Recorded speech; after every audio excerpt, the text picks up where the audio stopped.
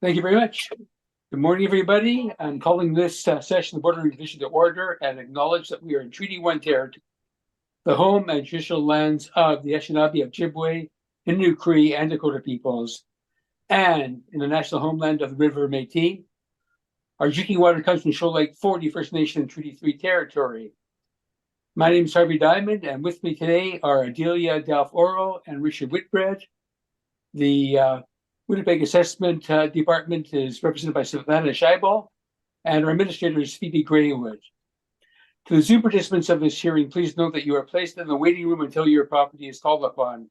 When it is your turn, you will be admitted into the meeting. Kindly follow along on the City of Winnipeg's Board Revision YouTube channel for the hearing process. And once your host admits you into the hearing, please close or mute your YouTube player. You'll then be permitted to speak with respect to your property, and once your hearing has concluded, you can leave the meeting. We'll be hearing applications for revision of the assessment rules in accordance with the Municipal Assessment Act. The matters for revision are requested and described in each application, and we will limit discussion to those matters. The statements that are made at this hearing are sworn testimony. Anyone speaking to the matters must first be sworn in. Be advised that comparisons of assessments of properties are not considered as evidence of market value by the Board of Revision. The Board of Revision is appointed annually by Council and is independent of it, as well as the City Administration. It makes decisions on the basis of the evidence provided at this hearing and issues a written order that will be mailed to all parties as soon as possible. Please note that the Board's decisions with respect to an application may be appealed to the Manitoba Municipal Board if the matter pertains to assessed value or to classification, or to the Court of King's Bench if the matter pertains to an application for exemption from taxation, and should you wish to appeal, information to do so will be included with our order. Respect to the hearing process, I will confirm the points of appeal with your property to just each applicant following their swearing in. We'll then have the assessment testimony followed by questions that the applicant may have, and then the applicant's testimony followed by any questions. Each side will have an opportunity to summarize if they wish to do so. Once all the evidence upon an application has been brought forward, the applicant may leave. The person will repeat for each item on the docket today. The session will close after all applications have been heard, and the board will deliver it in private to make its decisions. You will receive the board's decision by written mail as soon as possible. As information, all public hearings are live streamed, recorded, and will form part of a public record. And today we'll be hearing item 1, as well as items 3 through 8 that are on the docket. And Ms. Graywood, you can, I guess, affirm the assessor's testimony, and if Mr. Neufield's here, his, or otherwise Mr. McCubbin, or ask the first applicant if he's here, whoever is next to go. Thank you. For sure. I'll start with the assessor. It looks like Mr. Neufeld did just show up here. So I'll start with the assessor. Ms. Scheibel, can you state your full name? Svetlana Scheibel. Do you affirm the evidence you're about to give at this hearing is the truth, the whole truth, and nothing but the truth? Yes, I do. Thank you. Right. Did you want to start with If Mr. Neufield's not here yet, if the person on number 1 agenda isn't here, we'll start with Mr. Cubbin's first matter, which Mr. Neufeld just arrived, so he is here now. Okay, so we'll let Mr. Neufeld go first then. He only has, I think, the one item, although there's 2 years for it. Yeah, he has the 2 items there. Yeah. So Mr. Neufeld, can I get you to state your full name? Rocky Neufeld. Do you affirm the evidence you're about to give at this hearing is the truth, the whole truth, and nothing but the truth? I do. Thank you.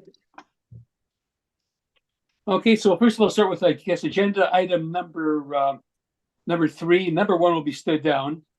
And so number 3 is, I think, the 2025 assessment for 97 Portage Avenue. And Ms. Scheibel, when you're ready, you can proceed. File number 24-4440, roll number 130205480. Apologies, Ms. Scheibel, we were starting with item 3. Yep. It's item 3. 25 So that would be assessment. 4439. Okay. File number 24-4439, roll number 130205480. We assess 2025 years with reference day April 1st, 2023 at 1,287,000.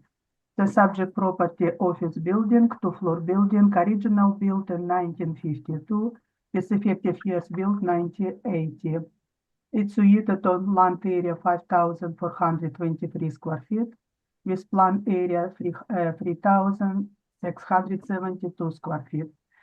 It has basement 3,375 square feet, and gross floor area in usable area 8,522 square feet. Okay. On page number 2, the subject property has few leases, it's gross leases.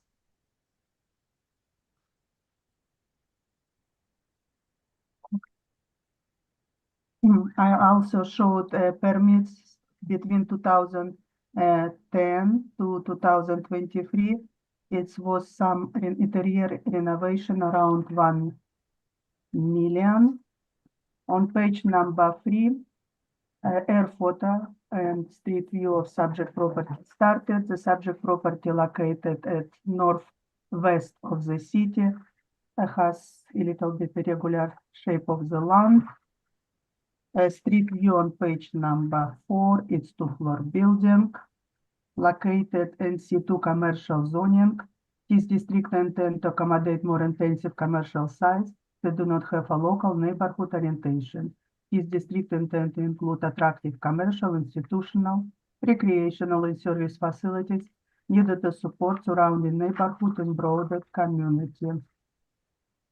On page number 6, our income approach. On bottom of this page, I presented 8 comparables close to the subject property. My first comparables, 1314 Portridge Avenue, building built in 1949, leased in 2019 and $20 per square foot. In same building, we have another lease for 456 square feet at $21.84. Comparable number 3, 1318 Portridge Avenue, building built in 1963, lease from 2020 of 965 square feet at $18.03. My comparables number 4, 1324 Portridge Avenue, building 1910 original build, lease started in 2018 for $23.48 for around 2,000 square feet. In another lease in same building, size 2018 of 1.2 thousand square feet at $21.90. My comparables number 6, 1320 Portridge Avenue, a building built in 1963, very close to the subject property age. Lease started in 2019 for 1,340 square feet at $21.75. We have lease on 1345 Portridge Avenue, building 1954 for 7,470 square feet at $12.75. It's biggest area, very close to the subject property, but occupied by one tenants at value is low, $12.75, and also should be upward adjustment for 4 years before effective years. April 1st, 2023. My comparable number 8, 1317 Portridge Avenue, lease started in 2019, very old building, 1929.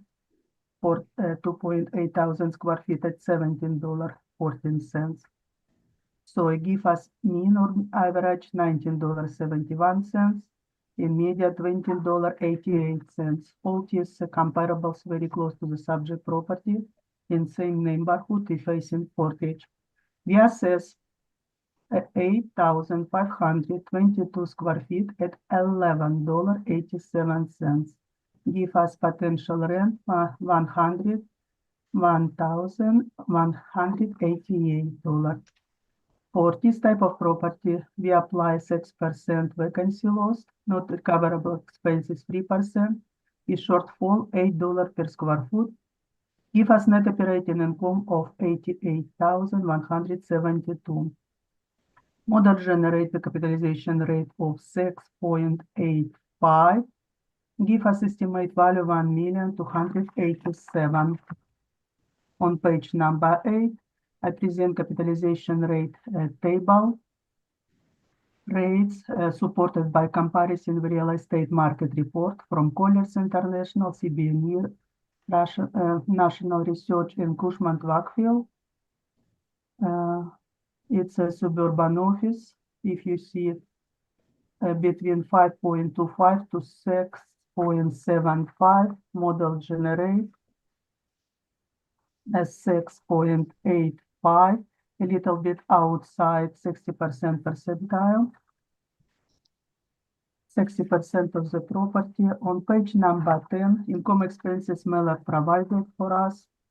They showed its gross leases.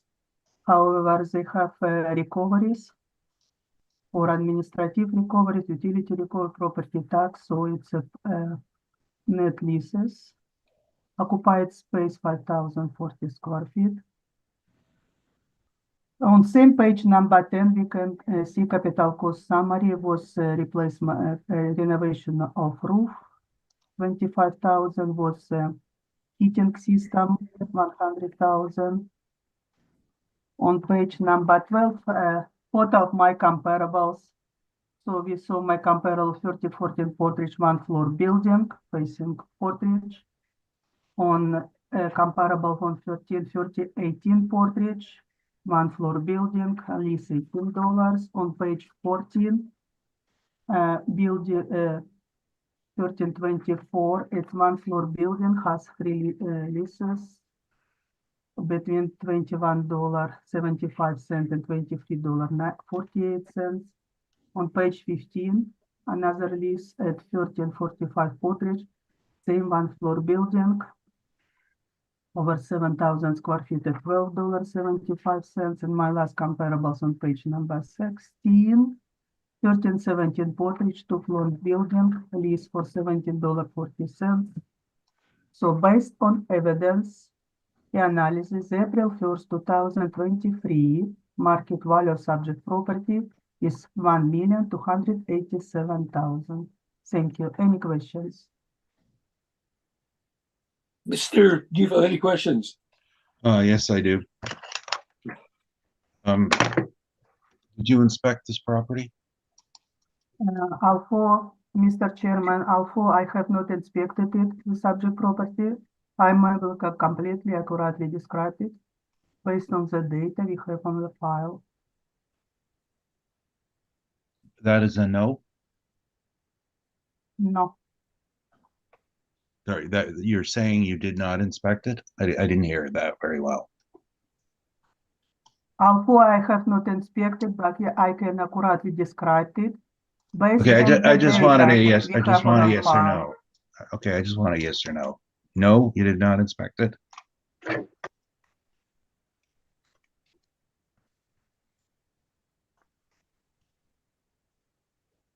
you have any other questions, Mr. Neufeld? No, I just want. Yeah, I do. I just want to get the answers to my questions. I don't want to hear I a think story. the answer that hasn't been inspected, so you can go on.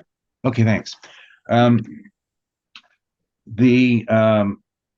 Where did the actual year built come from? Our record shows that original built 1952. Where was the source of this information? It's our records. Your records. Do you know when people stop using coal to heat their buildings?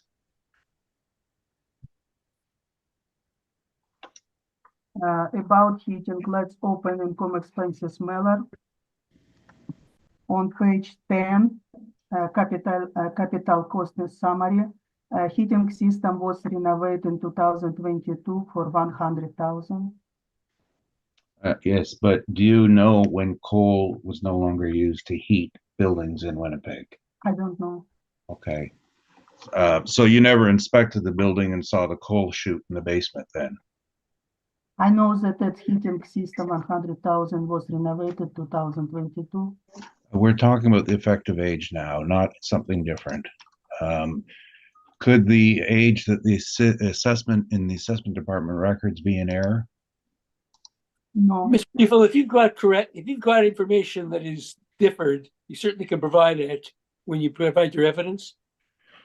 Well, sure, but I didn't bring this 1952 forward, so I'm just exploring find out where it came from, and nothing wrong with that. There's been this in the records. I don't think that Ms. Scheibel, having not inspected the property, is going to give you a better answer. She can only tell you what she has in her records. So you're beating a dead horse. Well, And definitely will preclude you from any argument you wish to put forward when you provide your argument. okay. The permit that you discussed, oh, sorry, let's just back this up. Why was the effective date change? Sorry, how did the effective date get changed from 1952 to 1980? Doya provided renovation between 2010 and 2023 over 1 million.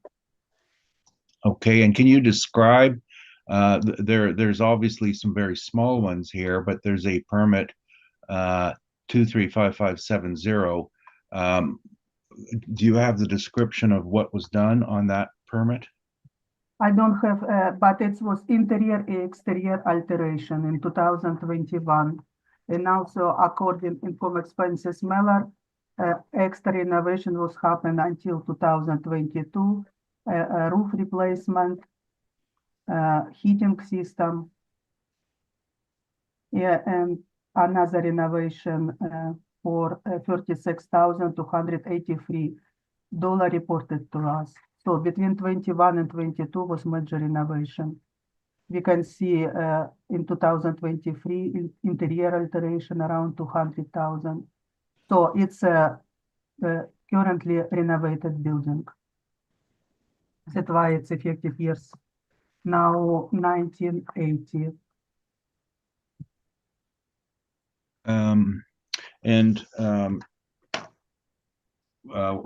There was, I can ask this now or ask this later, but was it the building permits that triggered the supplemental assessment?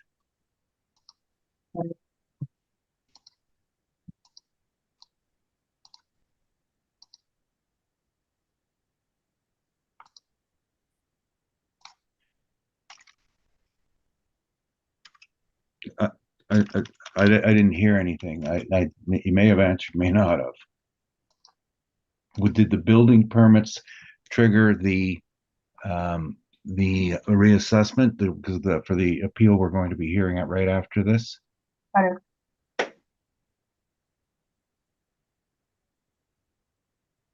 Sorry, I didn't. Correct, yes. Mr. Neufeld, give her time to answer. She's looking at her records, I can see. Oh, I thought I heard something. I'm sorry. I just there's a bad connection. Okay, and so I certainly. Yes, it was renovated, but major renovation between 2021 and 2023.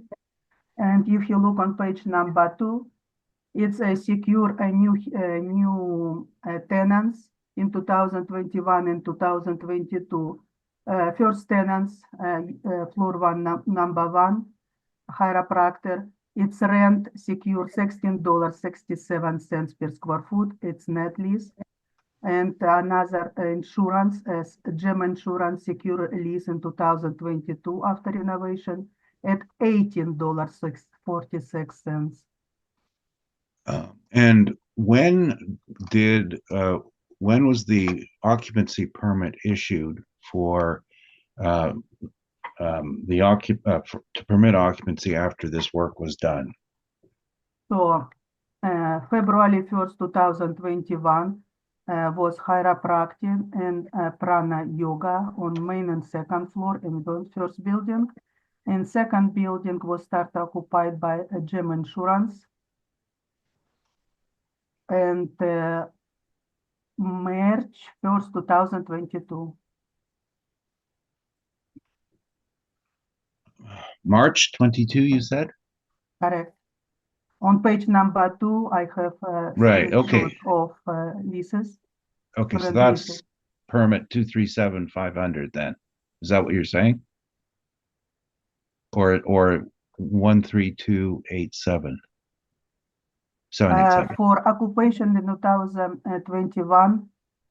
Oh, okay, you can see permit, third one, 237500, it's occupation permit for chiropractor. And another occupation permit 102524 for gym insurance. Oh, okay, right. That was further down. So that one was, what's the date on 102524 is in 2022? Is that what it says? It's you can see on my screenshot list start date for chiropractor February 1st, 2021. For second floor occupation, prana yoga May 1st, 2021. So first building was occupied 2021.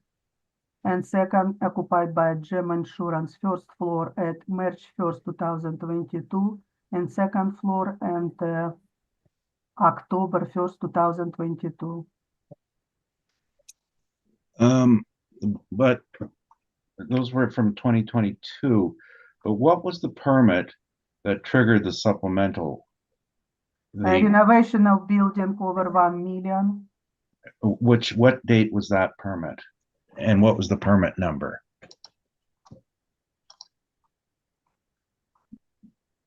If you open page 18,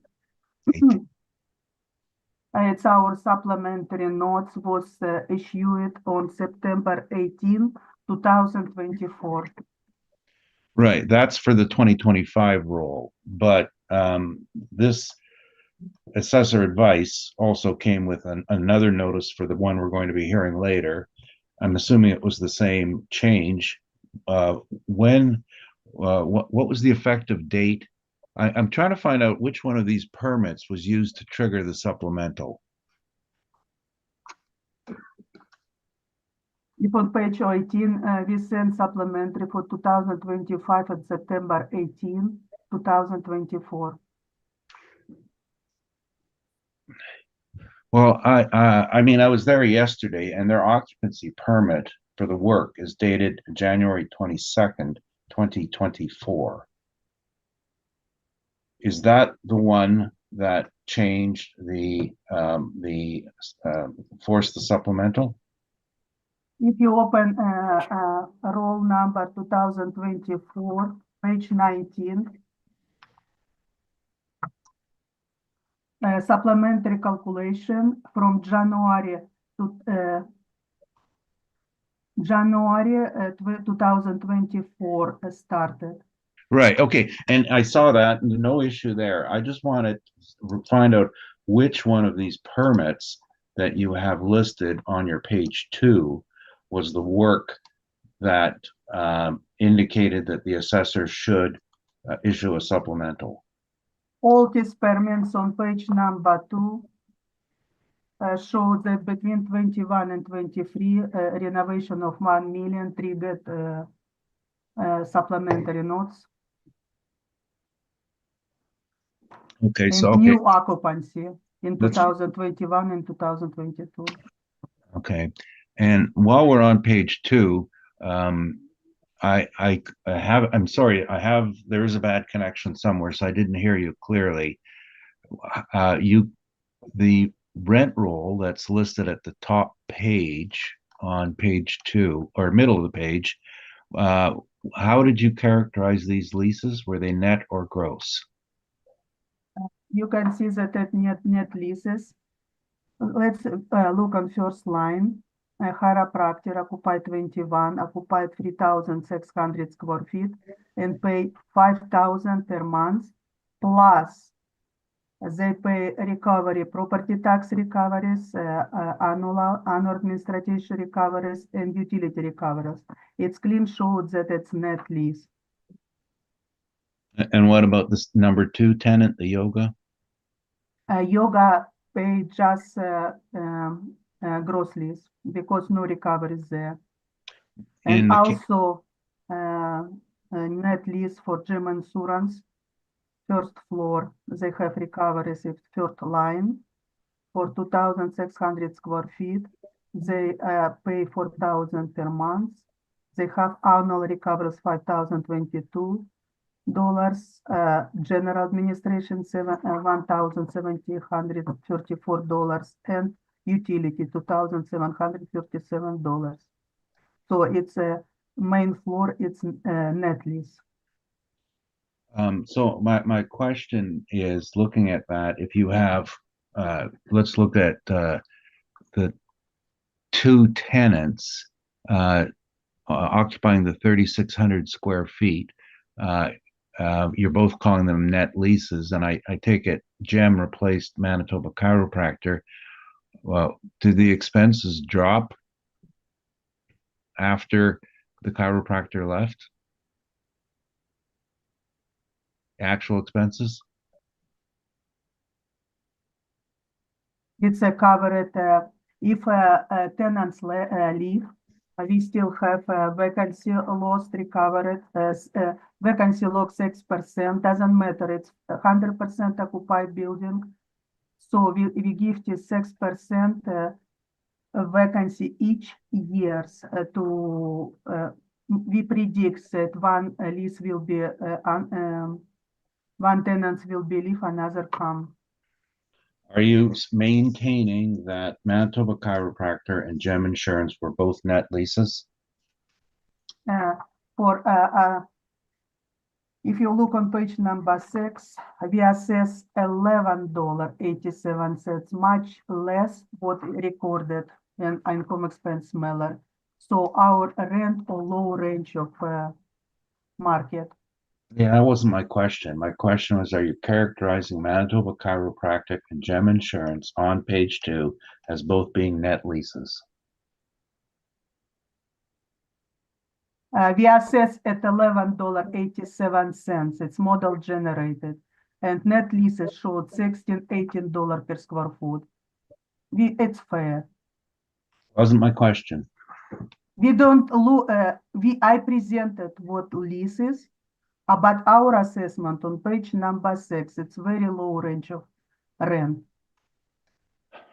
My comparables on page number 6 showed around $19 per square foot.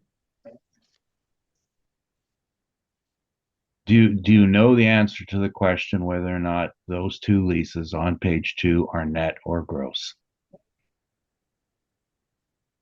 I already mentioned main floor, it's net leases, second floor, gross leases. Okay. So on the main floor, that would be marked on page 2 with the first column that says 1, correct? Front floor, first floor, yes, correct. Okay.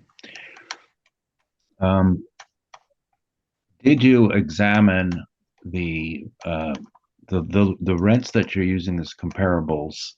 Do you have their tenant verification forms? Yes, I look into to verify that it's clean net leases. And how do you know that they're net or gross? Because I look income expense mailer before posted in my comparables. I did my due diligence.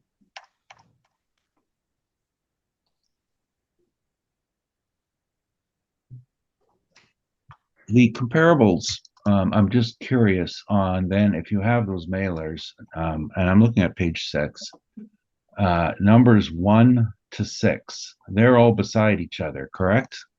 Correct. Are they the same owner? It's we don't look for owner, we don't look for sale of the building. We look on rent inside these buildings. Two first comparable lease in 1949 building at around $21-20 per square foot. Another lease in building 1963 at $18. I look for rent, net rent on similar space. Okay, I did ask you if you had the mailer, and you said yes. So yes, I look into mailer before posted. And now I'm asking, on the mailer, the owner's name is listed. Are they the same owner for those 6 rental properties? Mr. Neufeld, I think she already answered that she doesn't look at the owner. She looks at the rent. for comparable properties. So I think the question's been answered. Okay, well, I mean, I don't. And I'm not trying to curtail you, Mr. Neufeld, but I don't know where we're going with this. We're doing this on an income basis, and I know you can have your evidence, and maybe you're going to show that the rents that the model has used are too high. That's what I'd expect. I don't know how this question is going to lead us there. Well, I know you're trying to guess where it's going. I'll tell you where I'm going. I have much experience dealing with this particular assessor, and I've found she doesn't understand the difference between net and gross. And I would like to explore that. I've obviously got to the end of the line because there's nothing more she has. I'll move on. Okay, thank you. What is the property used for, the subject? Is what's the official usage? Office building. Office, okay. And under the City of Winnipeg, current City of Winnipeg planning bylaw, how much parking is required for an area of 8,522 square feet? If you look on page number 3, air photo view, we can see that we have a parking area on rear side of the building, access from back lane. Right now on my photo show 2 cars, it's at least 5 cars you can park in there. What is the planning requirement for parking for office in Winnipeg, in the suburbs? I say You- parking, what exists parking. We have 5 parking in rear area. You can park in front of building as well for 2 hours. That's not my question. Do you know what the planning bylaw requires for parking? We don't assess a parking stream. We assess only a office space. In all my comparables have same situation with parking like subject property. In their rent, $19. I'm sorry, that's not my question. I'm giving you a fair opportunity to answer yes or no. Parking not issue in this I'm building. going to take as an answer, you don't know what the planning says. Thank you. When the occupancy permit was taken out, and we are in agreement on it of January 2024, what was the area on the permit? I don't have this information in front of me. And first occupation permit was taken in 2021. I'm talking about the one that you referred to in the further evidence, which was the effective date of January 22nd, 2024, which we agreed on was the time that the city made their change. What was and that's clearly indicated in the future evidence. Every occupancy permit has the square footage on it. What was the square footage that the permit was issued for? I don't have this information in front of me. That's rather convenient. Because in we issued supplementary assessment 2024. You can see last permit was taken 2022. By 2022, full building occupied. What was the? It's already full building, 0 vacancy. I'm moving on. What was the occupancy permit issued for in terms of usage? For in terms of usage, it was full building occupied. For subject property, we have 2 buildings. They have provided the information in the rebuttal. Do you disagree that the permit was issued, occupancy permit was issued for office? Yeah, we assess like office building. Was the occupancy permit issued for office? It doesn't matter, it's office building. Is there office in the basement? We don't show basement at all. Your area includes the basement, doesn't it?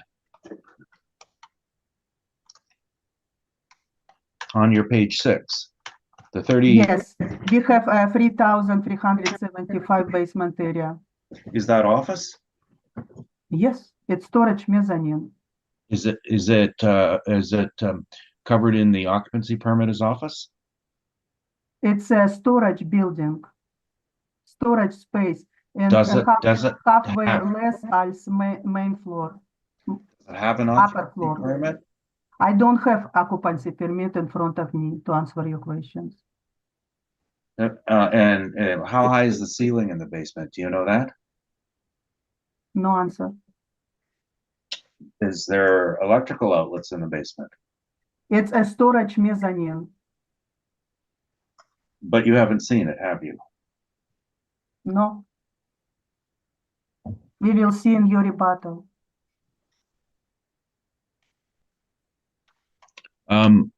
Did you during your work consult any recent case law on the matter of basement and office? No. I hope you provide for us to verify. I'm just asking about you. No. Just okay. 1 second. Oh, getting back to the parking, you provided pictures of your comparables, and I'm just looking through them.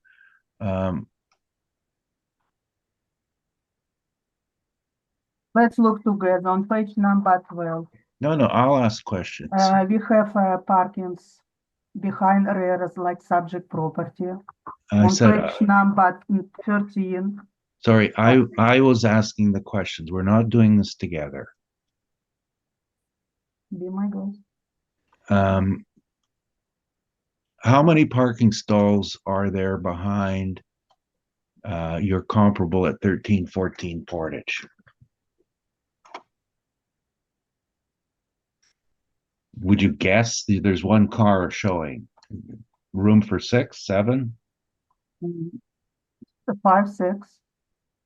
Like subject property has parking 5 cars behind the building. Is there for 5 and what is the total area of that building on page 12? Is it adding 600 to 456 for 1056? Is that the correct area of the building?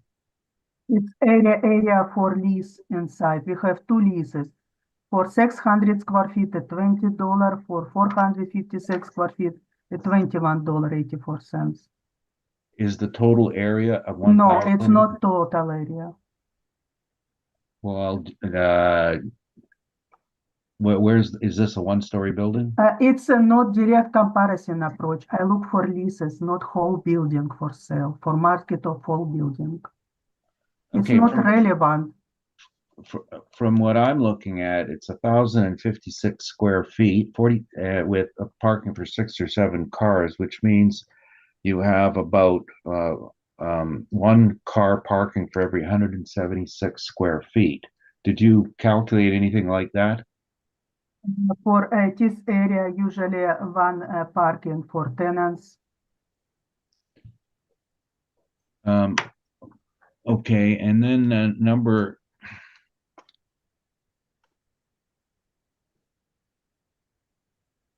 1318 Portage. Does this building go from the lane to the road? It doesn't have parking. Okay.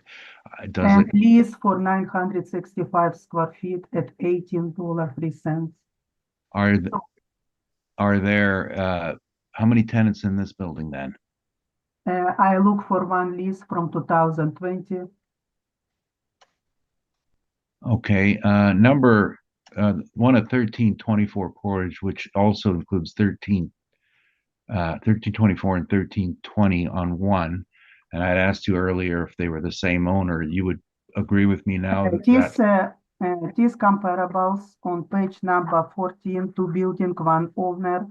okay. It's 1324 and 1320. I presented 3 leases prior to reference date 1918. It's 2023. This lease should be upward adjustment for reference date, but it's between $21.75 and $23.46. Over 1,000 each lease area.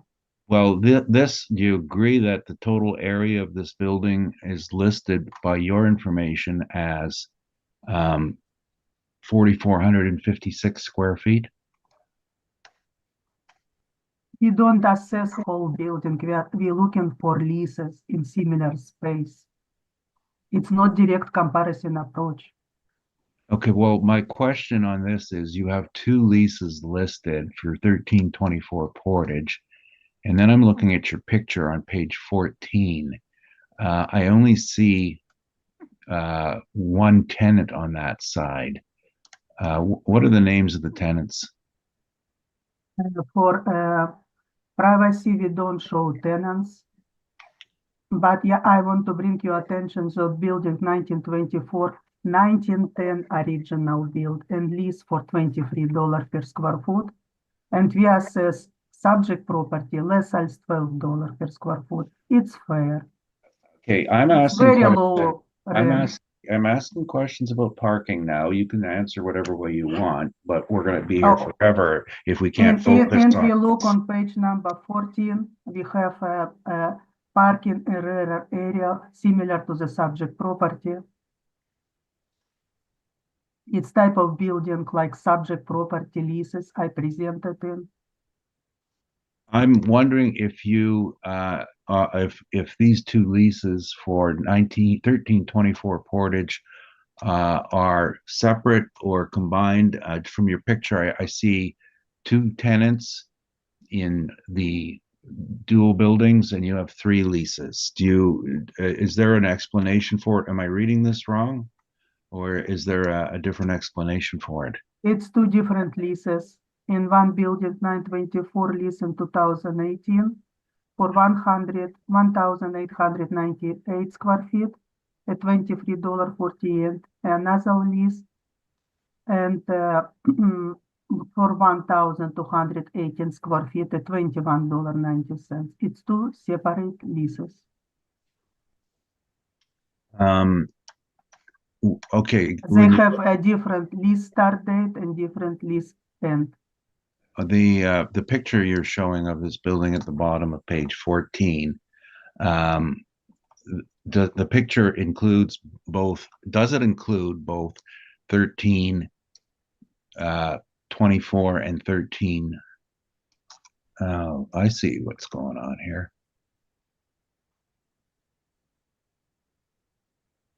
You don't have a picture of 1320 on your comparables then, do you?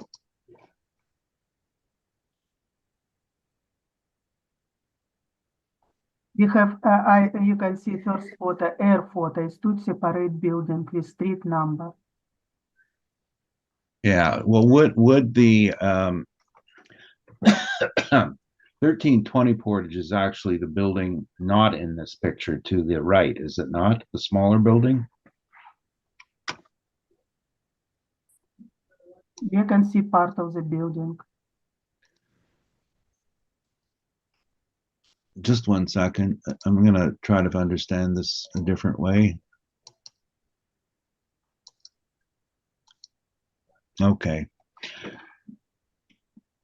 The building labeled 1324 Portage in the picture has two leases, one for 1,898, one for 1,218. Would one of those leases actually be for the building with the street address of 1328?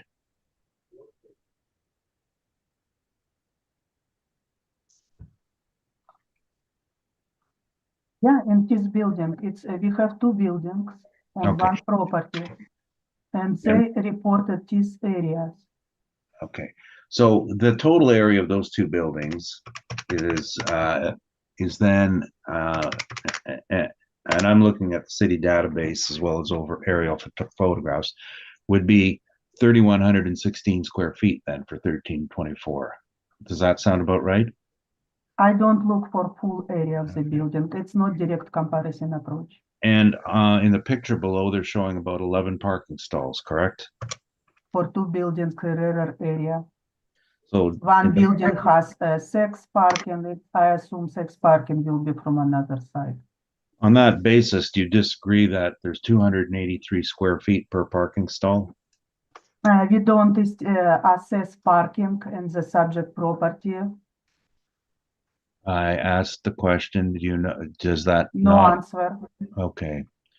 1345 Portage, which is the next page, page 15. Roughly how many parking stalls are there? We have a building around lease 7,470 square feet at $12.75 in 2019. Original building built at 1954. And if you look for street view on page number 15, it's around 1, 2, 3, 4, 5, 6 businesses inside.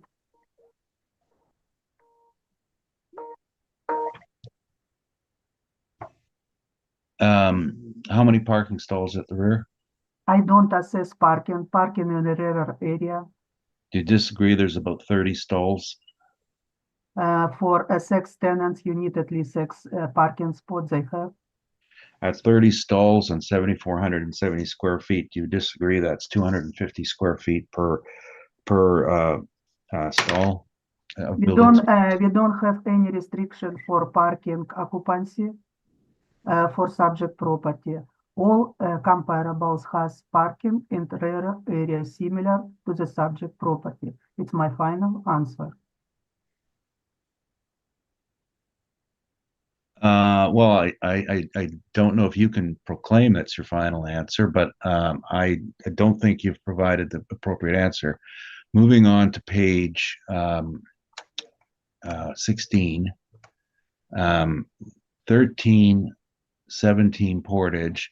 I take it that that's a multi-unit property. There's different users in there. Yes, if you look on page 18, upper photo, purple line, it's a subject, it's a whole premise, full property. We have 3 buildings.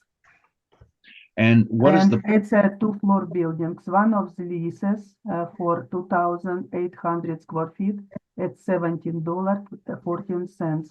And I would like to bring your attention that average his building was built in 1929, much older than the subject property on 30 years. Do you disagree that the total rentable area in this building is 22,936 square feet? It's not direct comparison approach. I don't assess a whole building subject property for whole building. It's not the question if you for don't. I'll just take that as you don't a know. space of 2,800 square feet on Portage for $17.14. What is the purple space that is, what does that mean at the top of the picture? You have part of the property outlined, a part of a property outlined in purple. Is that part of the same row? This property has 3 buildings, above 2 floors. It's several tenants inside. One of them occupied 2,800 in 2019, what I'm looking for. Is the property outline at the top of the page an indication there's a separate parking lot associated with this building? Correct. Okay. And did you determine what the ratio was for parking on this building? I don't assess parking space. So you did For not subject. determine any No. ratio for I parking? look for space, a lease, rent.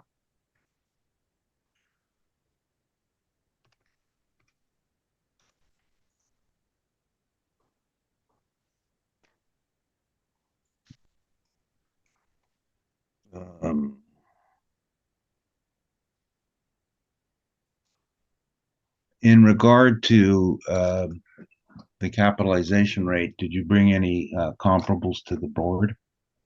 For capitalization rate, we provide a summary page on page 18.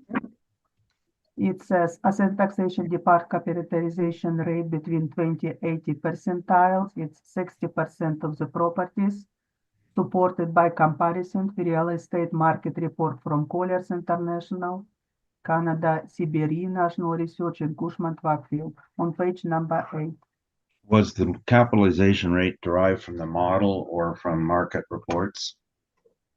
It's a suburban office building between 5.25 to 6.75, and model generates 6.85, much higher than 60% of the property. How many variations in class do you have within that suburban A OFS designation?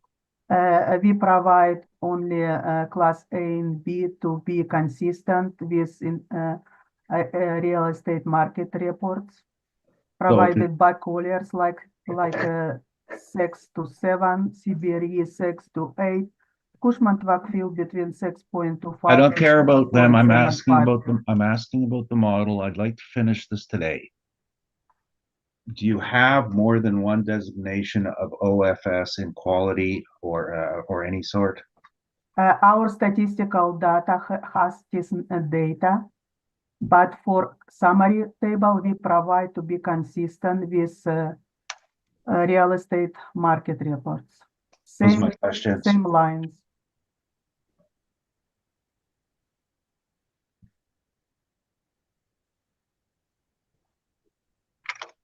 I was finished with my questions. Thank you. Mr. Whipper, any questions? I have none, thank you. Thank you. Ms. Del Oro, do you have any questions? I don't have any questions, Mr. Chair. Thank you. Thank you. And I don't either. So, Mr. Neufeld, you can proceed with your evidence. Mr. Thank Chair, you. sorry to interrupt, guys. I wonder if I could have a 5-minute break, please? Absolutely. We'll take a break before Mr. Neufeld starts. So Yes, it is now 9:52. So we're back at 9:57. Okay, Mr. Whitford? yes, it is. Thank you. Okay, perfect. Okay, thank you. Okay, Mr. Neufeld, you can proceed with your evidence.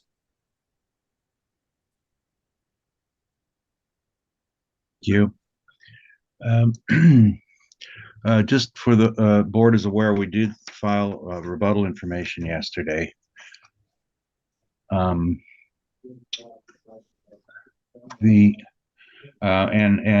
was the first time I had the opportunity to inspect this property, and so but I don't think we're going to change anything on you today, though. The building is, although I'm going to make some corrections here to some factual data. So the picture on the first page shows the building. That is the outline of the site. There are 4 parking stalls plus a garbage stall site in the back, so technically 5. Building code is office is 1 stall per 750 square feet. So for the 5,000, it's actually 5,147 square feet. If the requirement is 7 stalls, so we are under that building code requirement. With the assessor's number, of course, you would need 12 stalls. There are not 12 stalls. Now, building code, everybody knows that if you have a pre-existing building, you're generally going to get what's called a legal non-conforming use on your stalls. Yeah, it's grandfathered because the building was there before the bylaws were enacted. Right. But the point is, they put these requirements in for a reason, because you need parking and you can't be an encumbrance on the rest of the world. And street parking does not count. And especially Portage Avenue, where you don't get it for several hours every day. But that is a quality issue. The rent that was put on it was, sorry, I left my door open by mistake. It's a real noisy guy out there.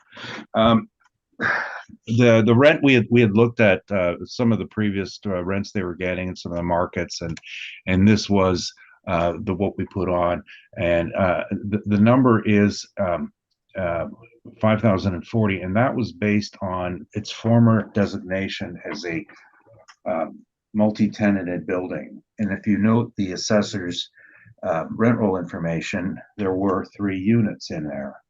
Today, there's 1 unit in there, and we concede that when you change your building measurement type, your use on it, you change the way it's to be measured. This should now be measured as a full floor building.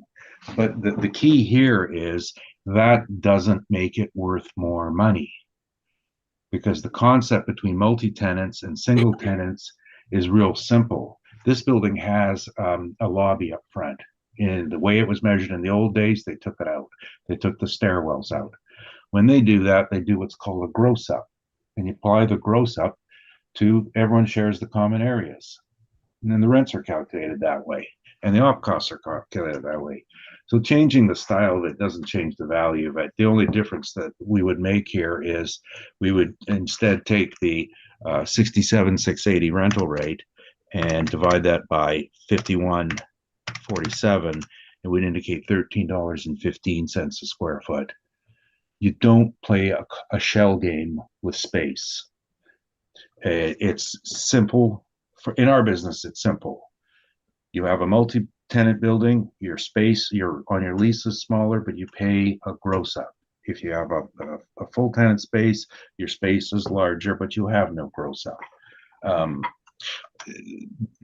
So no change on that.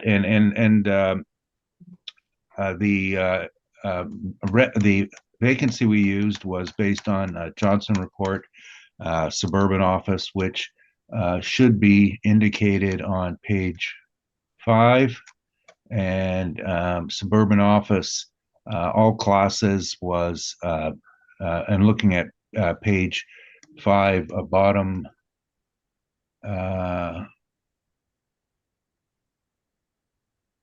these should be the same.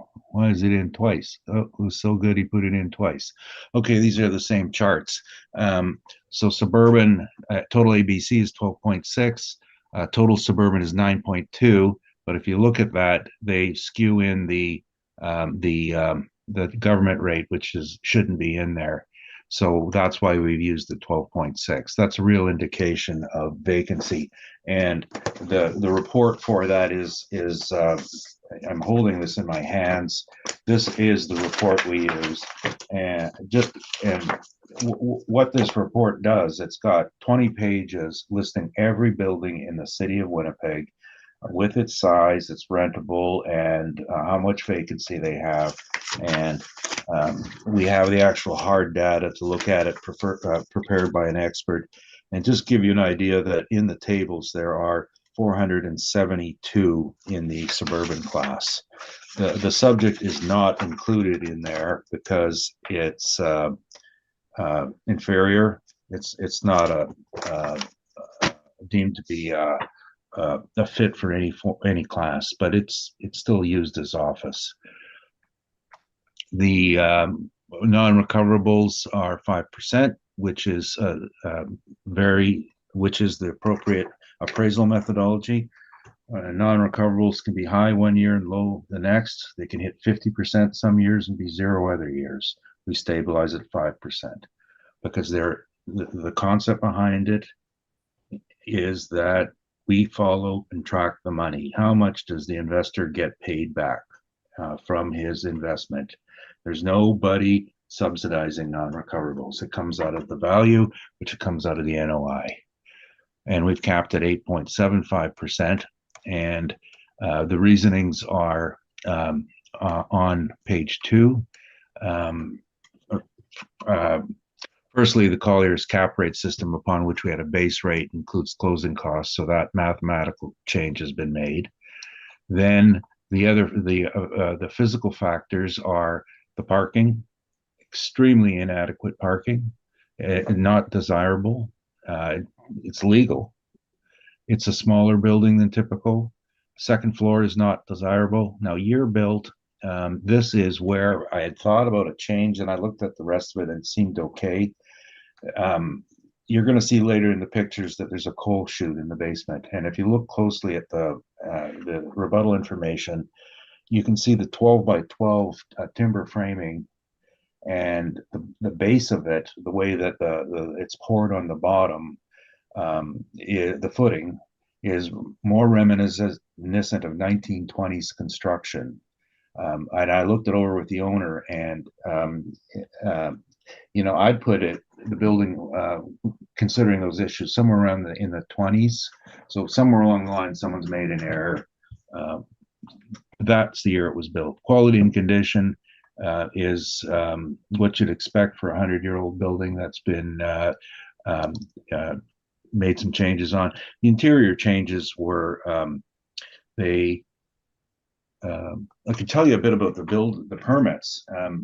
They took the permits out to remove walls, to change it from a multi-tenanted building to a single-tenant building. When you take out a permit, you have to do code review. And the code review killed them. You'll see that they had to replace their ventilation system.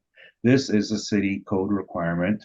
National Building Code 2007, City of Winnipeg began enforcing in 2017, mandatory code review for any permit. So they changed their to a forced air gas system, and that was an airflow issue required under code. Nobody wanted to spend it.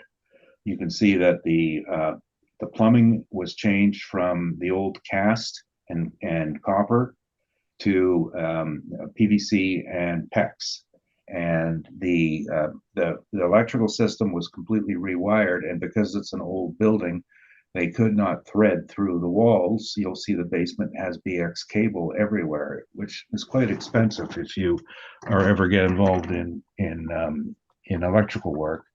Then there was the interior partitions and shelving and desk systems, which are certainly not accessible.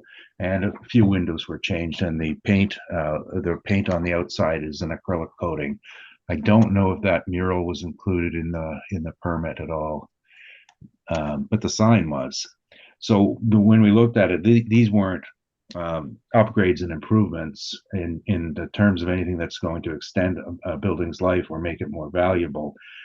It still has to. It essentially needed this work done on it to actually get a permit and be rented. It wasn't a question of let's put some money into it, spruce it up, and get more money.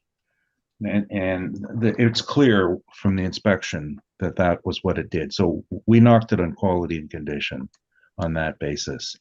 Rents, we looked at, and I'll be very clear here. We don't do phony rents here. Now, a phony rent is when the tenant rents space and gets a TI. It could be cash, it could be money spent on the place, it could be anything. And then they amortize that in a lease. And then when people get it, when novices get these leases, they look at them and say, oh, the rent's $20. That's not how these things are negotiated. That's a phony rent. And you want to know about phony rents? Remember what happened to Trump, his $350 million fine. That was one of the things the judge found didn't really like. It's not a real estate asset.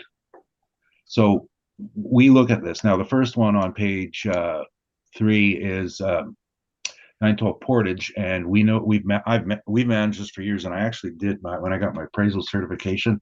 This is my demo property. I picked it for a variety of reasons, but because it had an actual functional obsolescence in it, I had to demonstrate. These are net rents, clean net rents, and this is superior to the subject. This is tilt-up aggregate panel, and it has CRU units. So what that means is you can take the demising walls and move them. You can join the commercial rental units, or you can split them in half and split the systems, which they've done several times. Flexibility. Flexibility means being able to fit your building to the needs. Good quality. This is the top qualities you're going to find on Portage Avenue, is right there. Then the other one, a couple others we'd looked at was further down Portage. This is an older one that was redone. It's kind of outside the market area to Westwood. And we had other ones that we were looking at that this is a late addition, and we never gave you the evidence, but our company manages 950 Portage. Our clients are at 860, 879 Portage, and we had a fairly extensive rent roll on it, and I think that the rent we use is probably overstated. The other people are in lower, but again, I'm not making changes. I think that the overall value is balanced. on this. If we had put in lower rents, it may have been a lower cap because there's some room for growth. And that's the application of proper appraisal theory, by the way. In regard to the basement space, it is not rentable. There is no occupancy permit for its usage. It's accessory storage space. It was not included in the issue of the occupancy permit, and it is unimproved. And the reason this building has a basement is because they live in Winnipeg, because services have to be 6 feet underground. Modern buildings have found ways of dealing with the frost, getting below the frost line on a different way, usually with service wells, so they don't have the need to go down underground. There's no value to it. There may be a small value in terms of the tenant having that use of that basement space, but half of it's taken up by mechanical equipment, and it's there's a picture I'll show you. My head is in the picture. It comes to right here on my head, so it's 5.5 clear. You're not getting an occupancy permit for that anywhere. So what we want, to be clear, is we want just to be. And by the way, I think our rent per square on the tenanted areas is not that far off what the assessor has. And our vacancy rate is more accurate because we actually need to sell buildings and know what makes a good building and bad building. Our cap rate is dead on. This is not a great investment property. It's not one size fits all. This is a poor investment property. It's Portage Avenue in the West End, and nothing against the neighborhood, but investors don't want this area.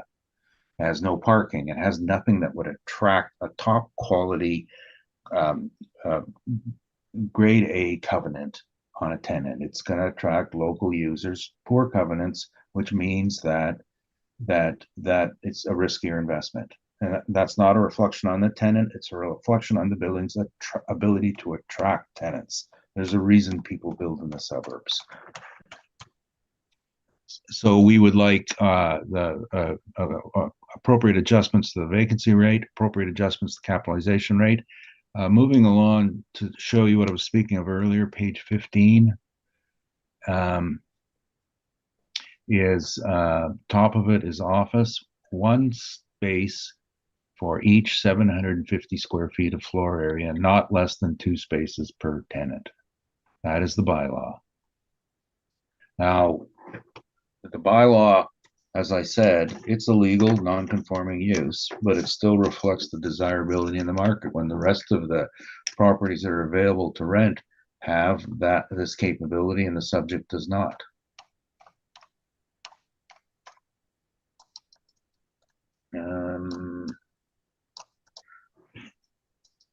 In regard to actual capitalization rates, the assessment department did not bring you a single rate. Burden of proof is on them. We don't have rates of this because they don't generate caps, and especially between 2021 and 2023, nobody was buying stuff like this. But our rates would generally, and this does not fit into the mold of the assessor's model, where they say Colliers have a report, CBRE have a report, Cushman have a report. None of us track stuff like this. We track investment properties and not neighborhood service sites because it's not investment grade. And give you an idea what constitutes office.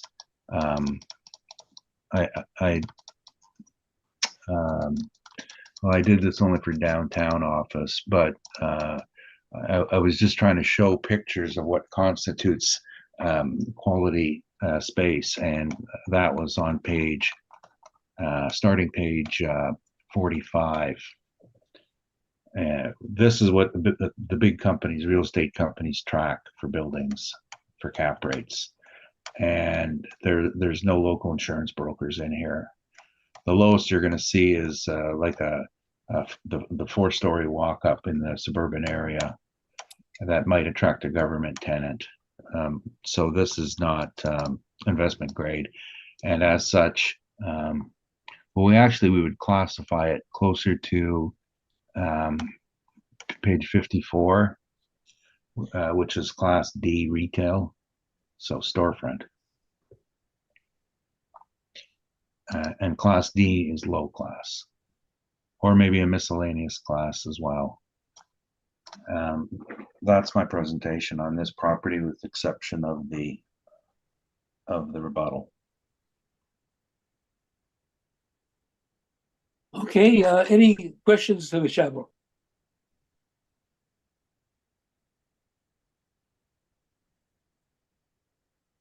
Yes, please.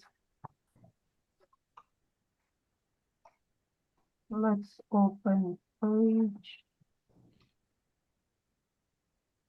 Let's open page number 3. You showed rent comparables in building 912 Portage, correct? Yes. Let's look them one by one. First line, service, rent from 2022, base rent at $17 per square foot, correct? Yes. Another lease at $17.25 in 2022. Third lease at $17.50. How you came across $14 per square foot, $13 per square foot if all leases showed around $15 per square foot? Well, if you look at Very page, close to reference date. if you look at page, first of all, the first column, which indicates the lease, the move-in date, and note that most of those are older leases. And then on page, the bottom of the page, the only unit that was negotiated after April 1st, 2021 was $14. So the point here is that the markets change, and under the Municipal Assessment Act, we're supposed to pay attention to the change in markets and not assume that life is always going to be wonderful. There are bad times, good times. We are in a bad time. This actually indicates a very strong support for a decline in the market sector. $14 for the most up-to-date lease in a Superior building with more parking. Okay, but your, for example, on same page number 3, first lease was negotiated in the 2020 at $17 per square foot. So you from Which one? First easy pharmacy service. They was negotiated November 1st, 2020 at $17 per square foot. But sorry, I'm trying to find out which one you're referring to. Your first lease. What that's the top lease on page 3. One second, please, area. Renewal. So it was first lease for renewal in 2020. When the renewal, it's not step up, it's just renewal lease. New lease at $17 per square foot. Another lease at $17. Which one are you talking of? Which one are you talking of? From 7 leases you presented, only one at $14 per square foot, and you say it's average, correct? I'm not sure what you're talking about, but the first lease was written in 2015, and there was an automatic renewal because it's listed there 5 years to 2025. The rate was penned in 2015. The second, and that's Easy Financial. The next one, the Hair Place, original lease 2016, which was an automatic renewal till 2023. So these were all negotiated at that time. When it says renewal, what it means is that the tenant had a 10-year with a 5-year renewal rate. This goes all, so then that third one was negotiated 2017. Now, the only other one in here that was closer to the actual date was the fourth one down, the pharmacy, original lease 2019 written, and you can see that at this point, the rates had already begun to decline to 1538. So these units are all very, very similar. So we see a decline from the 15, 16, 17. By 19, the rate had dropped. Now in 2000, the doctor's space original was 2008. Now I don't know when that was renewed, because that's 16 years and a long time. I suspect it was renewed and rewritten in 2018, because this building, from my own familiarity with it, is tens set up in 5 years. And the same goes to the one with the Happy one, which my guess is that it was rewritten, renegotiated in 2016. So the two most current leases, and which would be the pharmacy and the something incorporated, 2019 and 2023, show the decline. So your comparable number 4, its original lease as 2019 and $15.30. And your comparables original lease in 2024 and $14. So average will be around $15 per square foot, correct? If you say so, yes. On page number 4, we have original leases as 2007. If you're looking on last lease, negotiated in September 1st, 2021 at $14 per square foot, correct? Say again. I'm $14.90. Okay, on page number 4, we look Sure. another building, your Right. comparables. 3166 Portridge, it's completely west Portridge, further from the subject property. Yes, I said that already. It's in Westwood. I wouldn't think it's the greatest comparison for the West End. So it is a property will be inferior leases compared to the subject property, correct? Sorry. Location, dual location, this rent leases rates will be inferior to the subject property, correct? No, this one performs better than the subject area. Two major reasons are location in Westwood and superior parking. I didn't prepare this, and I apologize. I wouldn't have put this one in. We had much better comparables in the neighborhood that the person who did this wasn't aware of. I'm not going to change after the fact. Lease from 6 leases, last lease was negotiated best closest to the subject property reference date, September 1st, 2021. Lease of 1,308 square feet was leased at $16 per square foot, and location inferior to the subject property. So subject property should be at least between $14.50 and $16. Just analyze your comparables, correct? No, what your statement is incorrect. I said this is a superior location. It should perform. This I inferior location, said- it's I far s- away from the subject property. I said it is an inferior, I said it's a superior neighborhood, and it will perform better than the subject. I place less reliance on it. And I also stated we don't have a major disagreement with the 1444 that the assessor has applied. We think it should be lower, but our issues have to do with the vacancy rate, capitalization rate, and the basement area.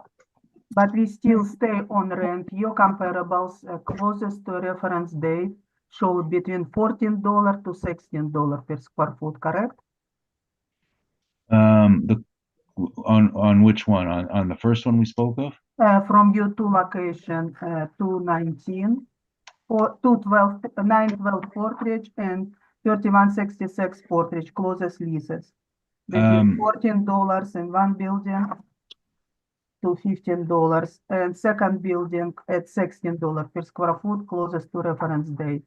So it's your range you presented for us. between $14 to $16 prior to reference date. Correct.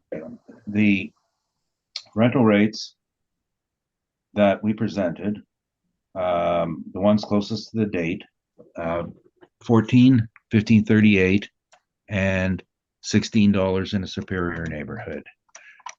In the application of them, if you'll note, page 1, we did use $14 for the main floor. All of these we presented are main floor.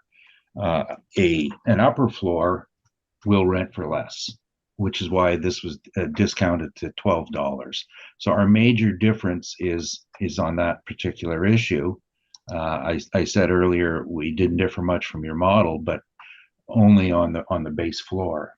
An upper floor always will generate less, and I was rather surprised that after the last municipal board order that nobody even read it on a very similar situation. But I did, because I did it. Let's open page 5 of your brief. We're looking for office vacancy from Johnson report. Let's Yes. look on first columns on our left. It's a suburban, class C. It's a 6.2% vacancy, correct? It's very close what the model generates 6%.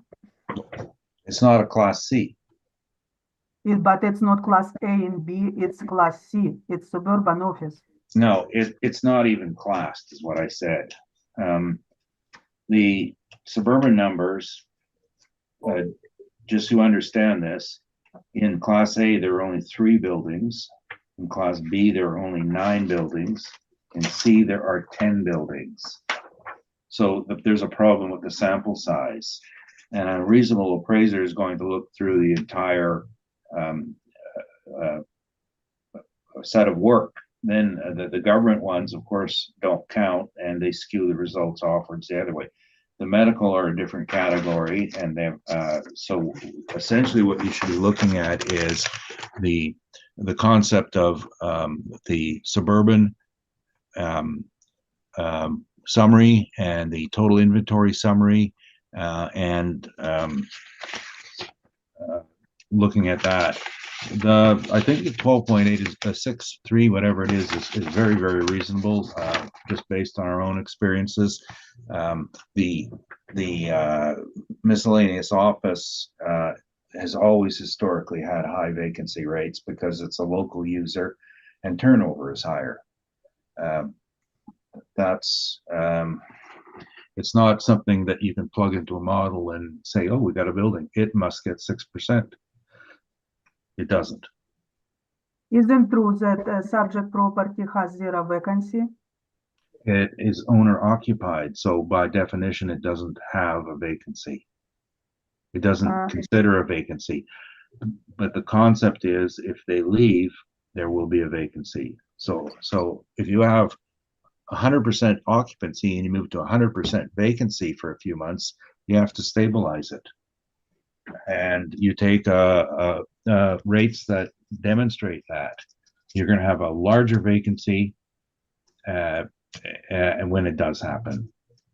So the subject property single tenants occupy 2-floor gym auto park. It's tenants, correct?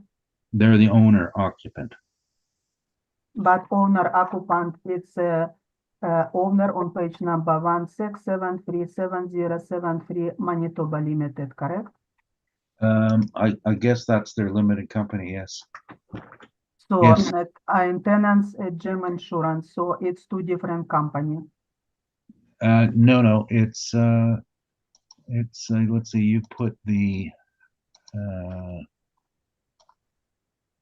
form in here. So on your page 17, you take a look at that. It's assigned with the limited company, and their email is Gem Insurance. They're the same. Yes, if you open my page 10, income expenses mailer and annual income received, it's tenants inside. It's not owner occupied building, correct? It's how reported to us. So in building owner occupied or single tenants occupied building? Yeah, at What this is point, it? at this point in time, I was,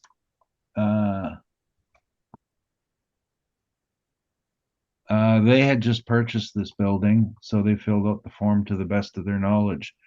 They sell insurance.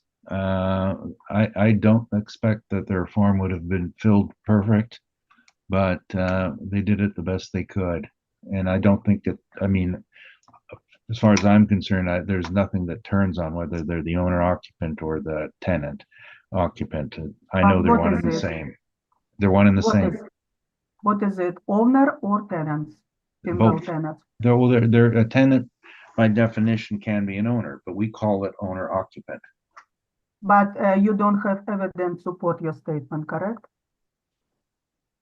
Well, okay, burn us on it. What the hell does it matter? Sorry, I didn't mean that language. It doesn't matter.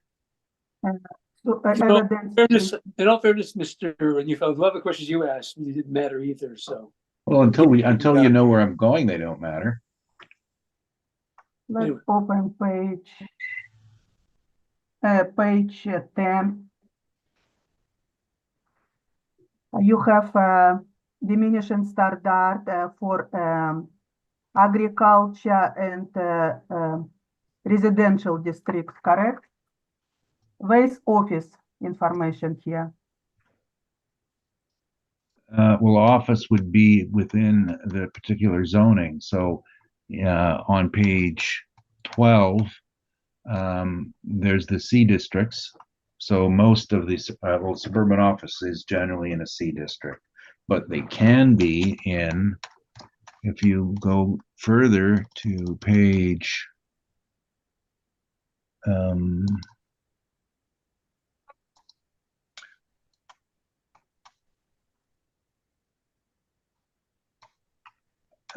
it's around page 16, 17, and it'll say office.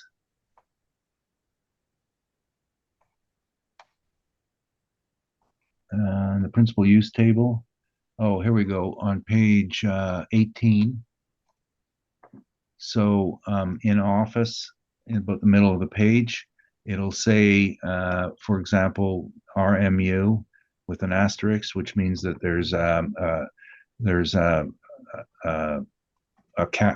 restriction on it, and you have to meet.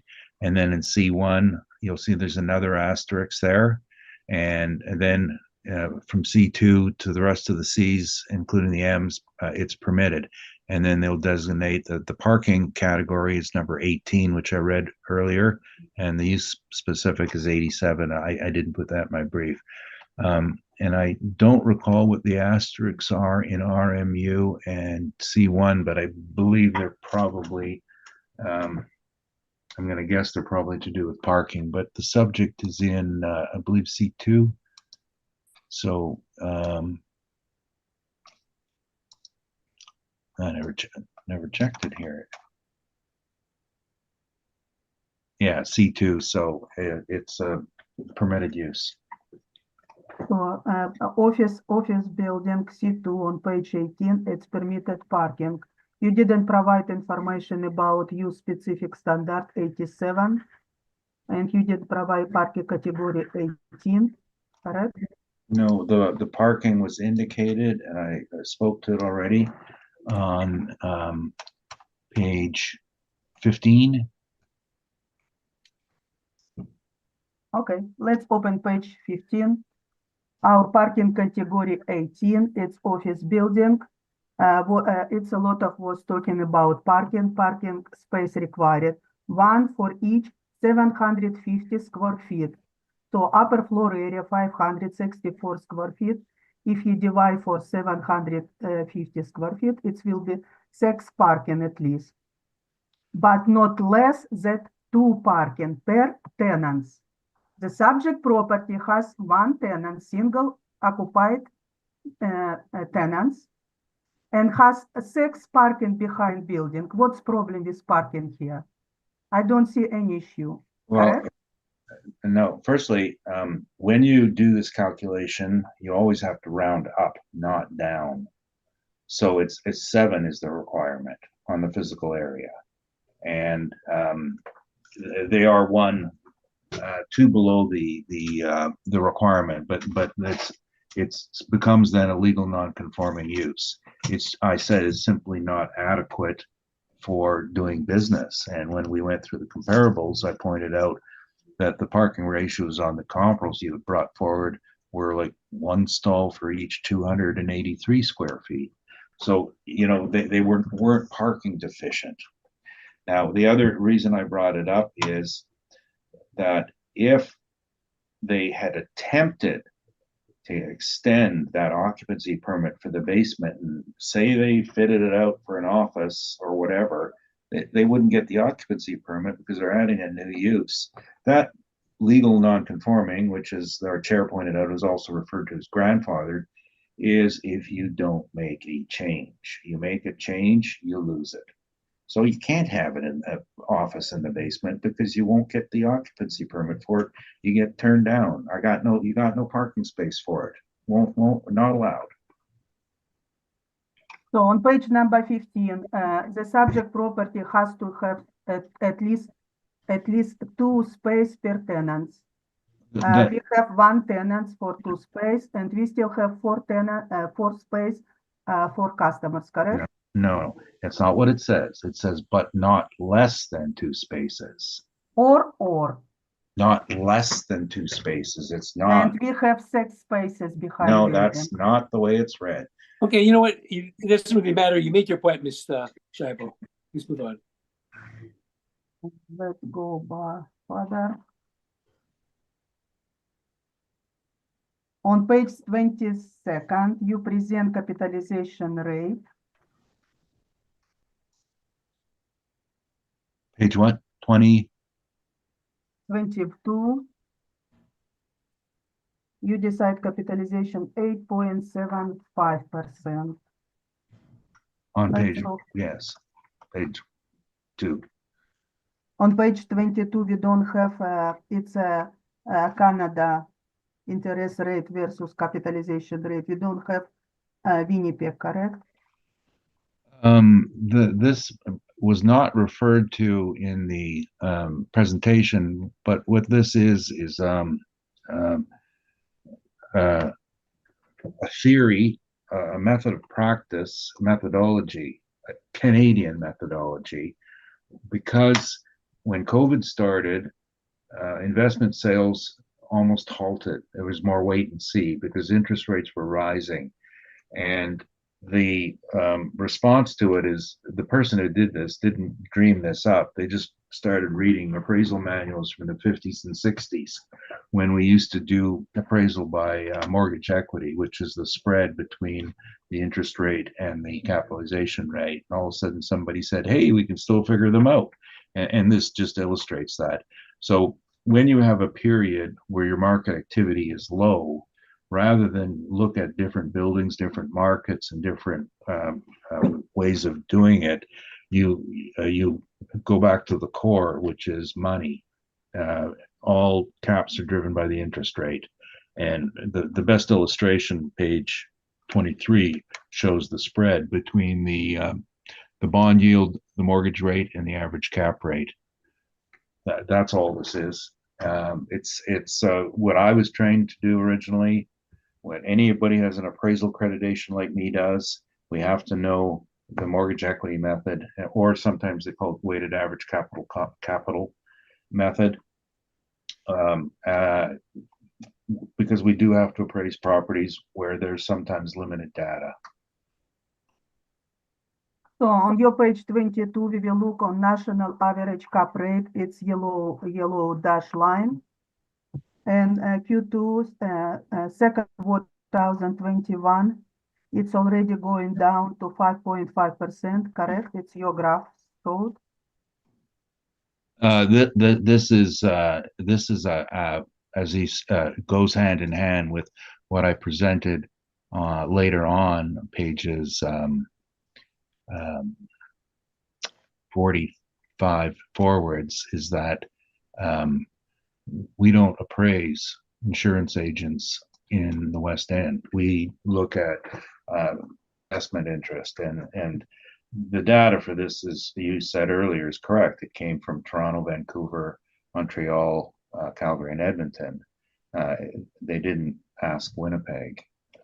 It's of limited use.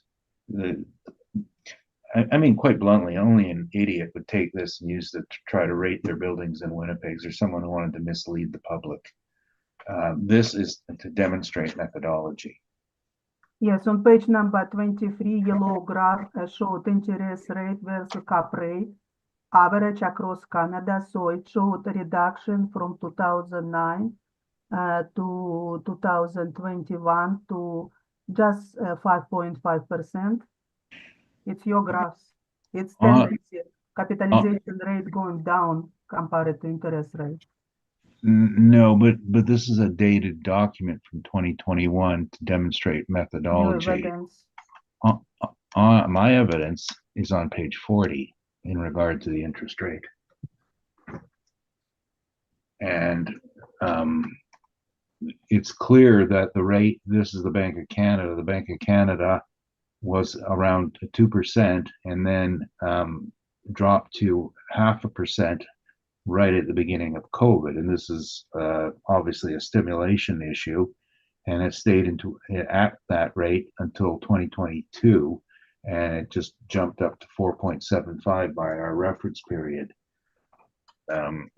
This is, if you want to look at the way the way to look at this table on page 40 is go back to page 22 and say, well, what's the spread between the Bank of Canada rate and the cap rate to expect? So in April 2023, if you looked at it and added 2-3 basis points on this, you're in the sevens for a good quality product.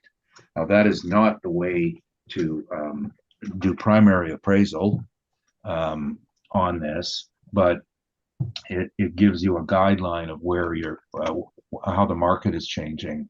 If you graphed out 40 with the cap rate, this to give you an idea. When they were as low, when the Bank of Canada was as low as 0.5%, for a property like this, you could probably secure about a mortgage of about 4%.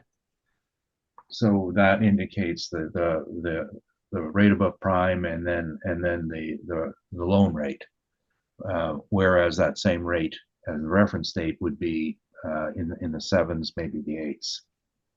And this is the most reasonable method to explain how markets react to cap rates. But what has happened though is with the market then reacts a little bit differently in that it if they stop trading because no one's getting the rates they want. So in our practice, we have to come up with a hypothetical rate because we don't have real rates for the taxation purposes. They don't exist. This is the most accurate reflection of if there were a sale, this is what they would be. Now, in reality, what some of these markets happened is people started to average them. They'd say, well, you know, I got this property that can get me 4 points today or last year and 8 points today in the future. I think it should be good at 6. Then they could look at it on that perspective, you know, a buy and hold situation. And for a Class A property, that worked because you're still getting competitive rates. But what we're going to see as a result of the buy and hold, though, is the people who renewed is an abundance of foreclosures. And my work is very, very interesting in that I don't spend as much time dealing with taxes as one would assume. I'm right now involved in multiple foreclosures on properties because this is the fallout from this whole change in the interest rates and the lack of, and people miscalculating the rates of return and buying deals and trying to do a 6-7% cap and then finding out that their mortgage rates went up and they could no longer sustain them. Very, very busy time on foreclosure work right now. And this is all to be predicted once people started messing around with the interest rate. May I proceed with questions? Okay, that's, you finished asking questions, Ms. Scheibel? Yes, please. Open page 32. Everyone with me? Page 32? Yes. We look in interest rate versus cap rate. We look on graphs. We have a close to reference day, quarter 4, 2022. Average capitalization rate come to 5.75%. Correct? It's your graphs. This is the taken from the same document that you referred to earlier. And so this is, again, an illustration of methodology. And when I was just talking about a forward averaging concept, you see, this is exactly how it was demonstrated by quarter 2, 2022. The rates were rising, and to deal with it, people started doing more assumptions that they wouldn't stay the same. It impacted the cap rates as they rose slightly. But of course, the last report in this quarter 4, 2022, we still hadn't peaked on our interest rates. That happened a few months later. So this is exactly what I finished talking about 2 minutes ago, how the markets were reacting. Let's open page 39.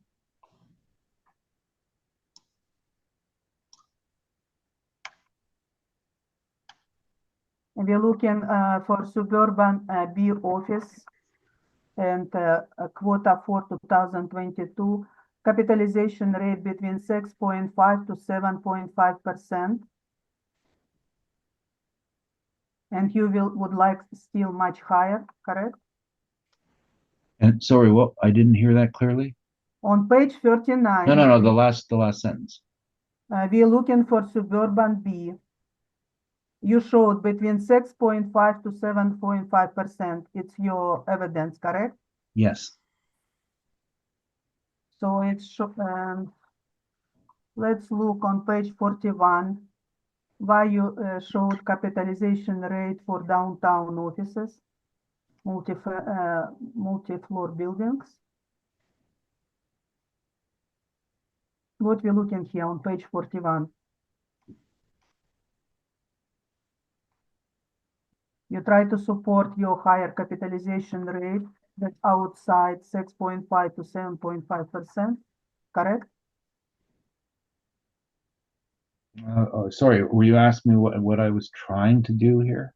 On page 41, which comparables capitalization rate to the subject property? Right. So what was the question? We have office capitalization rate cell started on page 41.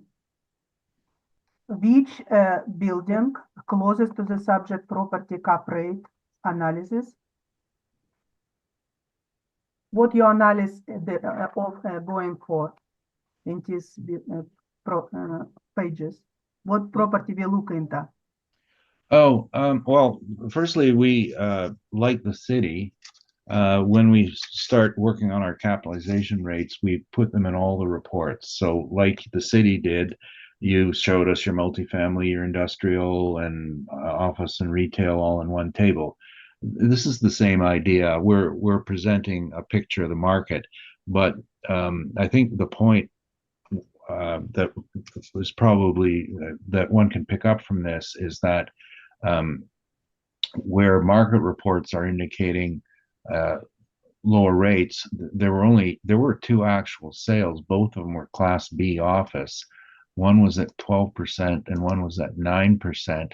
When all the market, so-called market experts were saying that it was much lower, that's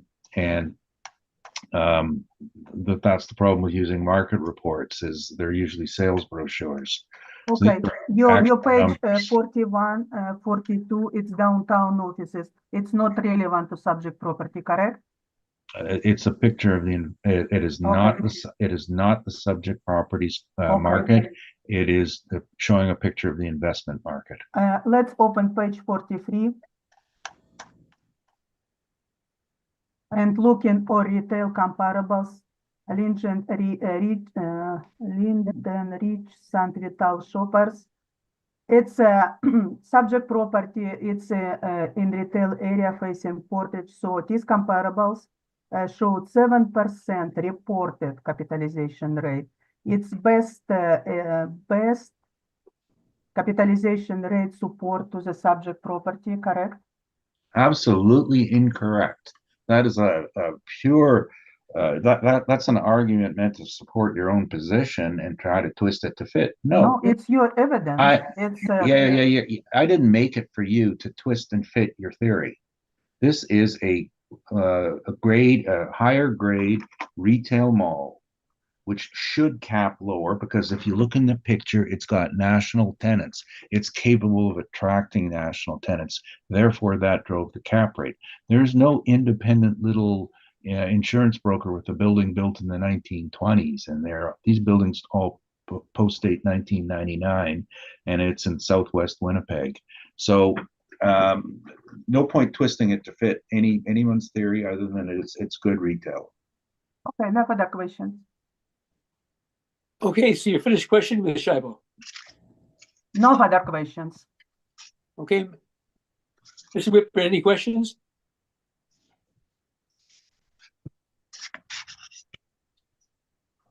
You're muted. You're muted. Sorry about that. Okay. I'd like to go way back into your evidence here, Mr. Neufeld, back up at the top and looking at a sales March 2021 of 700,000. And then it looks like from Ms. Schabel's evidence that another $1 million was invested in this property over the next couple of years. So we have the city coming in at 1,287,000 and you coming in at 559,000. How do I square those numbers with what's been spent on this building? Can you help me understand that? Oh, that's real simple. Okay. Change your question. Take out the word invest. It's not an investment, it's an expenditure. Did I use the word invest? I think. Yes, you did. Sorry, I thought I meant spent. But- Okay, good. Now we're on the same page. All right. So they spent another $1 million on a $700,000 acquisition. Right. It does nothing to the value. I mean, what the permit reads is, and neither of us had bothered to introduce this in it, but the permit reads interior alterations, occupancy for a new tenant, an existing multi-story to include demolition of walls, doors, floor, and ceiling finishes, construction of new partition walls, to build office space from retail to office, mechanical and electrical work done. So they had 3 users in there, 3 demised spaces, and they changed it to 1. So that's just a reconfiguration for their own purposes. That doesn't make it worth more. Some people would argue to make it worth less because you only have 1 tenant instead of 3. But there's nothing to suggest any strength either way on that argument. Moving your walls costs money. You have to take a permit out. And our business, we do it all the time. We have, most hilarious anecdote I have is we had a tenant in a building, wanted to move an office, got a quote, $1,500, took out a permit, ended up costing $40,000 because they had to redo for code. And that's what happened to these people. You'll see in the rebuttal what they spent their money on. They have to redo code. Now, when I reviewed this yesterday with the owner, the improvements that they made in the property were rug squares, a few windows. I didn't know about the roof, but I don't call that a renovation that gives value. You got to replace the roof every 20 years. That was scheduled for repair. And there's some painting. The ability to attract a tenant and get more money is being confused with required work. They had to put in their emergency lighting. They had to change their airflow from the old style to properly balanced. They had to spend money to maintain the ability to use it, which is a far cry from spending money to improve it and get more money. And it's the problem with, you know, it's an ongoing valuation thing that is grossly misunderstood. Your analogy is great on new construction, right? You have a piece of land and you throw a building on it, it should pay for itself. When you're dealing with existing stock, you know, it's generally it's the 2017 City of Winnipeg edict to require a full code review on any building permit that has just driven up the cost of work, and it gets carried away. You look, the inside of the building is it's not new at all. There's nothing special, nothing fancy, nothing that's going to get people to pay more. Sounds And like they did it for themselves, for their own business. it sounds like you know the owner fairly well and have been in the building and spent time there. Did they anticipate spending this money when they moved in? Not at all. What they anticipated doing was knocking some walls down to make the space together, and then it just got carried away. You know, I personally have had my own personal situation. You know, we had a budget to do work, and things happened, and the budget tripled. And when you got a big hole in the side of your wall, and you got nothing else you could do, you got to spend the money and carry on and do it. No, they anticipated probably a few $100,000 to make their changes, and you can tell by the look of it that there was no like it's basic. Let's talk about the basement just for a second, because I thought I saw somewhere in the literature that there were small office units, sort of cubbies and whatnot in the basement. And notwithstanding that, is it used for any office work whatsoever? Absolutely not. Some old couches down there. There's an old pool table down there. There's boxes of Christmas decorations. There's some construction equipment. They've mounted their data rack on one of the walls. They had to install a new high efficiency furnace on there. There are two walled off areas with what do they call that? 4x8 wood paneling. One is empty with some 2x4 bare frame shelves, and the other holds the mechanical units. The major indicator why it can't be used is if you look at the access, the stairwell. It's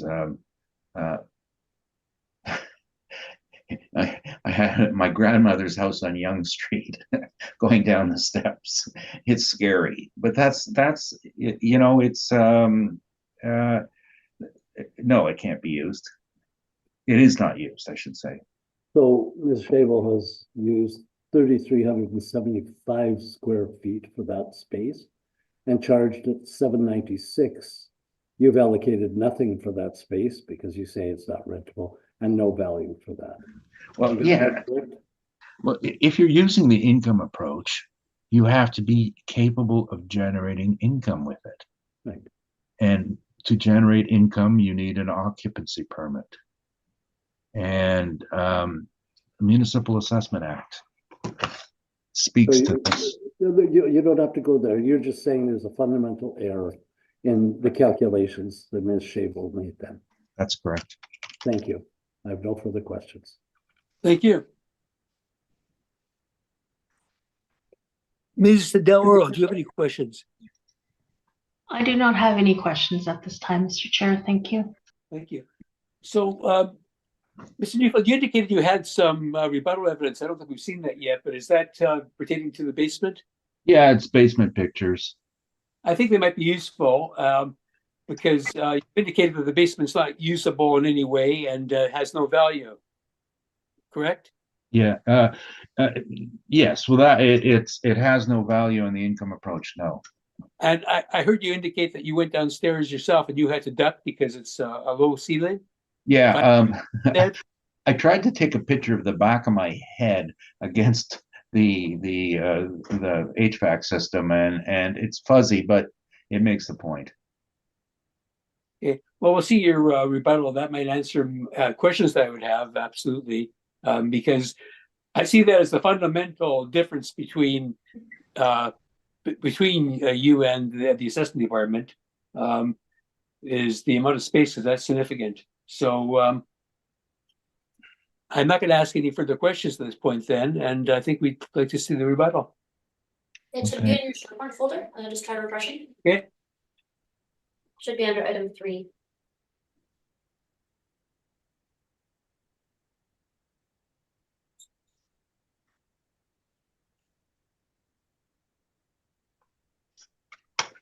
Yeah, I'll have to download the agenda again. Has the secretary sent that to us, Mr. Chair? I have put it in the SharePoint folder. Just try pushing the refresh button. Okay. It should be under item 3. It'll be the third item under item 3. Okay, Still not thank coming you, up. it's there.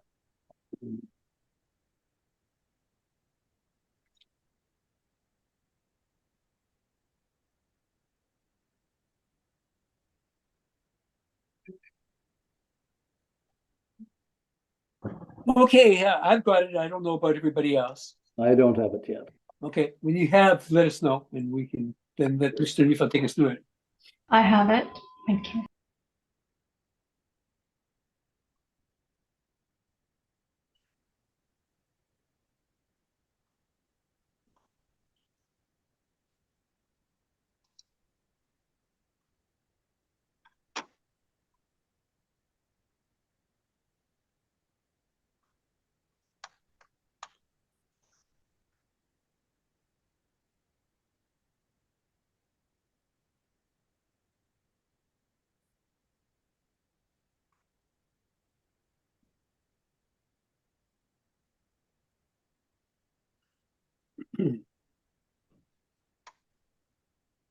Still not coming through.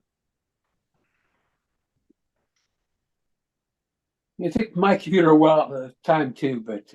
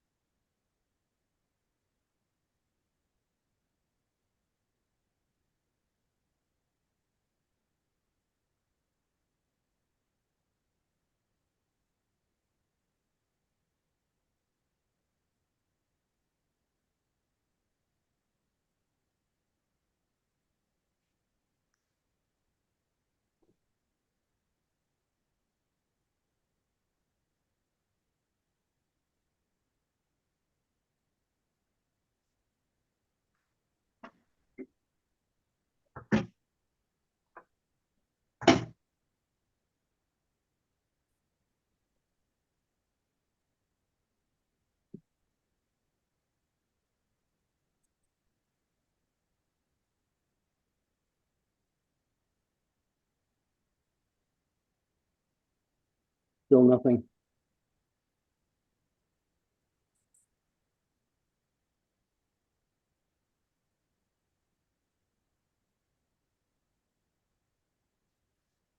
Did you try refreshing? Sorry? Did you try refreshing the SharePoint link? Many Should- times, refresh many button. times. I closed out my Definitely in there. I'm not really sure.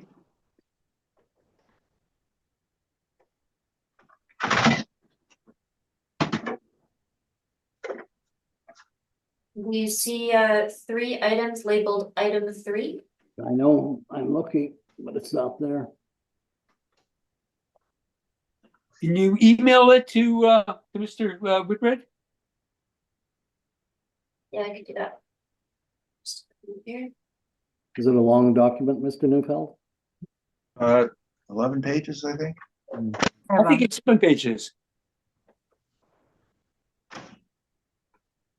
According to What I've got here seems to be 7 pages, Mr. Neufeld. Oh, okay. Oh, yeah, I read. I shrank pictures. Yeah, okay.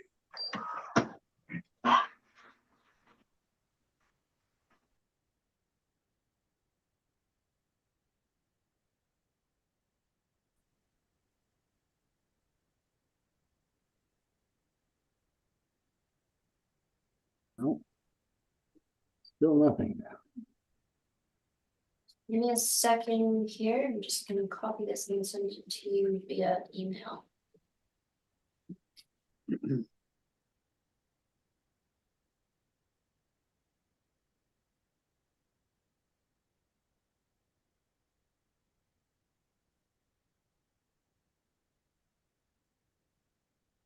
Right, I just sent you that email there, Mr. Whitbread, so you should be receiving it shortly.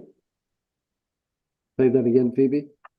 I've sent you an email with rebuttal evidence, so you should be receiving that shortly. Okay.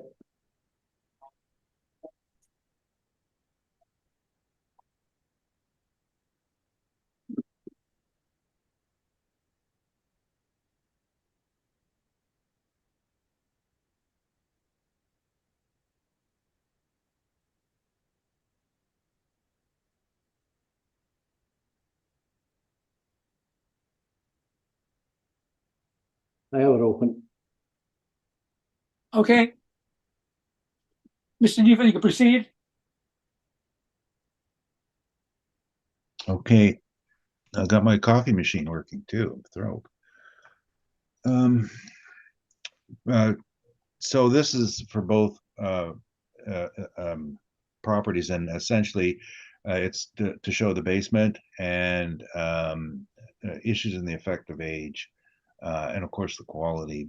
First picture, page 1. This is the main floor, so you can see the exposed 12 by 12s.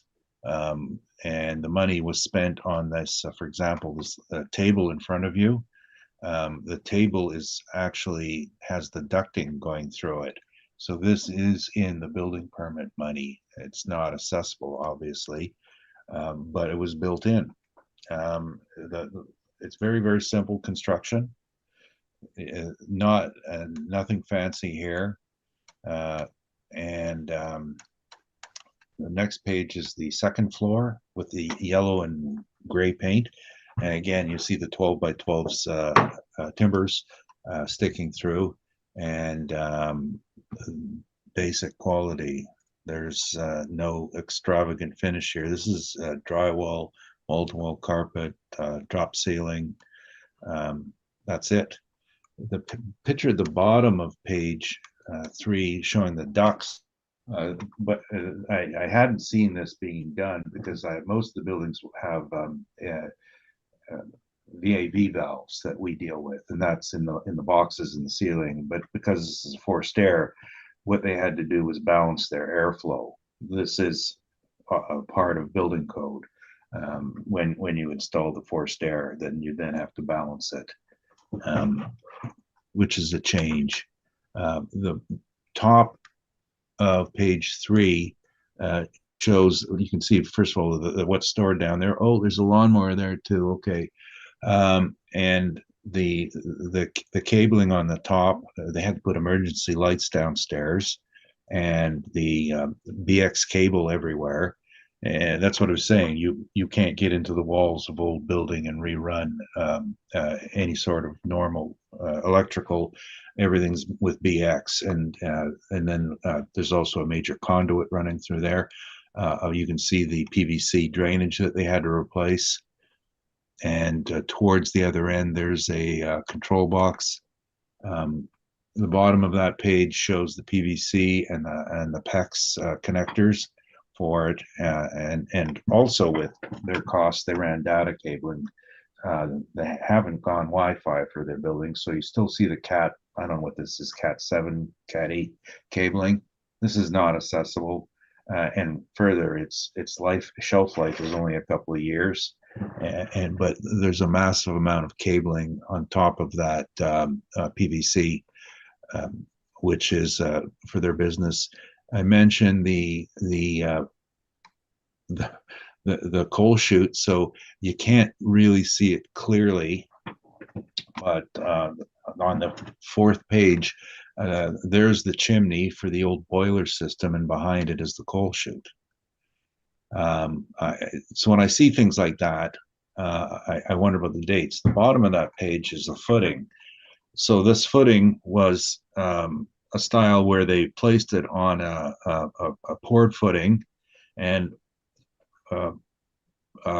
the floor is poured later, often years later. And my guess on this, when I looked at this looks like a 1920s building with possibly a floor poured in the 40s or 50s. But this is what I see in 1920s buildings, and I could be wrong. But for me, that footing is kind of the clear giveaway. Going back a bit to the studs and the beams on page the third page, you can see the tongue and groove flooring above, and that's real wood, and the cross braces, not beams, but the trusses, that's lumber as well. I'm sorry, timber as well, not lumber. And the difference is that lumber is dimensional and it's cut to certain sizes. So everything is still timber aged. So that's what led me to think about the timber.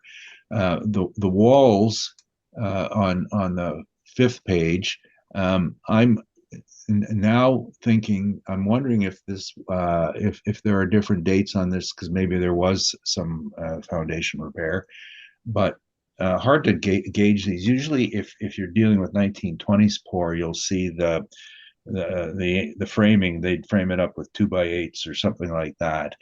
These were done with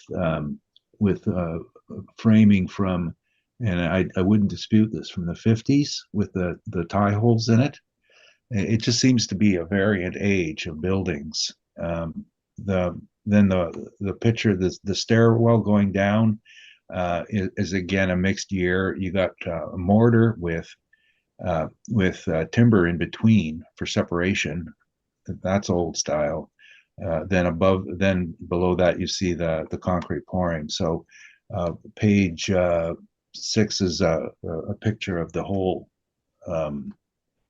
basement area, and so the posts, the 12 by 12s are posted, looks like about 8 feet spread across, and they're on the beam above is not a glue lam, it's a 2 by 12s nailed together, so before the glue lam era, and this is what it's used for. There's the pool table and storage.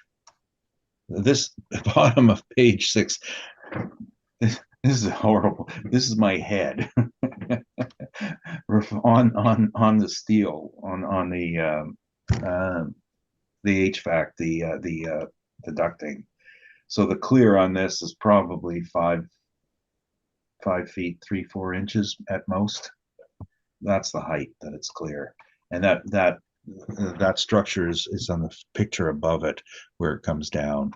The beams are about 6, a little over 6 feet. The cross beam, and couple more pictures. Same thing. It's oh well. To point out about can it be occupied or not is the picture on the 5th page showing an expansive poured wall. If you have an occupancy permit, you need a receptacle every 8 feet. That's just one example of what you need for a permit, for an occupancy permit.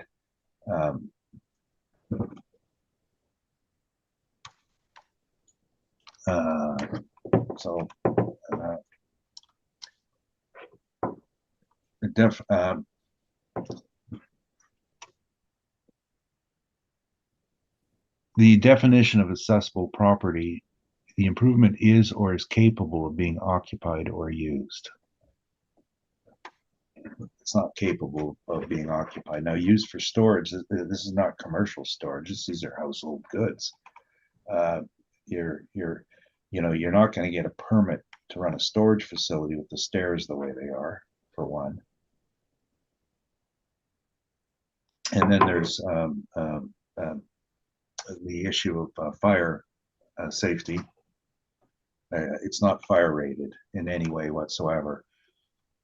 So the code on fire is to get an office code is you need, I think, 2-hour wall separations, and you can't have flammable materials on your property, especially for things like stairs.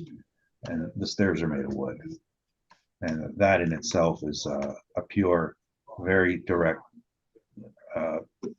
indication it can't be used. We've run through this on a lot of other properties where the city says, you want to use it, take your wood floor out and replace it with steel. And that's the end of the argument. Okay.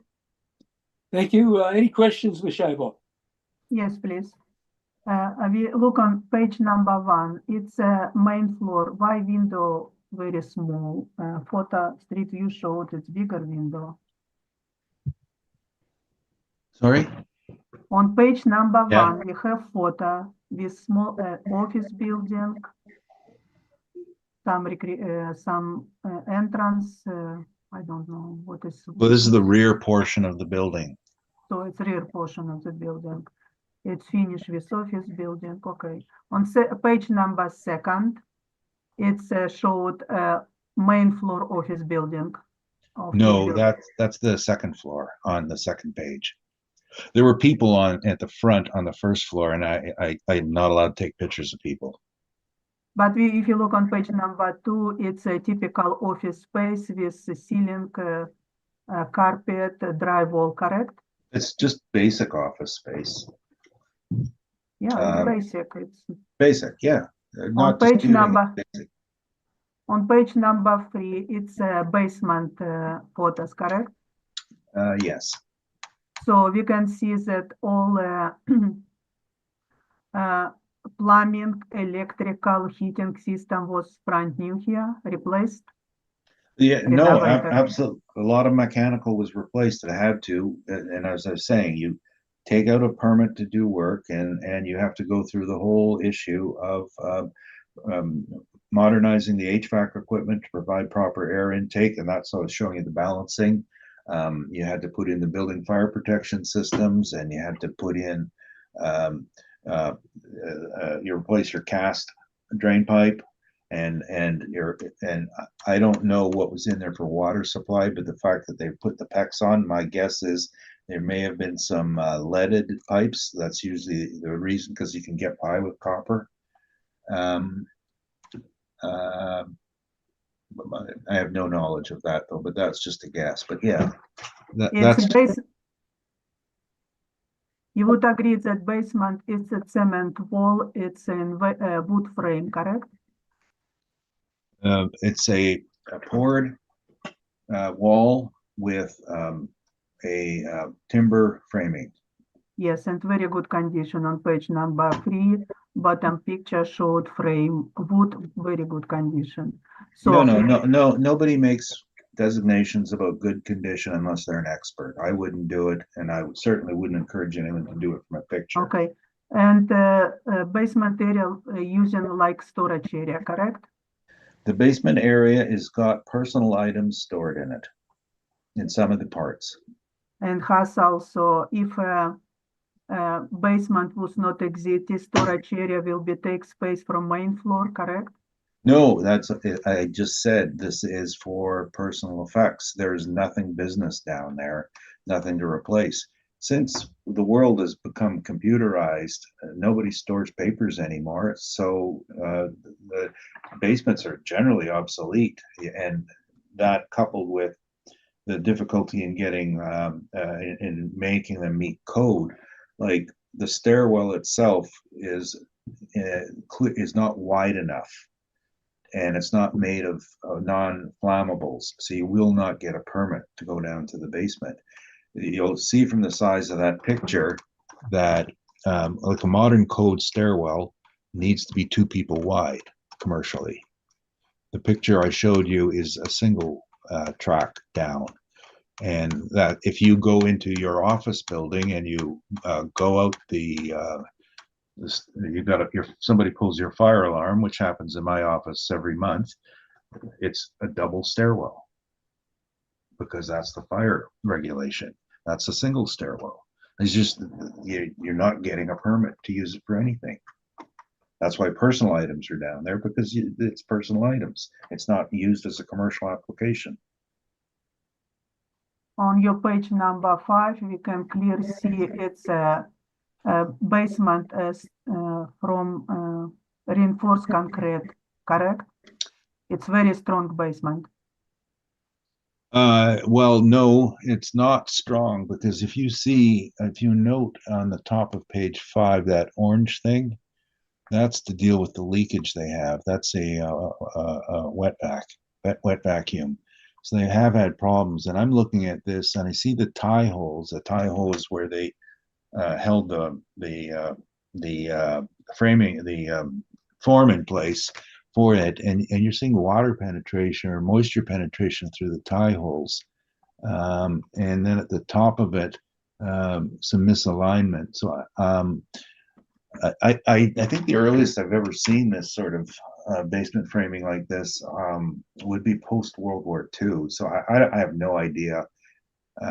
As I said, if we're older, from the 20s and 30s, the forms are usually horizontal, and they're cast and poured and the form moved over. So this wall could have been newer, I think. Could have been 1952, but I think the framing predates that by several decades, and of course the boiler room is an indication of age as well. See that, and that's why I wish I knew more about the building, but there are 2 sections to it, and I'm suspecting that when section 2 was added, they probably had to redo that foundation wall, or that wall, to make it a foundation wall. Thank you. No further questions. Thank you. Ms. Del Oro, do you have any questions on the rebuttal?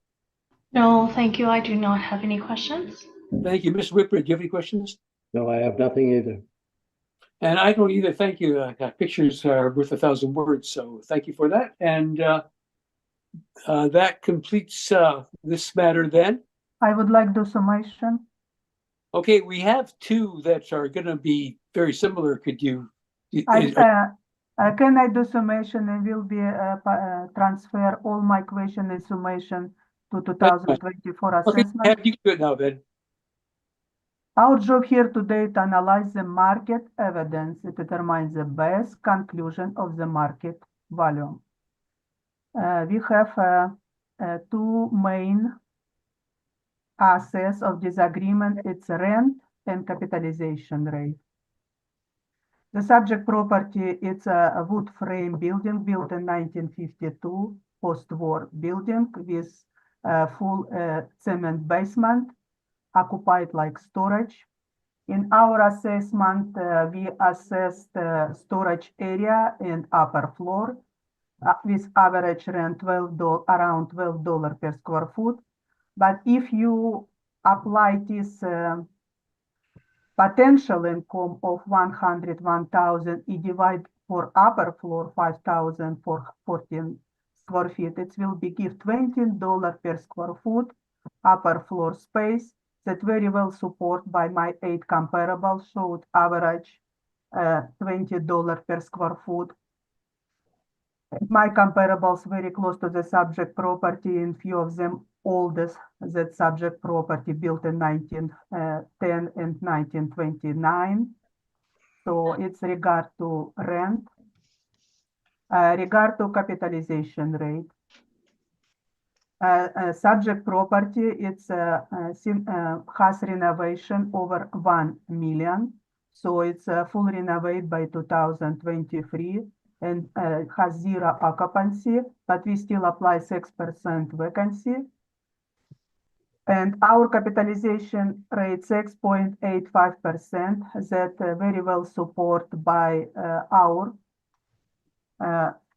statistical data and also align with Colliers International 6 to 7, with CBRE 7 to 8, and Cushman 6.62 to 7.75. So as based of my evidence analysis, April 1st, 2023, market value of subject property is 1,287,000. Thank you. Thank you. Mr. Neufeld, would you like to do a summation? No, I can wait till after. Okay.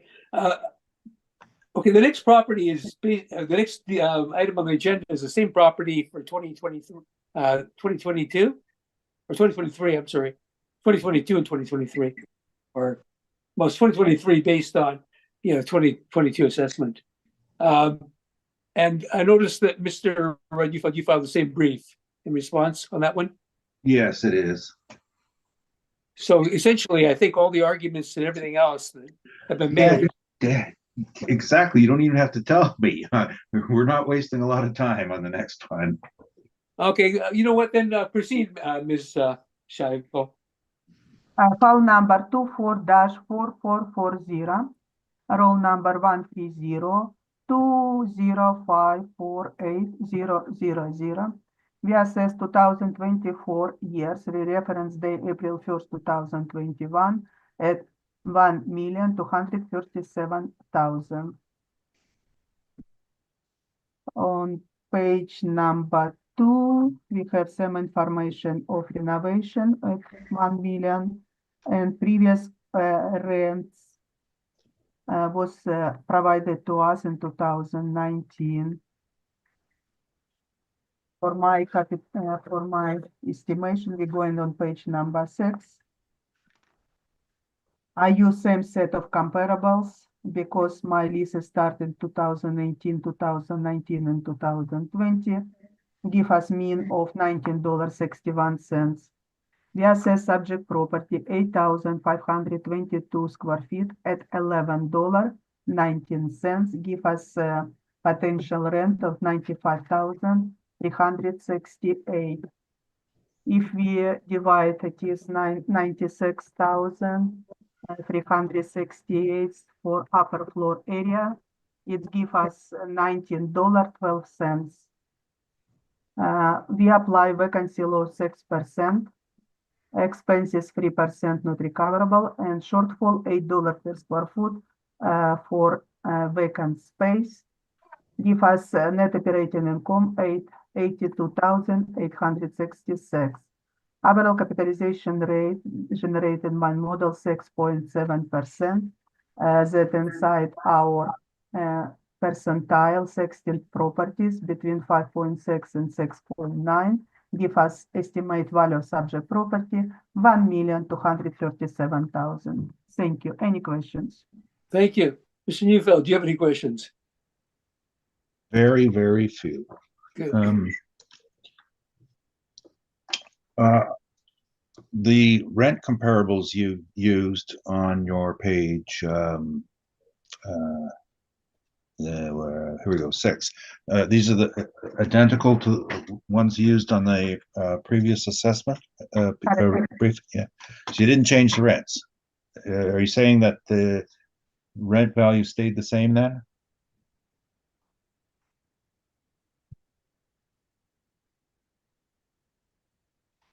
Please repeat your questions. Well, you used the same rent comparables. Does not your evidence state then that you do not believe that rental rates changed in the 2-year period? I have, yes, I have my 8 same rent comparables because they start between 2018 and 2020. Our reference day for 2024, 2021, April 1st. For this 2024, we assess at $11.90 per square foot for whole building, or $19.12 for upper floor area. Okay, that wasn't what I asked, but I just asked about comparables. Your comparables don't show a market change, do they? It's prior to reference day comparables. Cap rate in this is 6.7 for the reference year of 2021. In 2023, the cap rate increased. Is your model indicating that there was a cap rate increase? For freeze reference day, April 1st, 2021, model generate for subject property 6.7%. For 2023, reference date 6.85%. It's statistical data by analyzing all sales across the city by dividing net operating income generated by model. Plus, we compare all our sales, existing sales with our assessment before or not reduced by Board of Revision. It's usually very close and satisfied standard for ratio sale practice. It's all information on page number 8. Second paragraph. When we analyze existing sale in our assessment, same time this ratio, we create assessment to sale price ratio that satisfies the standard specified and set forth in the standard of ratio study published by International Association of Assessing Officers. Okay, I didn't even ask any of that. I said, does your model indicate that capitalization rates increased from 21 to 23? Slightly, from 21 to 23. Okay. At the time, at the reference year, this property was owned by the person indicated on, I guess, page 10, at the bottom of page 10. Executive Director of Manitoba Chiro. Is that correct?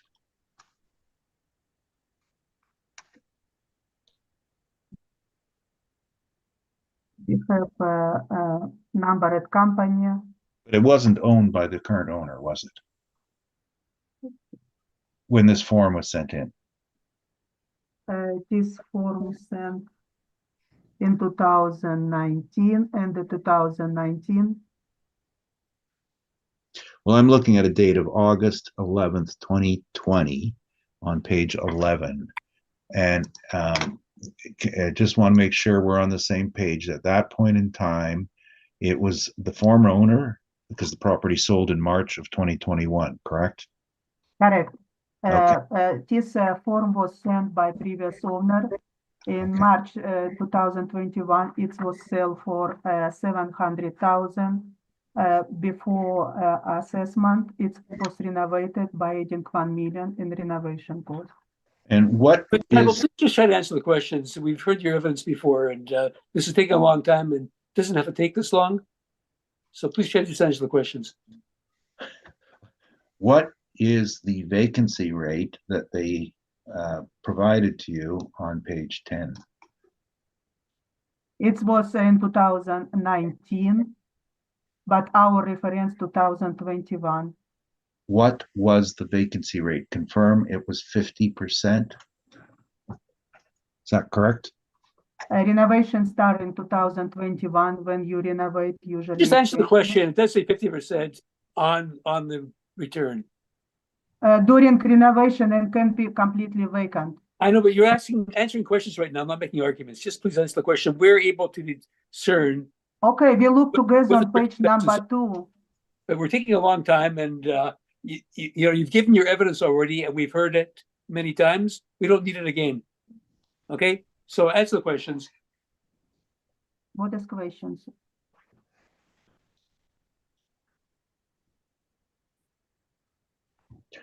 Well, actually, we could actually go forward and put this all under one umbrella on page 2.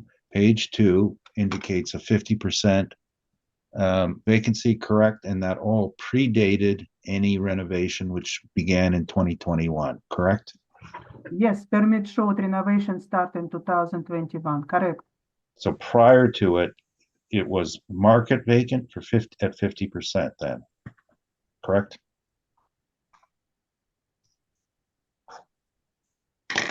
We can see leases in 2019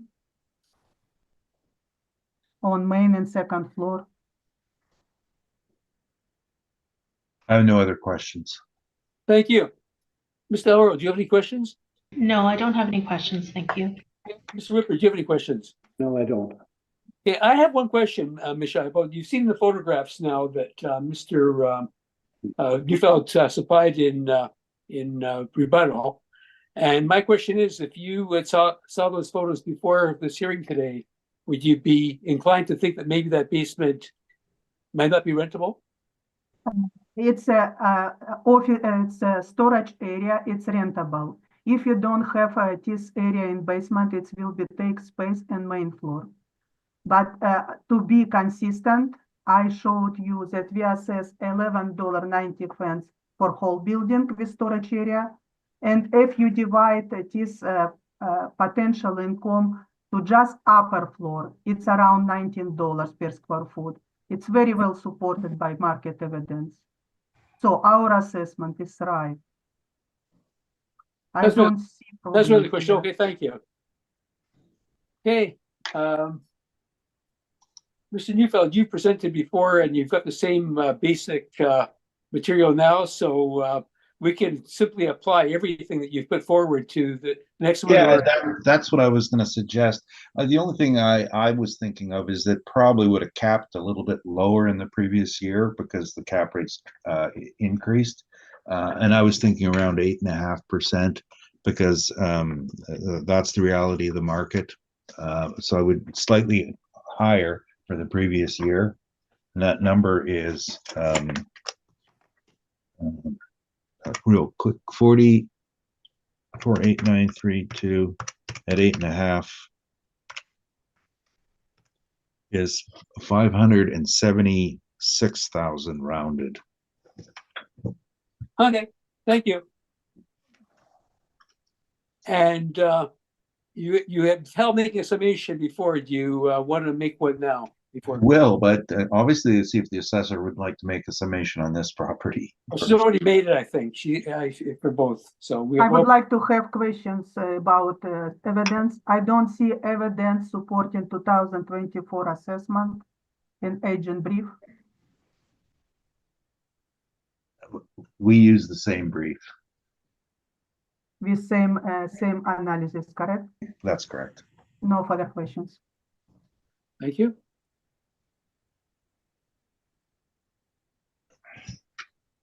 Okay. And since it's the same brief, I don't believe there's any other questions from panel members, but if there are, please. No. No. None. Okay, thank you. And Nothing I from don't me. have any either. So thank you very much. And as I indicated, Mr. Neufeld, which was my presumption that there weren't going to be any questions, which is correct. Do you want to make a summation before we close? Yes, I do. What do we agree on? First floor rent. But there's no point arguing a difference on a couple of cents. Second floor is worth less, and always because it's less desirable than first floor rents. The assessors brought you nothing but first floor rents, and so did we. So obviously the evidence doesn't show you the differential, and but let's remember the burden of proof. It's still on the assessor to prove that the second floor space is of the same value. That was not given to you. I'm telling you under oath, based on my experience, it is worth less. Next, the big issue of the day is the basement, and basements do nothing to a property. They're an amenity if it's needed. They were built for a different era. And the problem with them is even though from a tenancy point of view is you could say, perhaps I have a little more space to store things for my own personal use. But from an investor's perspective, it just means more overhead, more weight, more issues to be concerned about. A modern HVAC system doesn't need to run through the basement anymore. The units work 912 Portage or Comp is a great example. It's you put it on the ceiling and it's cheaper to put in, cheaper to work on. This is obsolete. So basements are an obsolescence. Now, it's obviously not occupiable.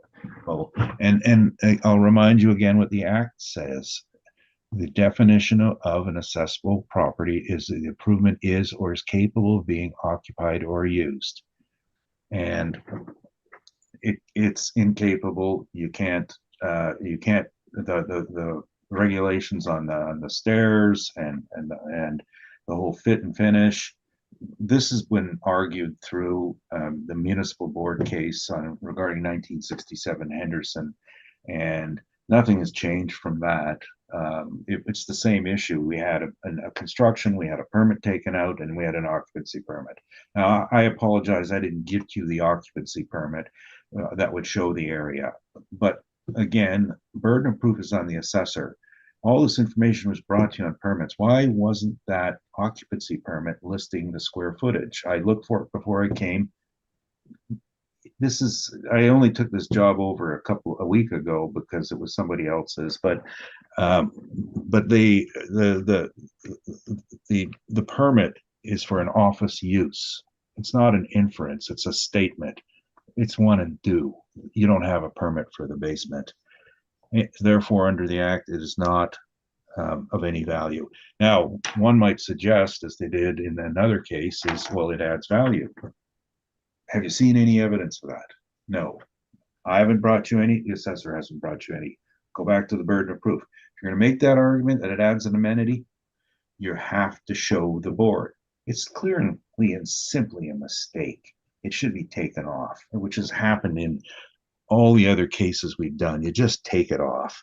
You can't put it on. I think that goes without saying. And then our other differences on the vacancy rate, well, I don't think we would have brought this to the board on the vacancy rate or on our non-recoverables. Those are interesting items, but the two major things that, and as well as the differential on the second floor. This is about the basement and it's about the cap rate. Now, the assessor's own evidence suggests that the cap rates rose during the period. And of course, they told you that we have this model that decides all this and we have one size fits all. I hesitate to use derogatory language because I think, this isn't an investment property. Commercial property needs to be all types because there's different types for different users. The good cap rates are preserved for the desirable properties. This is a community service in the West End. Nothing against the area. They need an office like this. That doesn't mean it's worth more. You don't assess on the basis of a community need. That's called a use value. You base it on the investment parameters, and it's just low investment parameter. That's all. And that's, you know what, that's why a house in Tuxedo is worth more than a house on Burnell. It's as simple as that.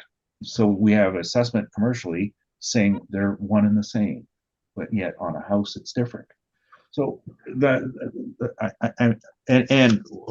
did bring up that vacancy issue. They have had vacancy, and what I said to you, I hadn't even read that until just now. Of course, you got big vacancies from time to time, and you gotta stabilize it over the time. So that's really all my summation. I think it's rather obvious what we're looking for is primarily take the basement space off. Secondly, adjust the cap rate. And the other issues, I think they're important, but I'm hoping that the board at least corrects these, and we don't have to have keep debating this problem any further. I'm sorry this took so long. Thank you very much for your patience, and poor Howard, he's got to wait. Thank you, Mr. Neufeld. So your matters are completed, so you can leave. And I'm looking at the time right now, and I'm not sure about the other board members. Do we need a break? 10 minutes, sir. Sorry, I didn't hear you, Mr. 10 minutes, please. 10 minutes is okay. So before we go on with the next item of the agenda, we'll take 10 minutes. Let's come back at 12 o'clock. Thank you. We can swear Mr. McCubbin in and then we can proceed. For sure. Mr. McCubbin, please state your full name. Howard Lindsay McCubbin. Do you affirm the evidence you're about to give at this hearing is the truth, the whole truth, and nothing but the truth? I do.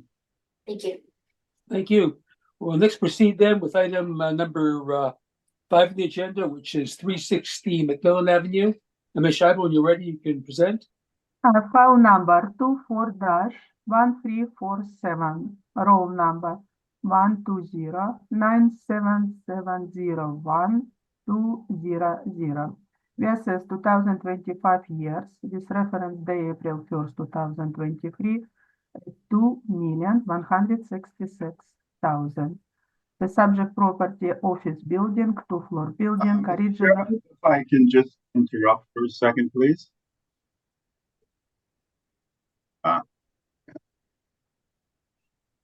Mr. Chairman, Yes.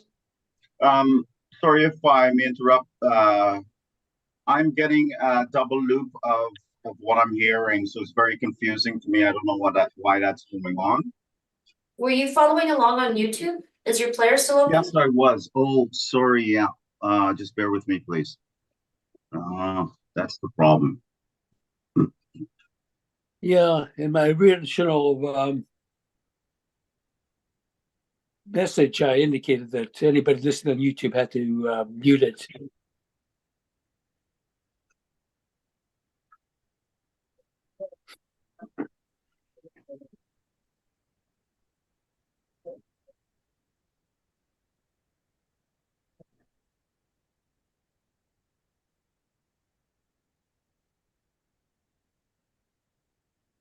Yeah. I'm sorry about that. Just bear with me, please. Hello. I'm trying to get back. Hello? Hello, you're here. Oh, it's just that can I just shut down this meeting and then start over again, please? Is that okay? Certainly, go ahead. We'd like you to And I will be right back. do what you have to do. I just want to reset stuff here. Thank you.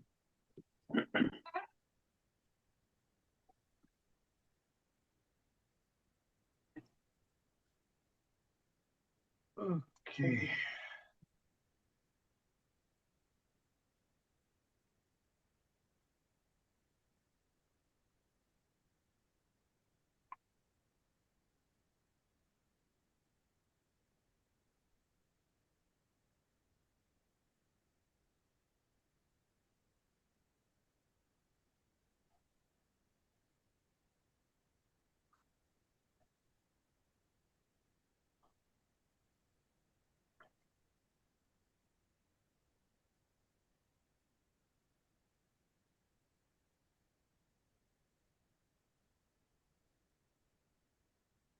Did you want to recess while we get this sorted, or? Good. I should be. Okay, am I live now? You are. You are still here, yes. Okay, good. I'm good to go. Sorry You're about hearing that. it. Okay. Ms. Scheibel, since you just started, maybe for Mr. McCubbin's benefit, you don't have to read in the numbers or anything, but you can start with the property itself and what's assessed at and go ahead. Okay.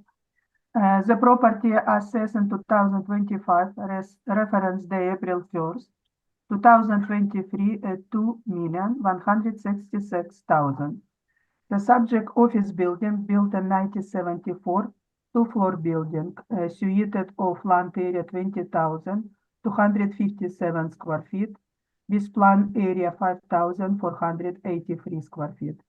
No basement in building, gross floor area 11,830 square feet, and visible area 11,034 square feet.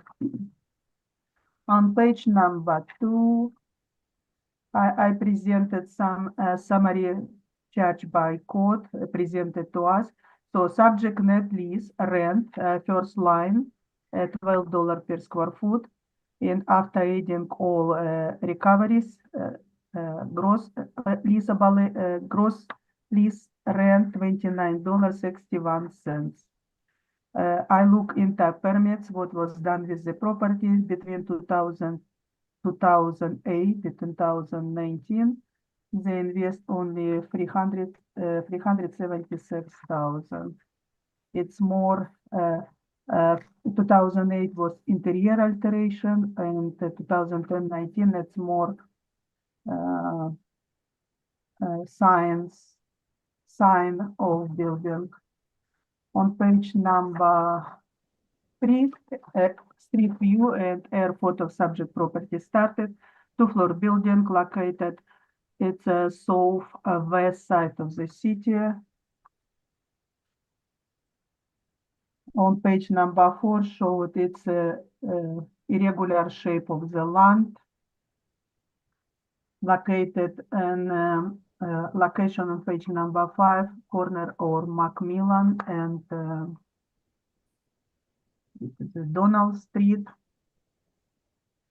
Located in C2 commercial zoning. This district intend to accommodate more intensive commercial sites that do not have a local or neighborhood orientation. The district intend to include attractive commercial, institutional, recreational, and service facilities needed to support surrounding neighborhood and broader community. On page number 6, our income approach started. On bottom line, I presented 6 comparables to support our rent is generated by model. My first comparable 698 Caridon on second floor. Building original built in 1989, lease from 2020 at 1,490 square feet at $15 per square foot. My second comparable 710 Caridon, building built in 2002, lease started in 2024, around 2,000 square feet at $22.76. Comparable number 3, 300 Caridon, building built in 1948. Much older than the subject property. 1-floor building with lease started in 2020 at $18.25 per square foot. My comparables number 4, 701 Pembina Highway Units 201 showed second floor units rented 2021 for 1.7 thousand square feet at $15.53. And 2 comparables 5 and 7 or 850 Pembina. This building built 1977, similar like subject property 1974. Rent started in 2002, prior reference day April 1st, 2023, at $15 per square foot. For 8,000 square feet, 11.5 thousand square feet. So my comparable shows the mean or average $16.89 and median $15.70. Now we come on top, we're going straight to our income approach. We assess 11,034 square feet at $14.31 average. Give us potential rent $157,842. For this type of building, office building under 4-story, we apply same 6% capitalization, 6% vacancy loss, not recovered expenses 3%, shortfall $8 per square foot for vacant space. Give us net operating income $138,624. Model generates 6.4% capitalization rate that give us 2.166 million. On page 8, I present capitalization rate table, and we're looking on suburban office space. Capitalization rate for 16%, 80 percentile, 5.25 to 6.75. Our 6.4 inside this range. It's applied together with Collier 6 to 7, CBRE 6 to 8, and Cushman 6.25 to 7.75. On page 10, income expense Miller presented to us.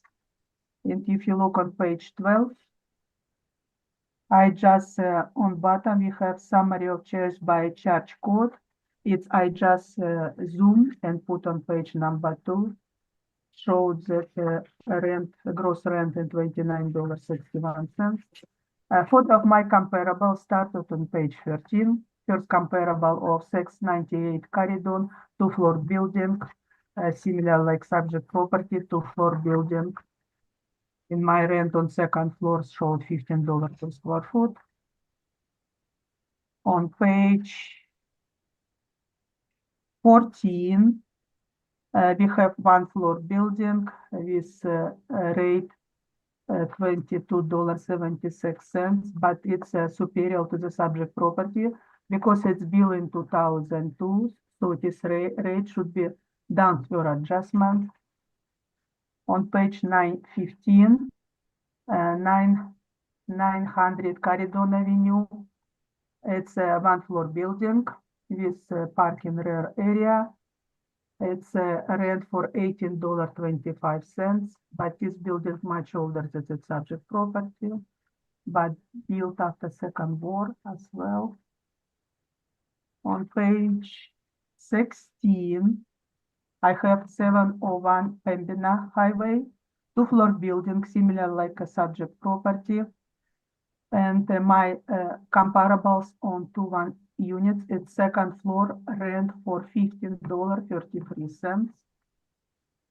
My two comparables on page 17, 850 Pembina, age similar to the subject property, one floor building, a rent for 8,000 square feet, $15. It's 11.5 thousand square feet and $15. So our model generated rent overall of $14.31. It's very well support my comparables. Based on evidence analysis, the April 1st, 2023 market value of subject property is $2,166,000. Thank you. Any questions? Thank you. Mr. McCubbin, any questions? You're muted, Mr. McCubbin.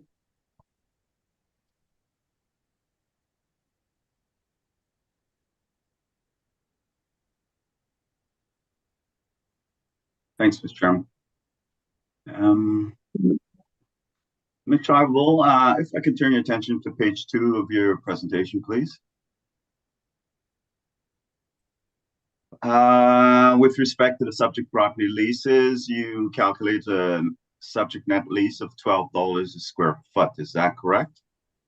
It's presented to us in income expenses manner because this building has gross leases and net leases. Just average $12 per square foot and gross lease $13 per square foot. Gross lease of $13 a square foot? Correct. It's summary. But it says the gross lease is $29.61 a square foot on this page. No, $29,651, correct. Sorry? $29.61. Okay, so you're correcting that too. So gross lease is $29.61 and overall the net lease is $12 per square foot for the subject. Is that correct? Correct. Okay. Thank you. Moving right along to your comparisons on page 6, please. You have 5 rent comparables here.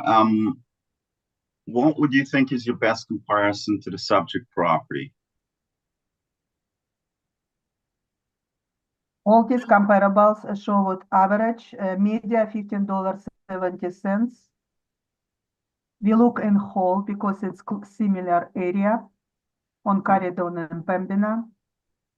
Yeah, I know that you're looking at from a mass appraisal perspective, but I'm speaking with respect to site-specific appraisal for this property. What we do is we come up with our best comparisons, or at least try to temper a rate from our best comparison. So what is your, specifically which properties would you consider is best comparable to the subject?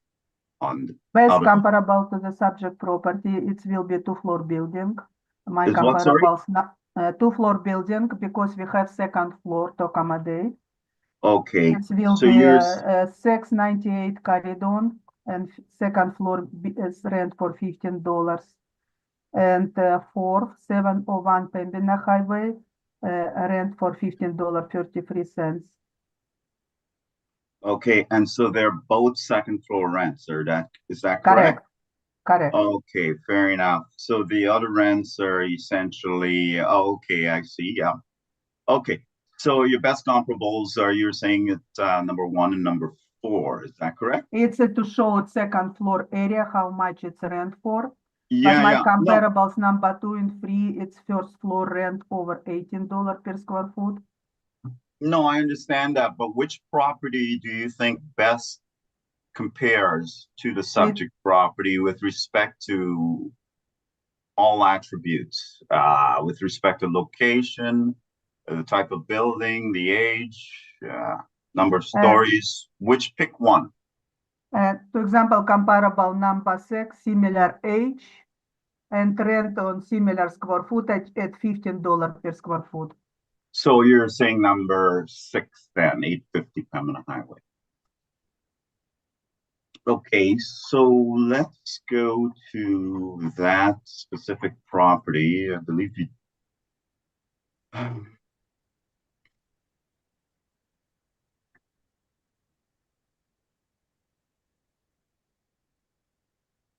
So we're looking at 850 Pembina as your best comparable now. So if I can get you to look at page 17 of your comparison, please.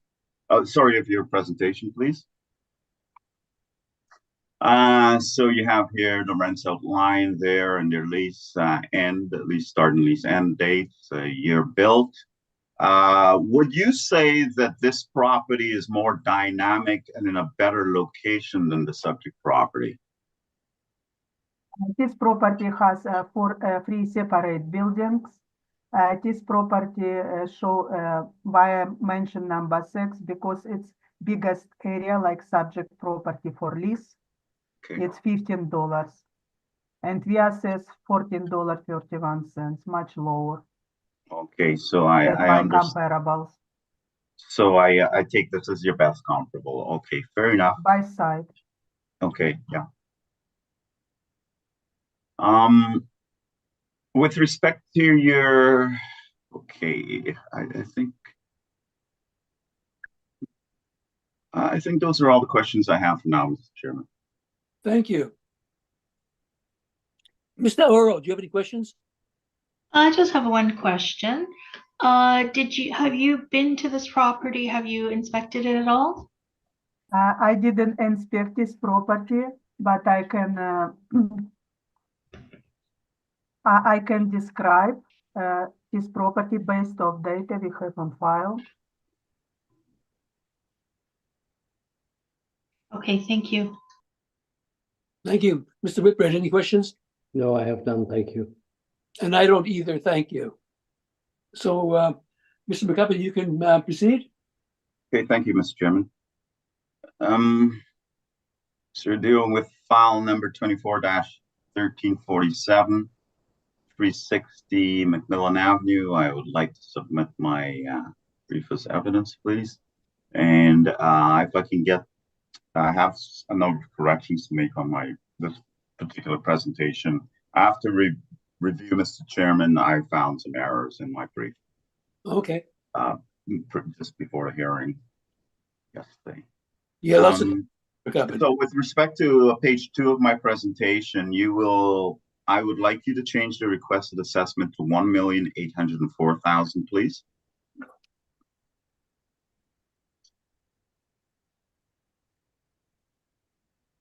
And moving along, I'm making these changes now, so my presentation hopefully flows better. If we can go to page 14 of my presentation, please. Okay. And the second sentence, you'll see based on the above, second sentence. Based on the above, we'll apply, that should be corrected to $12.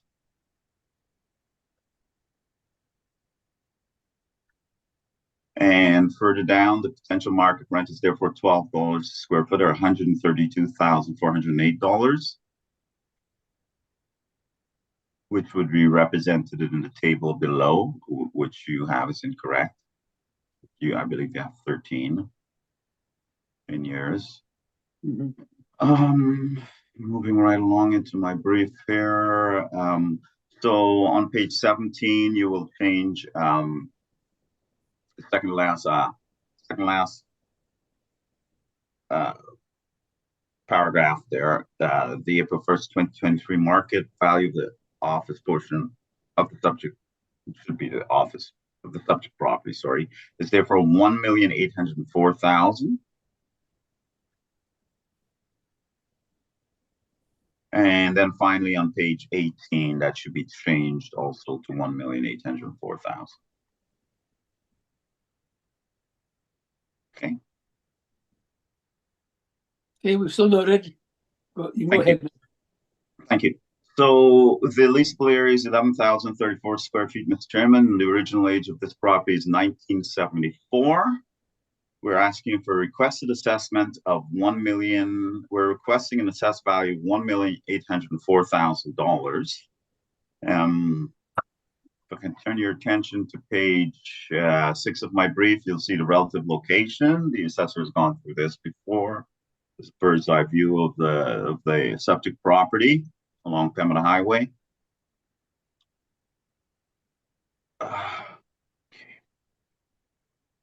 As we move along onto page 7, the subject property is a 2-story masonry office building built in 1974. There are the site size is 20,257 square feet in size. So it consequently has 28 parking stalls. It's an irregular shaped property, and the land to building ratio is less than 1 to 1. Sorry, the land to building ratio is less than 2 to 1. With respect to the highest and best use for this property, Mr. Chairman, the highest and best use for the subject is as it exists today in its current use as an office building. With respect to the approaches to value, we're not going to be looking at the cost approach, obviously, the direct comparison approach at this time, but we will be looking at the income approach to value. And with respect to page 11 of my brief, I have potential market rents, asking rents, and first quarter of 2023 for Winnipeg office is summarized before. You see the Class A rents, Class AA, Class A, Class B, Class C, and suburban asking rent. And if we go right down to the suburban asking rent, you can see it's $1,605. Yeah. Those are the asking rents, mind you. Now, with respect to the subject property and the rents, the contract rents, if you can turn your attention to page 12, please. Potential market rent summary. In most cases, the actual rents achieved as of April 1st, 2023, if arm's length, are applied as market. Deductions were made from gross and semi-gross rents to determine net contribution. In Municipal Board Order A94-196, the board asserts that the subject property's contract rents are often better indicators of market rent than the rents attained in other buildings, and that should be buildings, not building. The reference date in this case was 1985. They state on page 3, and I quote, the board notes in this case that the 20 leases were executed in 1964 and 1995, Exhibit 3 and Appendix C. In the board's view, this direct evidence gives a more reliable indicator of 1985 market rent than the Dawson report of evidence of the rents paid in other office buildings. The use of these rental rates as opposed to rental rates in other office buildings overcomes the need to make adjustments for differences in location, age, amenities, etc., between the subject and comparison properties. As I've stated before, And that sort of decision, that decision was the assessor of the City of Winnipeg versus James Richardson Sons Limited, MBO 8-94-196. The actual rent on this building, in comparison, Mr. Chairman, is $12 a square foot. Moving along to page 13 of my presentation, the following market rents comparisons are considered. And you see them rent from 1 to 16, with an average of $13.94 and a median of $14.63. Now, Index 1 was built in 1993 through largest suburban office area in a mixed commercial industrial location. It features a very large parking lot with 4.17 to 1 land to building ratio. And you heard about me speak to land to building ratio with respect to the subject. It's much lower. Index 2 is a 1987 age commercial property with a large paved parking lot and a 4.5 to 1 land to building ratio. Index 3 is a larger property which has mezzanine space. The rent is blended between $16.75 on the 14,752 main floor and $2 per square foot for the mezzanine. The site has ample parking and the property is newer than the subject, and that's index number 3. Indices 4 to 6 are all offices in a multi-tenant property built in 1971. Located on Waverly with ample paved parking. Indices 7 to 9 are located in 1988 vintage multi-tenant commercial property on Scarfield and Waverly. The property has ample paved parking. Indices 10 and 11 are located in a 2001 vintage multi-tenant commercial property in Scarfield. The property, and I never think I'd be using the word vintage with respect to Scarfield, but we've moved on. Time is gone. The property has ample paved parking. Index 12 is located Index 12 is located in a 1999 vintage multi-tenant commercial property in Scarfield. The property has ample parking. So that's that.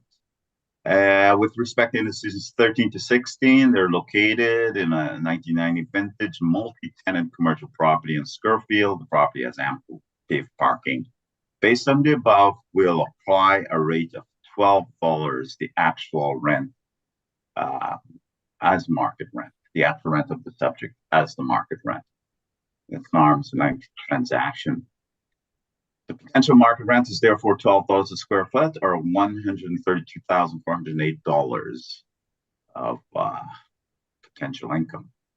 The city has used a vacancy rate of 6% to arrive at potential market income. We are in agreement and will apply a rate of 6%.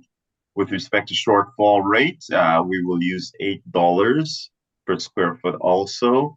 With respect to non-recoverable expenses, while the 3% non-recoverable expense allowance is non-representative of market behavior, our analysis indicated that this allowance was too low when all non-recovered expenses were considered.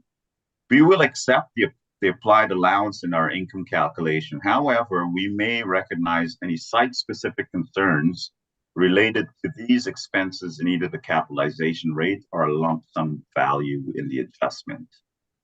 With respect to the capitalization rate, I believe we both agree with that. So I think we are both in concert. Please bear with me. I have to check that. 6.4, yes. Yes, so we're both in concert with capitalization rate. So moving on to my income summary on page 17, you can see the income summary and the adjustments made to the effective market income to arrive at a value. So the reconciliation of value is the income approach value is the sole approach considered. The above income approach valuation is considered as the appropriate assessed value. In summary, we respectfully request the Board of Revision to reduce the 2025 RISD assessment for the subject property from $2,166,000 to $1,804,000 for the reasons set forth above. With respect to my appendix, just going through that quickly, on page 20 is just building sections. The ownership is on page 21.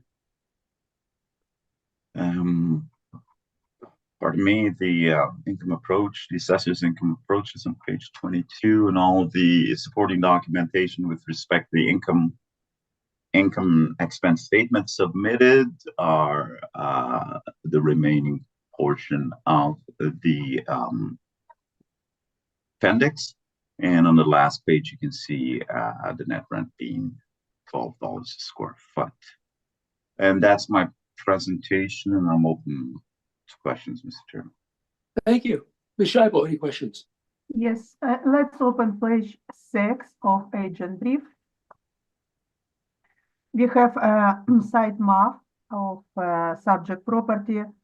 It has a location between Osborne Street, Macmillan Avenue, and Caridon Avenue, correct? That is correct, yes. We're going to page 13.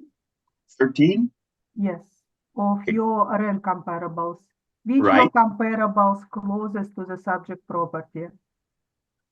Sorry, can you repeat that question, please? What of 16 comparables are closest to the subject property? Well, I would Showed say, market in this area. so you're asking me which comparison on page 13 is my best comparison? Is that what I'm hearing? By location, because location is Oh, by better. location. Oh, sorry. Okay, yeah. By location, obviously, you know, the closest could be something that's close by, but it depends on the exposure, etc. With respect to location, I would say,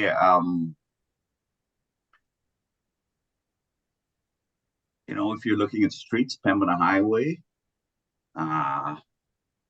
you know, that's 10,000 leasable area. It was constructed in 1987.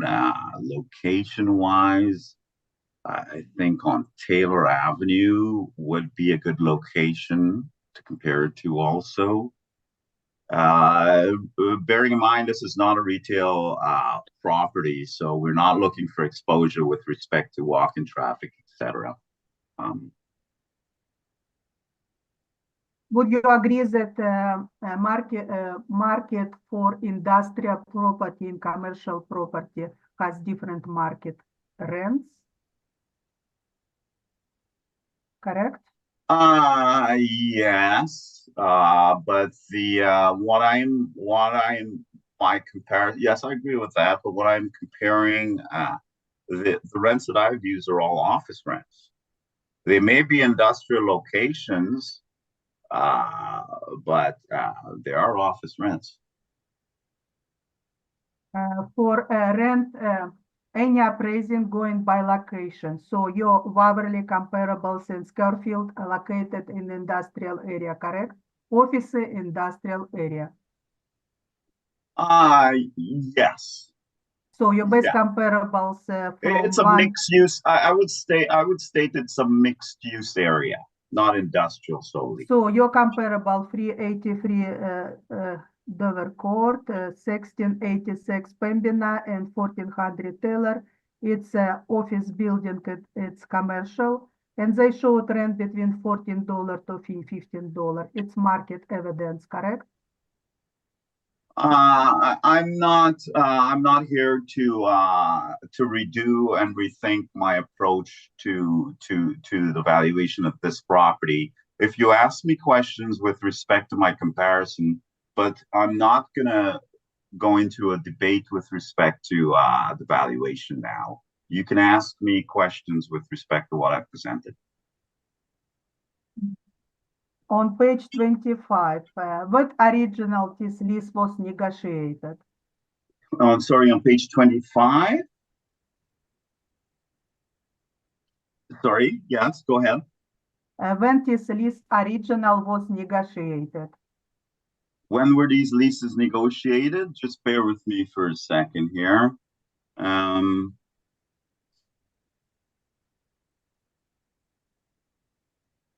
Okay, so Century 21 Backman and Associate, you can see that it started, well, the original tenancy started in 2008. So, The current lease was negotiated in 2019.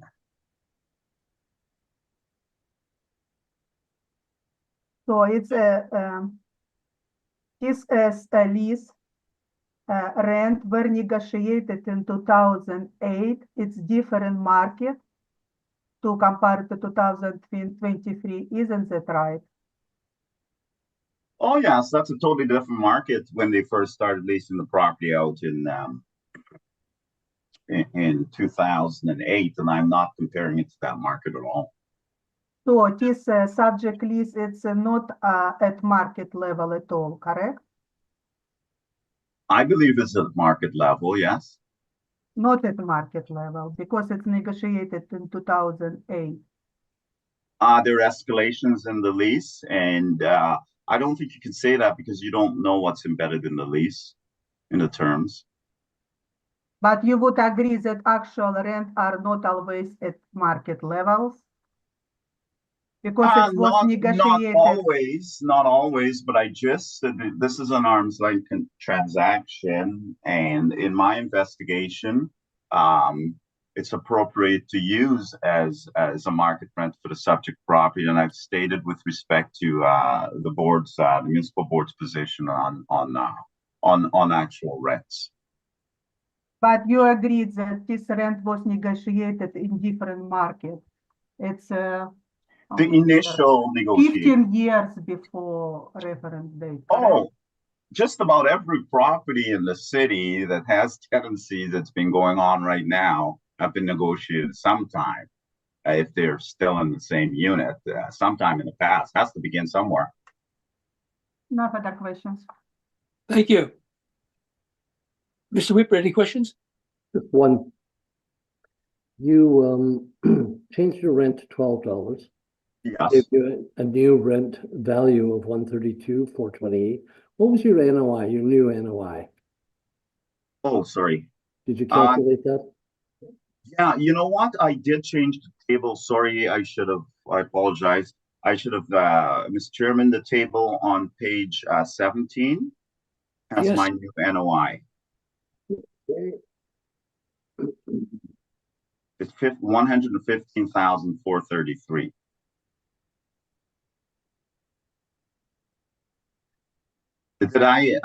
Sorry, I didn't correct that table. Sorry, you have a 117?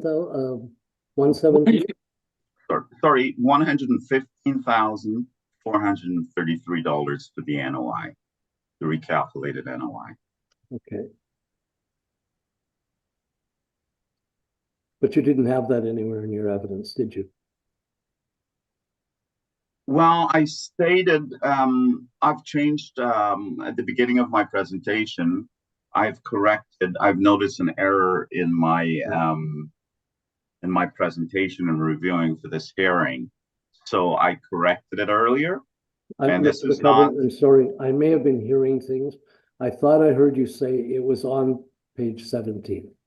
This 115,433.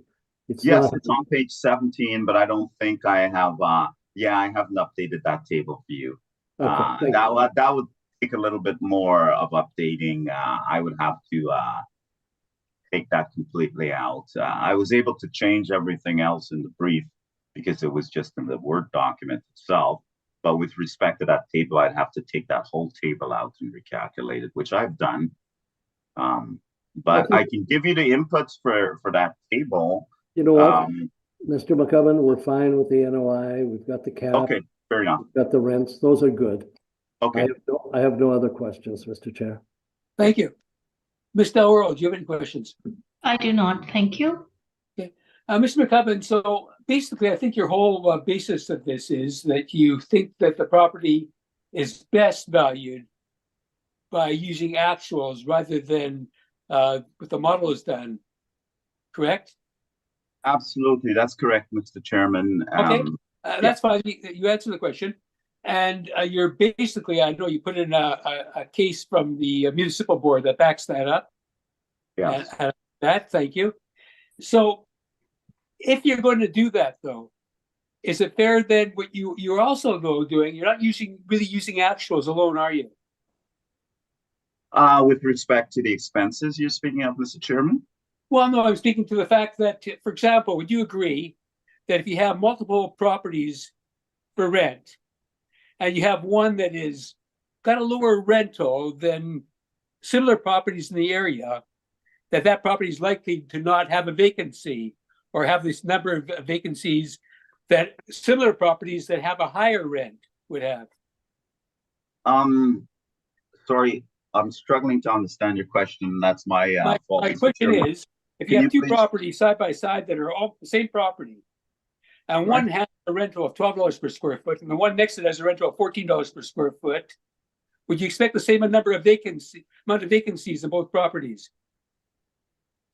It depends on so No, everything else being please don't talk about depends. so everything else Would you being not agree? Would you not agree that if you have a property that has a lower rent, it's less likely to have a vacancy than a property that is similar to it, that is in a similar area, that has higher rents?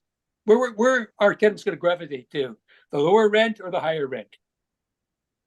they're going to gravitate to the lower end, Correct. But right? you're happy to say that we should use actuals, but you're still taking a 6% vacancy factor. Is that fair to say? Yes, that's fair to say, Mr. Chairman. And if you read the municipal board agreement, municipal board order, you'll see that they use market inputs with respect to those expenses, and that's what I'm doing. I'm speaking specifically about the net rent applicable to the subject property, and that's what the municipal board discussed, and they used market inputs with respect to expenses, and that's what I'm using here, Mr. Chairman. Okay, but I just find that it's interesting when people come and say we should use actuals that are fairer and are happy to take the actuals and use those, which give them a better situation, but are happy with a model on other parameters that they don't experience. That's what I'm pointing out. Okay, fair enough. Yeah, no, I understand your concern. Yeah, that's not the case here. Okay, that completes my questions. Thank you. Thank you. If either of you want to make a summation, you can do so. Yes, yes. I think I'm good, Mr. Chairman. Thank you.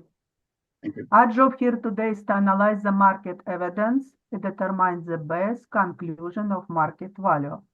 Our major area of disagreement is rent. The agent used a actual rent for subject property, $12 per square foot, that was negotiated in 2008 for 20 years without any step up. So by using this rent, agent undervalued the subject property. The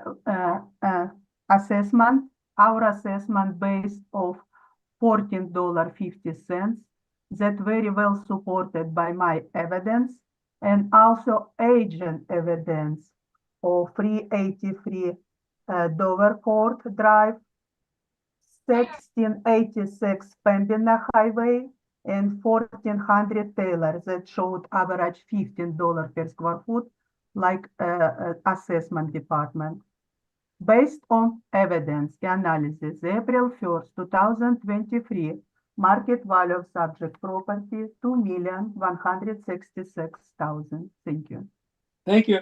Mr. Chairman, can I do a summation after, or I don't know if you can turn it to redirect, because I'd like to the board to understand what's happening here with the leases. Well, you know, that would be new evidence at this point. I don't know if you can redirect, because that was something you could have anticipated beforehand. Redirect would be only something that you could redirect after Bible, if she gave her evidence after you did. Yeah, fair enough. New evidence. You've already closed your evidence. I don't know if that would can I do a summation then, Mr. Chairman? I'll let you do a summation, but I don't want you to bring up any new evidence. No, I'm not bringing up any new evidence at all, Mr. Chairman. Go ahead, sum up what's already said. Yeah, thanks, Mr. Chairman. So briefly, we're asking for a reduction from 2,166,000 to 1,804,000. We feel that's very solidly substantiated, Mr. Chairman. With respect to a comment that was made in the assessor's summation in regards to the lease, that lease actually is an escalating lease. It's not, it wasn't at $12 square foot at the beginning of 2008. I hope that the board understands that, and that's my summation. Thank you. Thank you. Okay, we'll now go on then with the next item on the agenda, item number 6, which is portion of 1 Warsaw Avenue. And Ms. Schreiber, when you're ready, you can present. Thank you. File number 24-2060, roll number 12097804295. The assessed 2025 years, this reference day April 1st, 2023 at 1,005,000. The subject property 1-floor building, office building, original built in 1966. Located in C2 commercial area, has land area 4,924 square foot, plan area of 2,567 square feet, same basement, gross floor area and leasable area 5,152 square feet. The subject property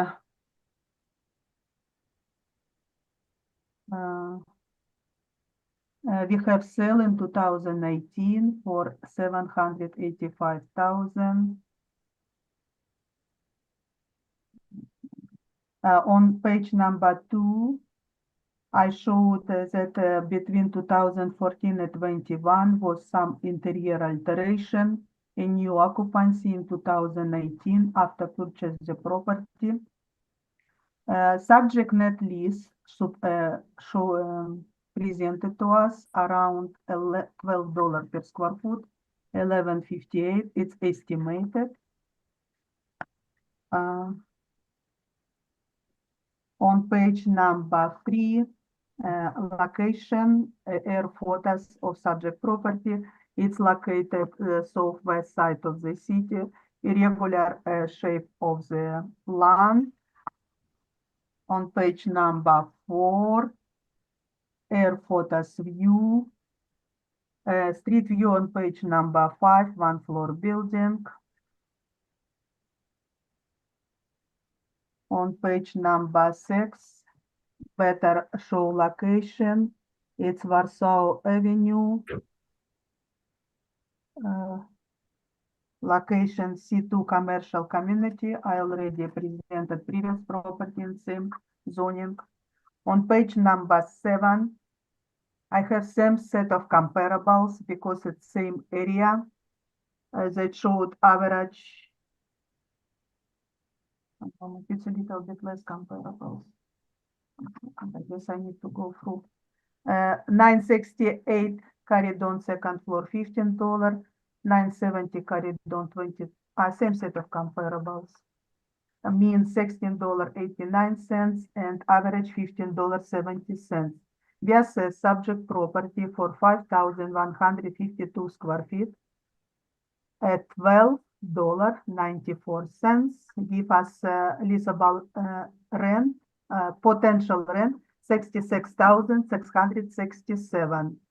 For this type of building, we apply same 6% vacancy loss, expenses not recoverable 3%, shortfall $8 per square foot per occupied vacant space. Give us net operating income 58,340. Model generate 5.8% capitalization rate, give us 1,005,000. On page 11, income expense mailer presented to us. You can see that income rent was what I used to estimate actual rent. $57,264 and leasable area 4,947 square feet. This average $11.58. Let's look on my comparables on page 13. We already saw them on 298 Caridon, two-floor building, 277 Caridon, one-floor building, like subject property, 1900 Caridon, one-floor building, very similar to the subject property.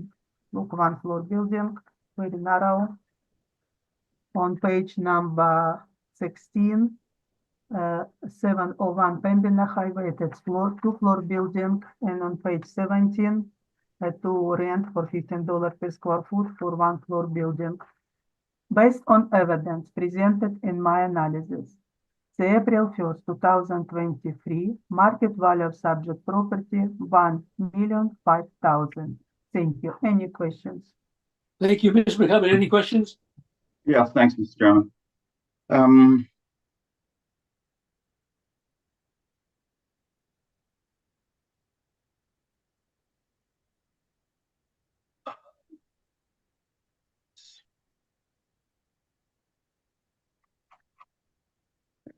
Okay.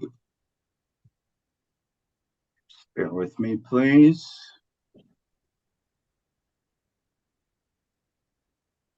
So this property is located just down the street from the subject property that we dealt with last. Is that correct?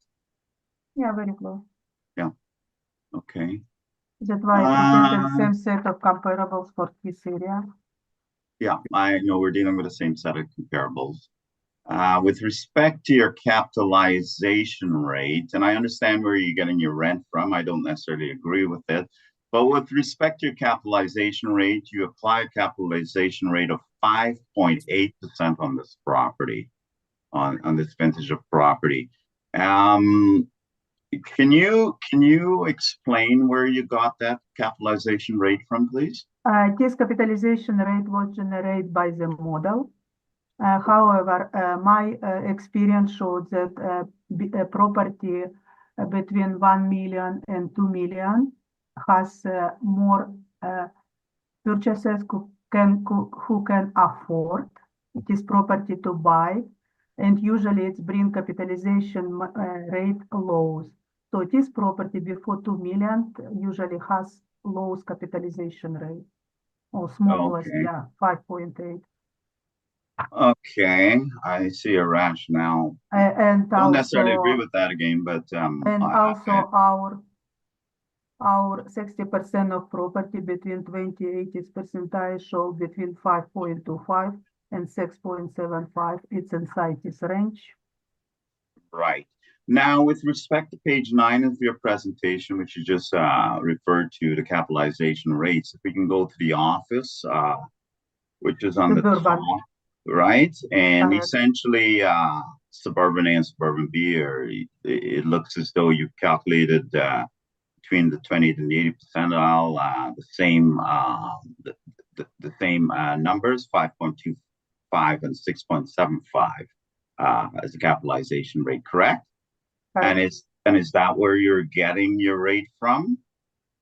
It's just showed rates by comparison with real estate market reports. They showed suburban 8B, but we analyzed all sales across the city, and statistical crunch number showed for this type of property 5.8. Understood. But when I look at the Collier, CBRE, and Cushman Wakefield, they all start lower than, they all start at 6 or above, right? 6 to 7, correct. Right, for investment properties. Now, with respect to capitalization rates that you're portraying here, 5.25 and 6.75, the assessment department calculated those rates. Is that correct? Correct. Okay. What method did they use to calculate those rates? Did they use actual sales, or did they use estimated income? They use actual sales and divide by net operating income, a model generated net operating income. Right. Obviously, they used actual sales. I would hope they did use actual sales. but with respect to the potential rent placed to calculate this, the capitalization rates, as you say here, spanning from 5.25 to 6.75, what rents were used, and was it rents that were in place during the sale? Were they estimated rents with respect to values if it was owner occupied, if there were no tenants? Do you know of any of the, do you know? It's a market rents because it's net operating income model generated for market rents. And So we it was a market have- rent, it wasn't the actual rent from the subject properties. Correct. Or from, And we so have it's a market second rent step. generated. So this is all just generation of data. So the inputs could be wrong and the output could be wrong. Is that correct? If you look on page number 9, second paragraph showed, we do analyze each sale across the city. Plus we have second step to see how we're doing. We have our existing sale and our assessment at the same time. And we create a assessment to sale price ratio. And this ratio showed how we're doing. And this ratio shows that we satisfy the standards specified, set forward standards of ratio studies. So have test how we're doing.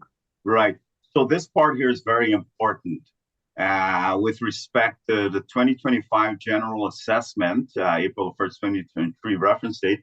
Capitalization rates were derived from model-generated estimates of net operating income. So model-generated income, right? Yes. Not market income.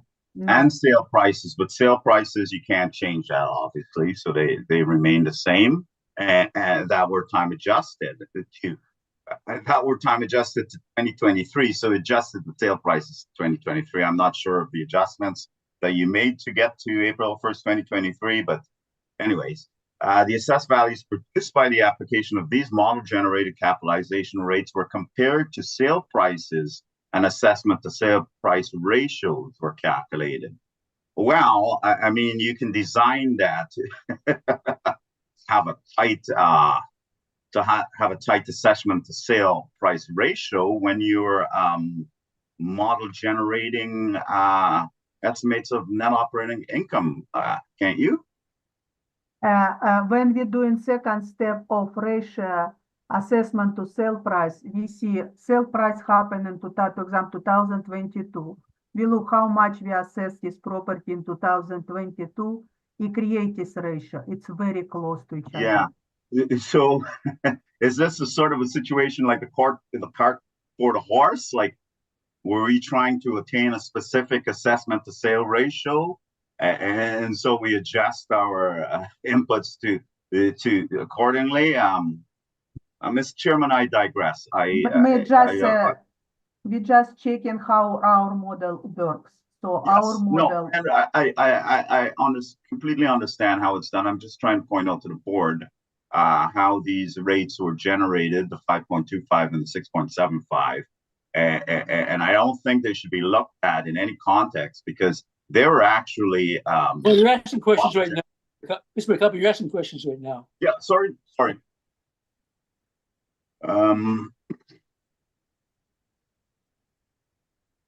I think those are all the questions I have, Mr. Chairman.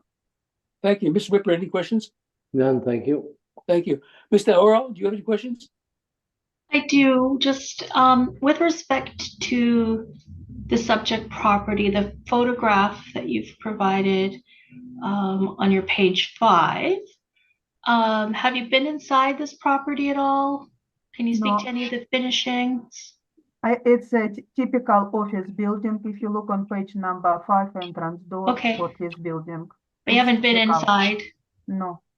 So when you look at your comparables, if we just look at the facade, would you consider your comparable 13 on page 13 with respect to the facade and the quality, or even page 14?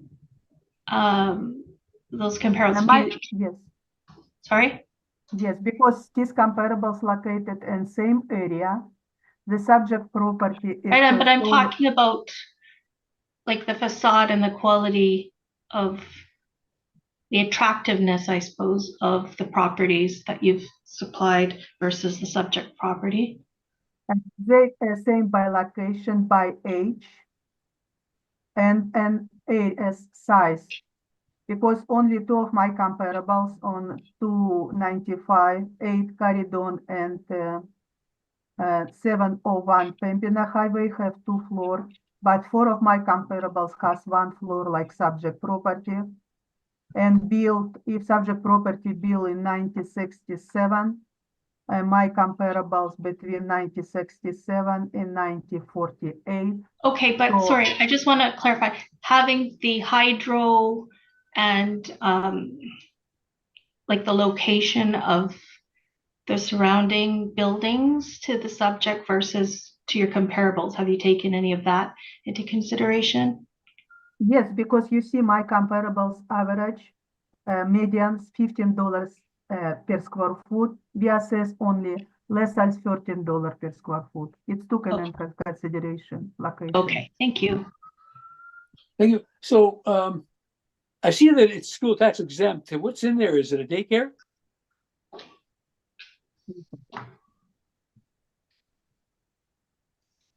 It has a new, if you open page 12, and it's new direction for children, youth and families, Inc. Okay. It's office and- building. Okay. Thank you. Now I'm looking at your photograph, the app on page number 6, and I'm not sure, but is that to the right of the building? Is that the main line of the Canadian National Railway? Is that where it goes through?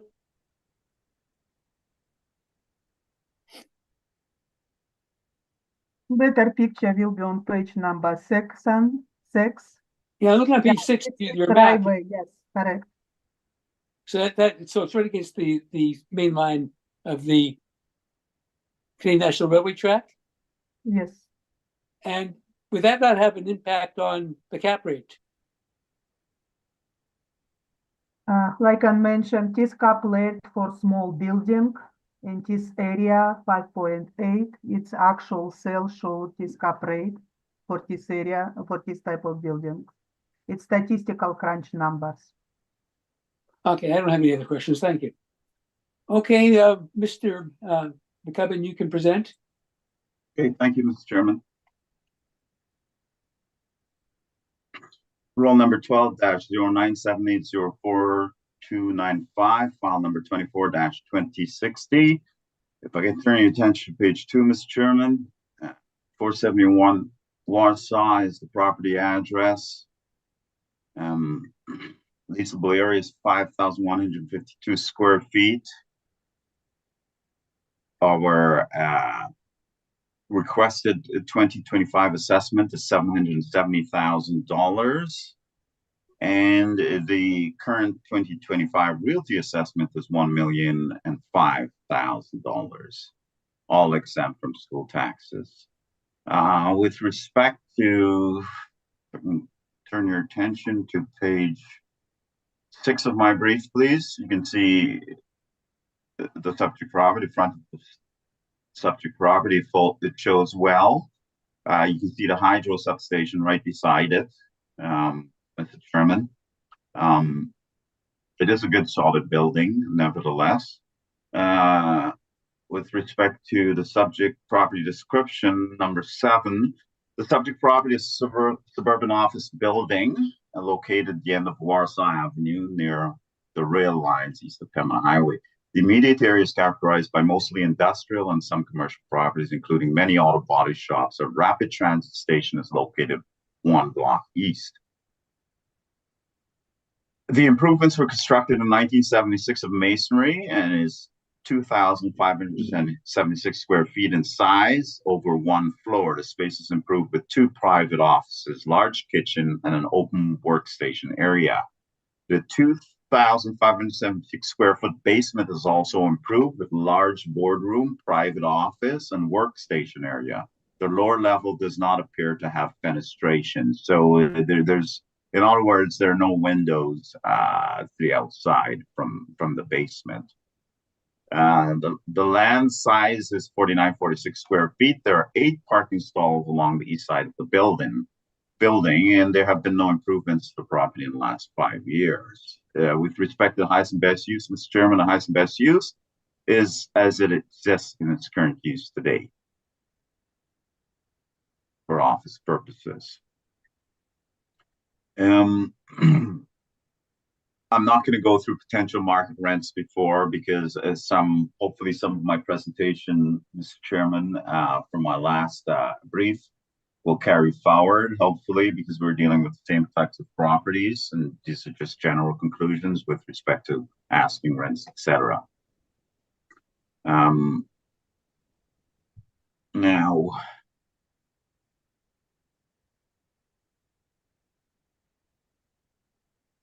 we have Schedule C of the lease here on page 13.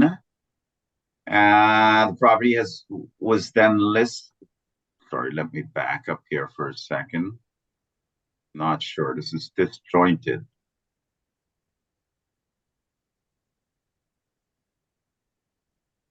The latest sublease, Mr. Chairman, to New Directions, who's in the property right now, commenced in February 2019, and that was at $12 per square foot for the first 5 years.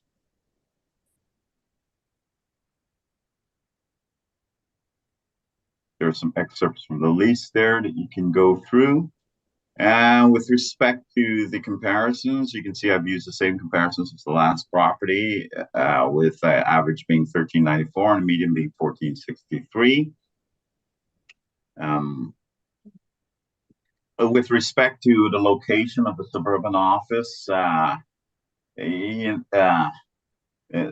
this property, including the previous one, they're not in the best locations for suburban properties, Mr. Chairman. They have low land to building ratios,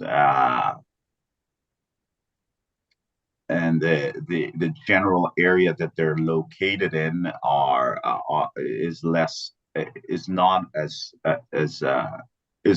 is inferior to a lot of the other properties, including the ones that I've included on page 15.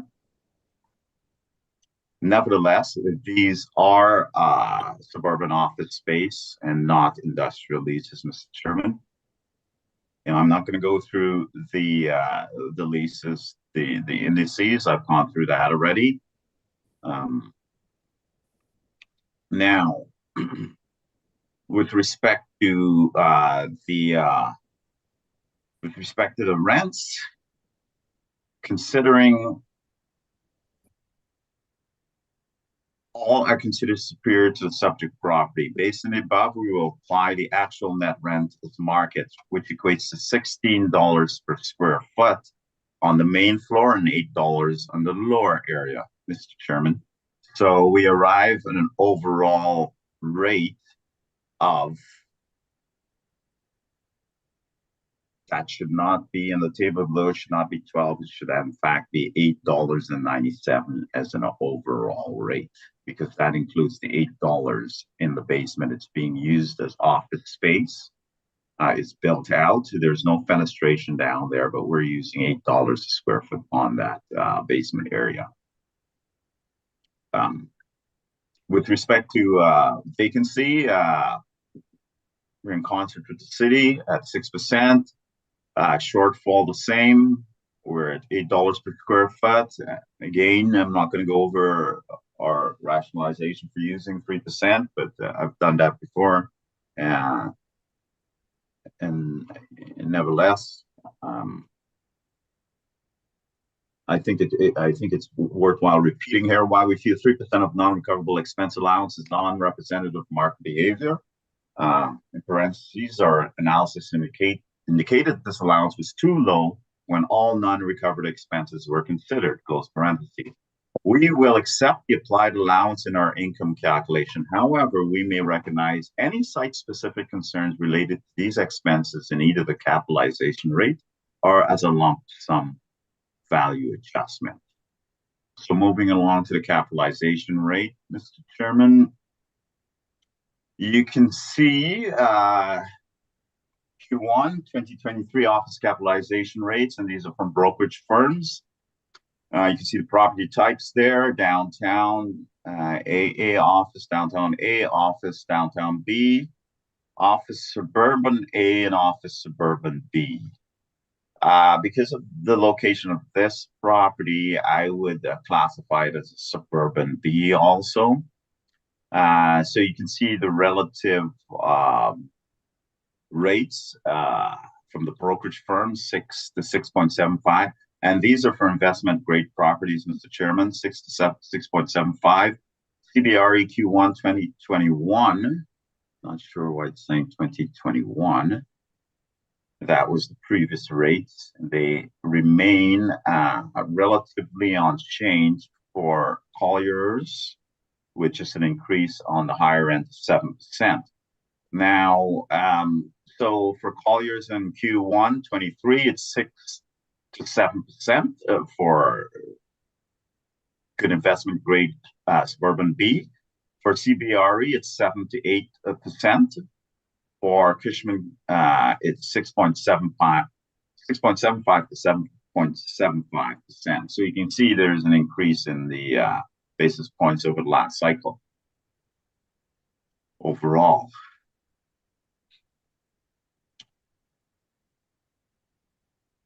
The risk due to income forecasting is reflected the increased supply over demand and projected decreased demand as the hybrid and work from home models begin to erode occupancies and possibly result in shorter lease terms. We're living that today, Mr. Chairman. As I speak to you, I'm working from home today. I'm in the office, at the actual hearing, but it's just an example of the flexibility of work today and the decreasing,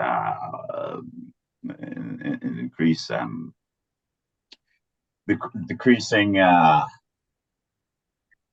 can say, lost my train of thought there, and increasing need for office space, I should say. Now, when we continue along with the capitalization rate, Mr. Chairman, on page 19, you can see recent office property sales and listings, and we have a table below the ones that we were able to gather at Carlton Street 1 and 2. The third one is on Main Street. The third one is on Main Street. The fourth one is on Broadway. The fifth one should be in Burnell. Sixth is Dover Court. I believe 3 was omitted. And finally, Osborne. So when you look at sort of the rates we're looking at with respect to properties like this, Mr. Chairman, you'd have to look at the two, I guess, Burnell and Dover Court at 6.96 and 7.56 respectively.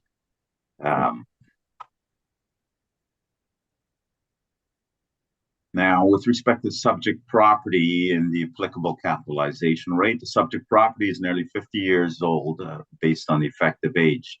The risk due to the income forecast is reflecting the increased supply over demand and projected decreased demand as the hybrid work from home models begin to erode occupancies and possibly result in shorter lease terms. Based on the above and the location of the property, the subject would be at a higher end of the cap rate range, Mr. Chairman. A cap rate of no less than 7% should be applied to the subject property. We therefore apply a rate of 7%. So when you look at that, you look at the reported rates and you look at the rates that we calculated for suburban properties. We feel 7%, given the location and the age of this property, we feel that that's appropriate. Turning to my income summary, then on page 21, Mr. Chairman, you can see the main floor is at $16 a square foot, and the lower area is at $8 a square foot for an overall rate of $12 a square foot. Vacancy allowance is 6%, shortfall 8. We arrive at a net operating income of $53,898. Applying the capitalization rate of 7%, as I've just discussed, we arrive at a value of $770,000 rounded. So to reconcile my value, is the income approach to value as the sole approach considered? The above income approach valuation is considered as the appropriate assessed value. And in summary, we respectfully request the Board of Revision to reduce the 2025 realty assessment for the subject property from $1,005,000 to $770,000 for the reasons set forth above. Just bear with me, please. And it should be noted also the sale price of the subject property, although it's out of the range, the reasonable range, it is coming in at $785 in 2018. And that's my presentation, Mr. Chairman, and I'm open for questions. Thank you. Ms. Scheibe, any questions? Yes, please. Open page 13. 13? We will, okay. Yep. 13? Sorry, just bear with me, please. I have the wrong brief open there.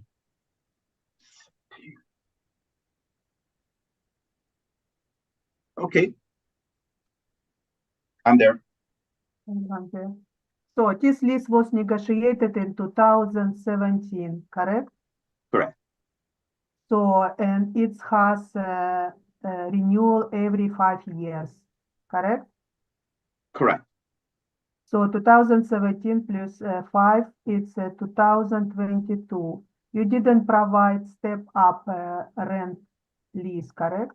You don't know how much is it prior to reference day, April 1st, 2023. Well, it says after, if you look at page 13, the second sentence, after the initial period of rent schedule of $45.60 per month, being $54,780 per year, commencing January 1st, 2017, and then ending December 31st, 2026 inclusive.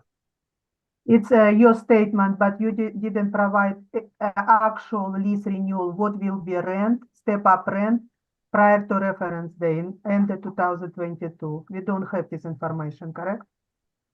Well, I'm providing that information here to you in Schedule C. And so this step rent was set at the time these step rents were set at the time the lease were signed. Wasn't they? So it was in 2017, correct? Yes, that's correct. As we already talked about. In some cases, I mean, I can see where you're going with this. In some cases, given the market that we have today, I suspect some tenants are going, why did I sign at that high rate, given the abundance of office space? Excuse me. It may be clearly evident to you where the assessor is going, but to the rest of us, we're not so clear, and I'd like her to finish her question before you. Oh, sorry. I apologize. Thank you, sir. Go ahead. Could you ask that question again? Would you agree that this rent was signed 6 years before reference date, and by renewal every 5 years we have to have new information? What is rent in 2022 right now? What is rent now? So it's not $12 average per square foot anymore. It should be much higher. Would you agree? Just bear with me, please.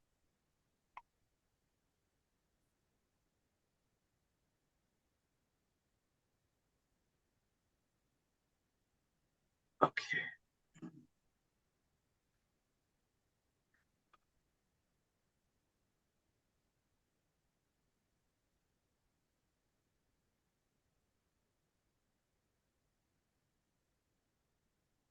And 63 overall. How much? It would be right. It would be $10.63 overall. Okay, on your page 13, you showed that First floor was rent signed for $16 per square foot, and basement low level at $8 per square foot. So you state that size 2017 lease step up, lease going down in 2022, correct? It's your statement? I'm calculating I'm calculating the rent that was attained in 2022, and I believe I gave you that, right? 1063.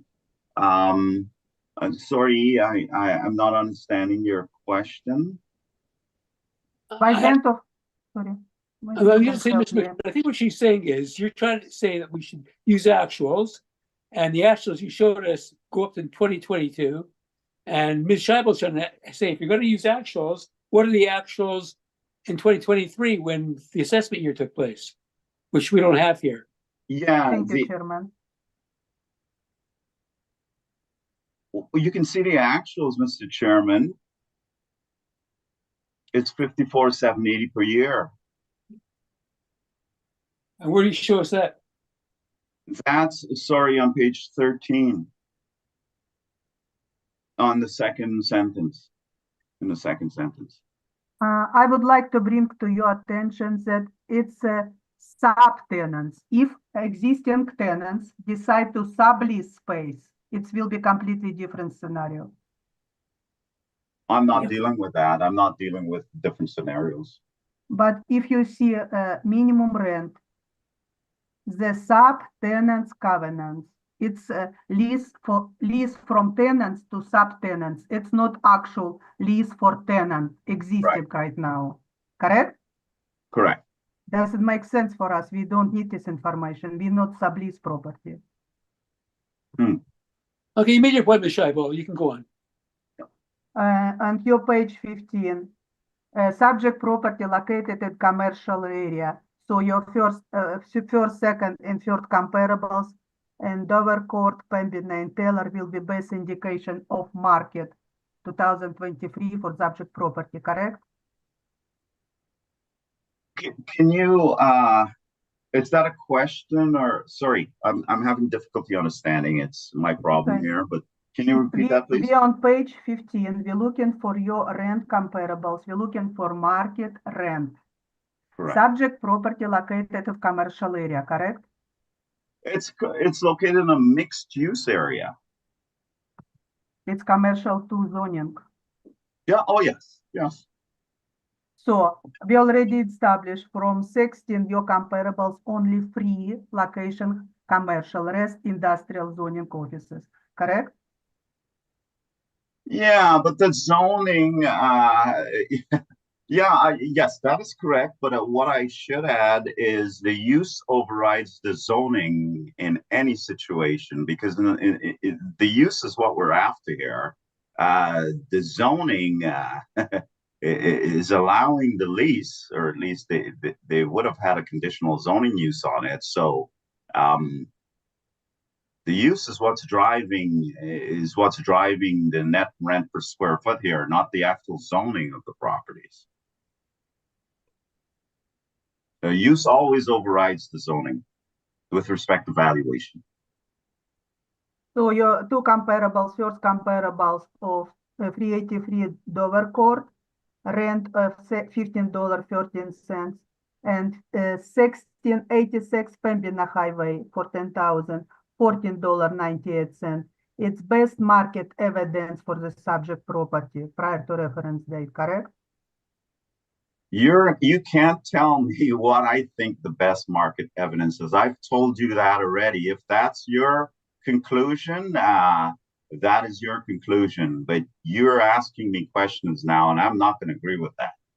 Michelle, but you can argue that, okay? It is evidence, but Mr. McCubbin is not going to volunteer that information to you. Okay. Right. Thank you. No further questions. Thank you. Ms. Del Oro, do you have any questions? I have no questions. Thank you, Mr. Chairman. Thank you. Mr. Whitbread, do you have any questions? No, I'm good, thank you. And I'm good as well. Thank you. Okay, so that takes us to the last matter on the, well, no, we have to go back to the first one. The last matter on the agenda, which is item number 7, and that is the property of 301 Nassau. And when you're ready, you can go forward, Ms. Shadow. File number 24-2639, roll number 12021934000. Yes, 2025 years, this reference day April 1st, 2023 at 1,535,000. The subject property 2-floor building, office building, built in 1975, and same area, has land area of 5,503 square feet, plan area 4,361 square feet, has basement area 3,916 square feet, gross floor area 13,638 square feet, assessed leasable area 8,083 square feet. The subject property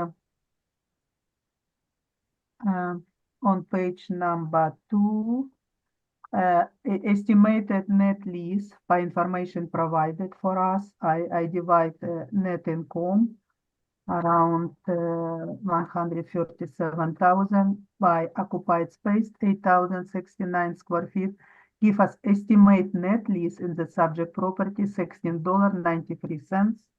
On the same page, I showed that it was interior renovation in 2001, 2004, prior to effective physical condition of a subject property, January 1st, 2025. So it was 2 interior alteration. The subject property premise, right now it's occupied by medical aesthetic, medical office in existing multi-story size 2024. And its first permit on page number 3, 4 permit on page number 4 in 2021. It was another alteration for African community of Manitoba occupation permit. So we have 2 tenants. On page number 5, start the air, photo, and street view of subject property. It's located southwest of the city, on corner of Nassau and which another street? Nassau and Warsaw Street. This building, a 2-floor building, more air photo street on page number 7, has parking area. If you look on page number 6 on the back lane on our left side from the west. Located C2 community, commercial. I will already look into this property because it's close to the previous buildings, subject property. So actual assessment start on page number 9. We did assess 8,083 square feet at $13.34 per square foot. Give us potential rent 107,803. We apply same 6% vacancy loss, 3% not recoverable expenses. It's shortfall $8 per square foot. It's for also dormant building, less than 4 floor. We give us net operating income 94,450. Overall capitalization rate generated by model 6.15, give us estimate value of 1,535,000. On page number 10, I presented same set of comparables on Caridon and Pembina, give us media $15.70. We assess $13.34 per square foot. On page 13, full income expense mail provided for us. It's actual net lease inside. Plus, if you see, they have 4 parking stall as a monthly rent $14 per square foot. Set of comparables for rent. Okay, based on evidence and analysis, the April 1st, 2023 market value of subject property is 1,535,000. Thank you. Any questions? Mr. McCubbin, any questions? Thanks, Mr. Chairman.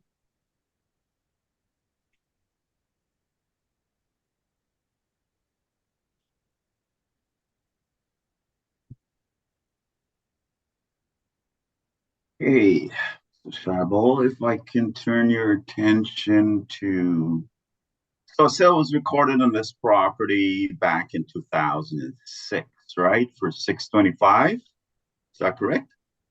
Correct. Hello? Correct. Yeah, okay.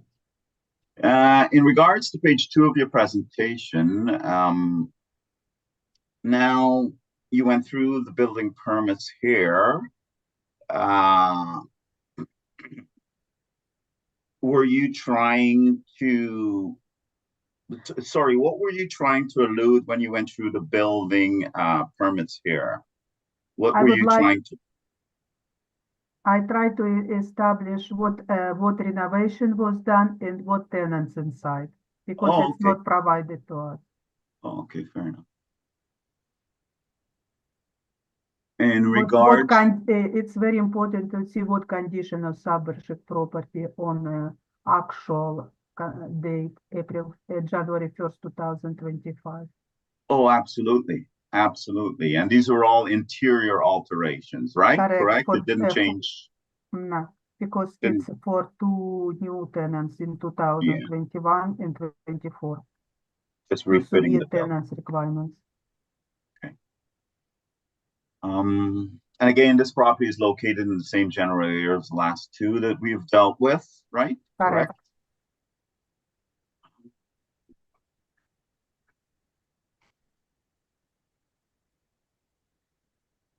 Now, so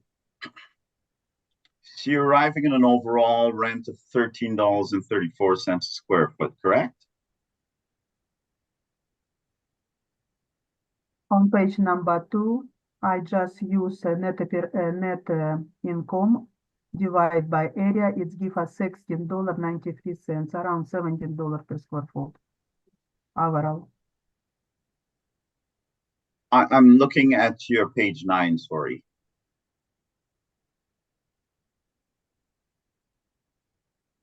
The overall rent was overall, 13. Correct. So the overall rent is $13.34, right? Correct. Okay. And you apply the capitalization rate of 6.15. Now, again,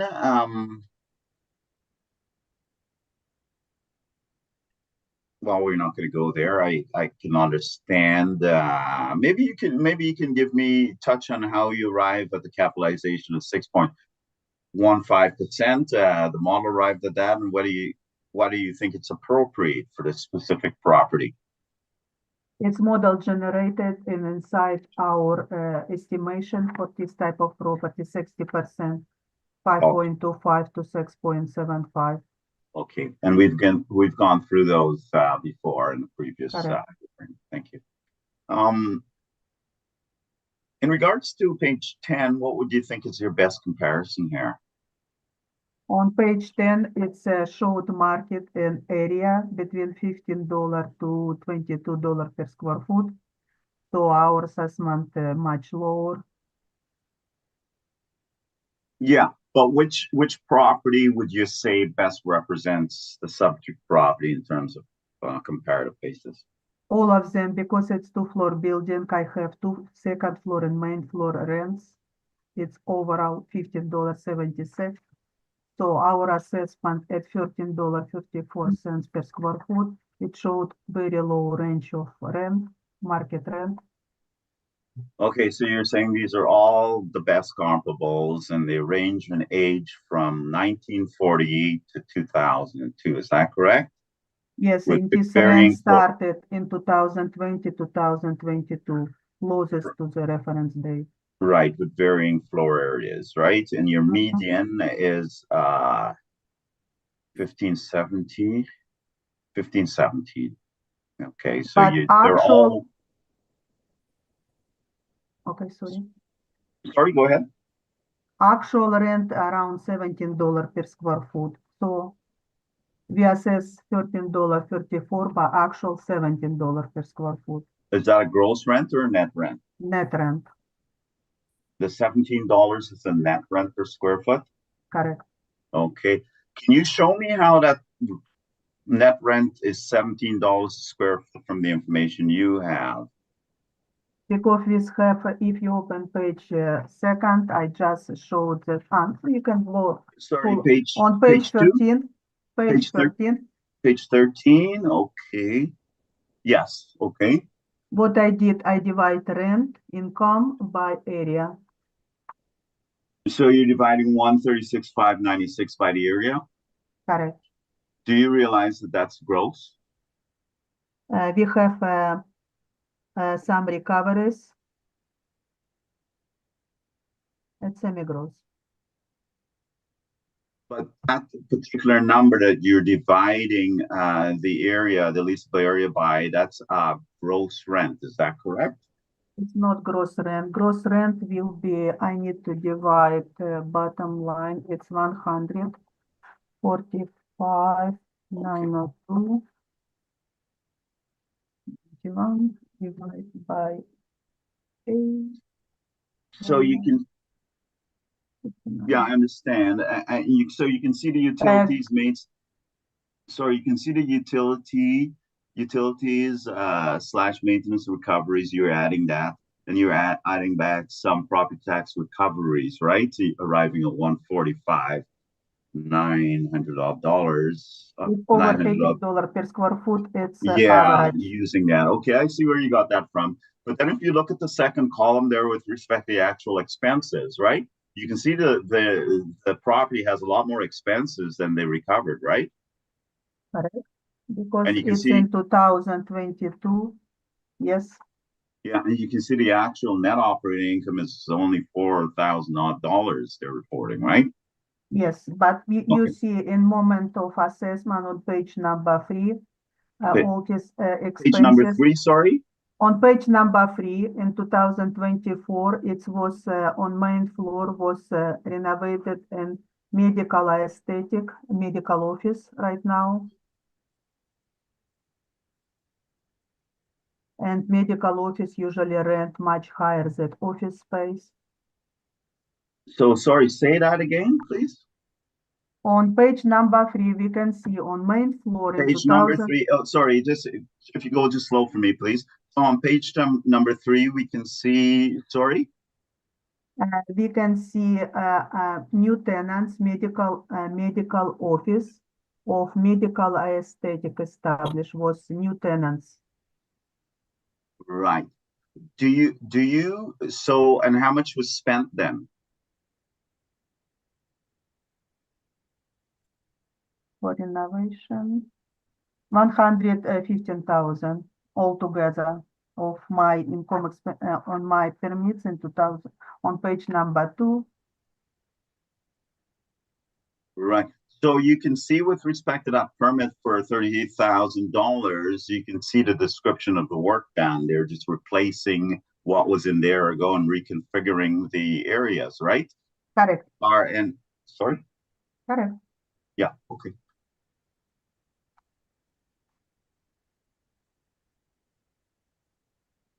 So they're not building out, they're just demising the area differently to suit the tenant's needs.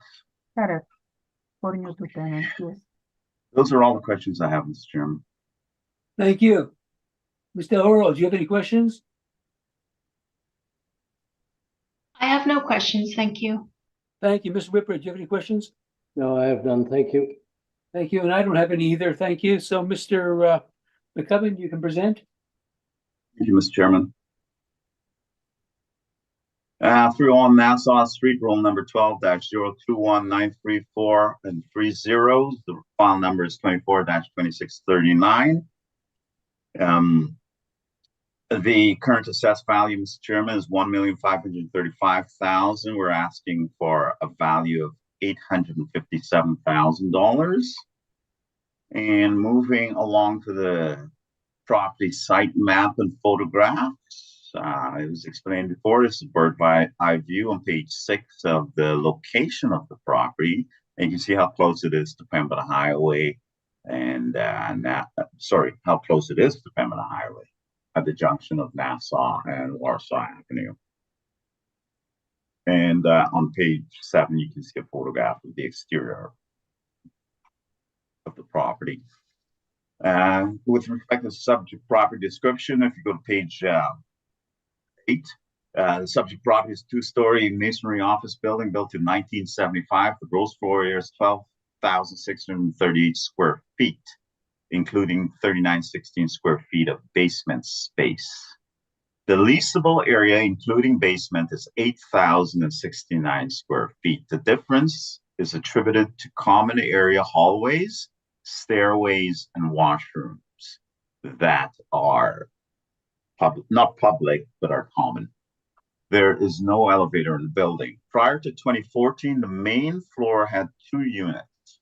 One was occupied, 101, while the second larger space, 100, unit 100, was vacant. The owner stated that due to its rare location, it is a difficult space to lease. In September of 2014, they reconfigured that space into 5 smaller units with common area and washrooms. The loss of leasable area to the common area was 528 square feet, demising it into those smaller units. In late 2015, the leasable area of Unit 101 downsized from 1,000 square feet to 650 square feet, with the remaining square feet, 350 square feet, as part of the unleasable common area. The result of these 2 changes, the leasable area of the main floor was decreased on the main. The leasable area was decreased on the main floor from 3,221 square feet to 2,293 square feet, adding the 2,410 square feet of leasable lower level and 3,366 square feet of leasable upper level space equates to a combined leasable of 8,069. So that's where that came from. The second floor and basement are comprised of smaller office units. So the larger area is on the main floor. The site is 5,508 square feet in size and is zone C2. The property has 4 stalls at the back of the property, so it has a relatively low land building ratio also. With respect to highest and best use, the highest and best use of the subject is as it exists today in its current use. Moving along to the income approach to value. I'm not going to go through potential market rents. We've gone through those for office buildings. I have a blank page on 13 for some reason.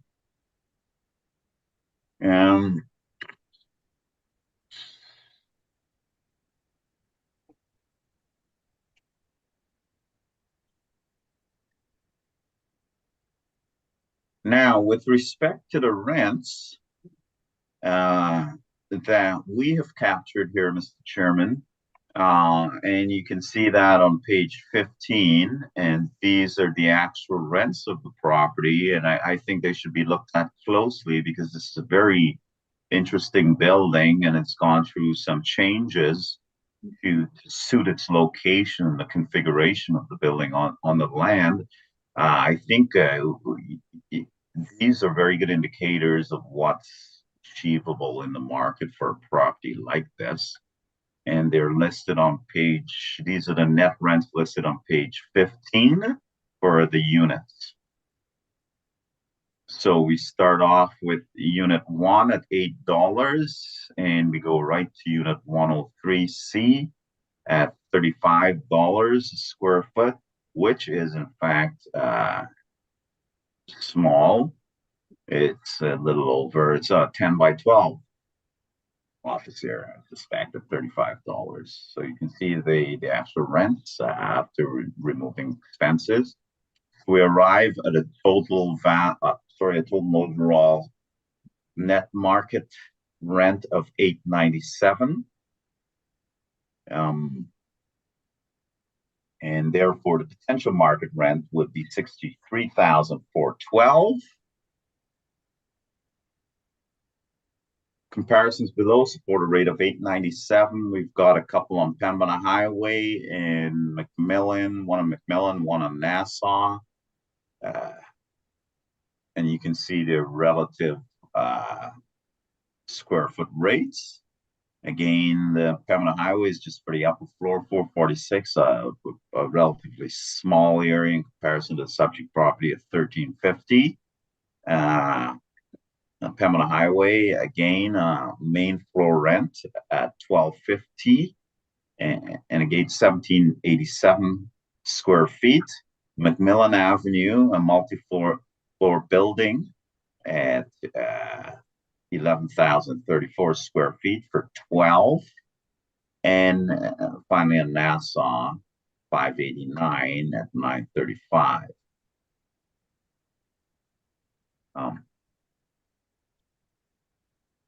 With respect to vacancy allowance, we're in concert with the assessment department at 6%.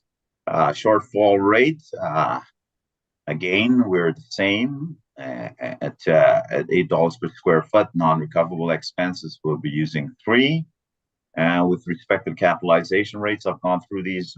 I'm not going to go through my entire presentation with respect to capitalization rates, but just to point you to the suburban office cap rates that are from the brokerage firms, and these for investment grade properties, mind you.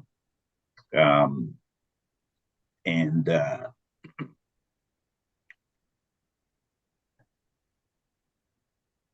moving along to page 18 with respect to the cap rates that we calculated for suburban type offices at 6.96 and 7.56. We feel a capitalization rate of 7.25% should be applied to the subject property based on what I've discussed previously with respect to the demising the small areas of the subject property, the lack of parking, and also the configuration of the building on site. In this property, we think the capitalization rate to be applied after those comparisons with respect to the subject in terms of its marketability. We would think a capitalization rate of 7.25% is appropriate, and that's what we applied. And if you look at page 19 of my presentation, you can see the end result, Mr. Chairman. Net operating income of $62,131. Applying a capitalization rate of 7.25, we arrive at a value of $857,000 rounded. And reconciliation, only the income approach value was considered. In summary, we respectfully request the Board of Revision to reduce the 2025 realty assessment for the subject property from $1,535,000 to $857,000 for the reasons set forth above. And going to my appendix, just has the information with respect to I&E in the assessor's workup. And that is my presentation, Mr. Chairman, and I'll open for questions. Thank you. Thank you. Ms. Scheibel, any questions? Yes, let's open page 15 of agent brief. Page 15, sorry, just let me get there. Page 15, thank you, yeah.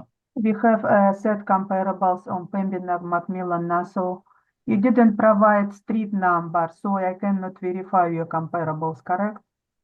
Generally, when this happens, we would expect the assessor to reach out to us, and we're not hiding. We should be more consistent with this, obviously, but we are not hiding any information. If you had reached out to me, I would have given you that information. There are reasons why we keep certain addresses hidden, and but this is not meant to be persuasive or for ulterior motive, sorry. You would agree the rents increase over time, haven't we? Well, I would agree, sorry, what? Rent increase over the time, haven't we?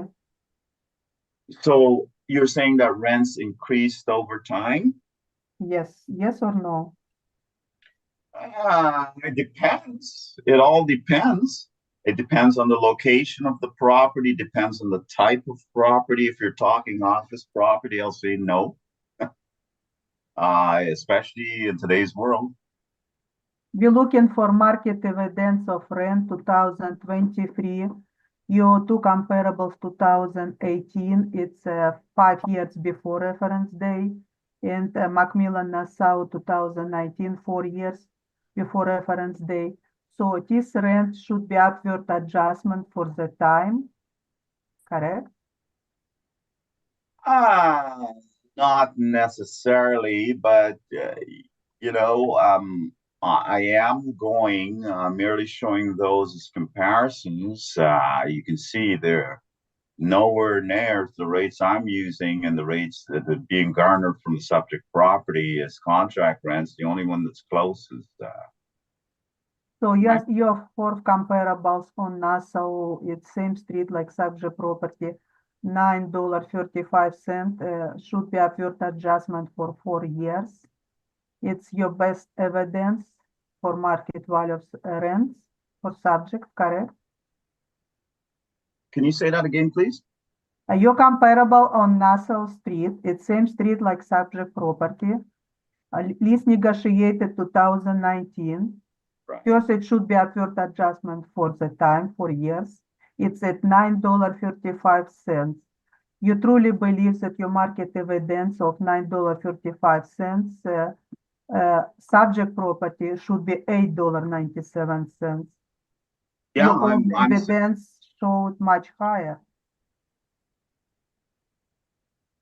Yeah, but there are reasons for that. I'm looking at a site-specific basis for this subject property, and I'm saying that this is a very difficult property to deal with. It's not your run-of-the-mill property that you know, as soon as the tenant came out on the main floor, you'd lease up right away, good location, good building, good area.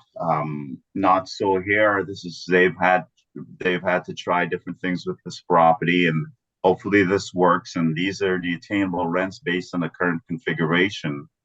And the attainable rents are $8.97 per square foot, and you can see some of my rents are $35, $7.49, $7.96, $11.05. So they're all over the place. Yeah, based essentially on based on the areas.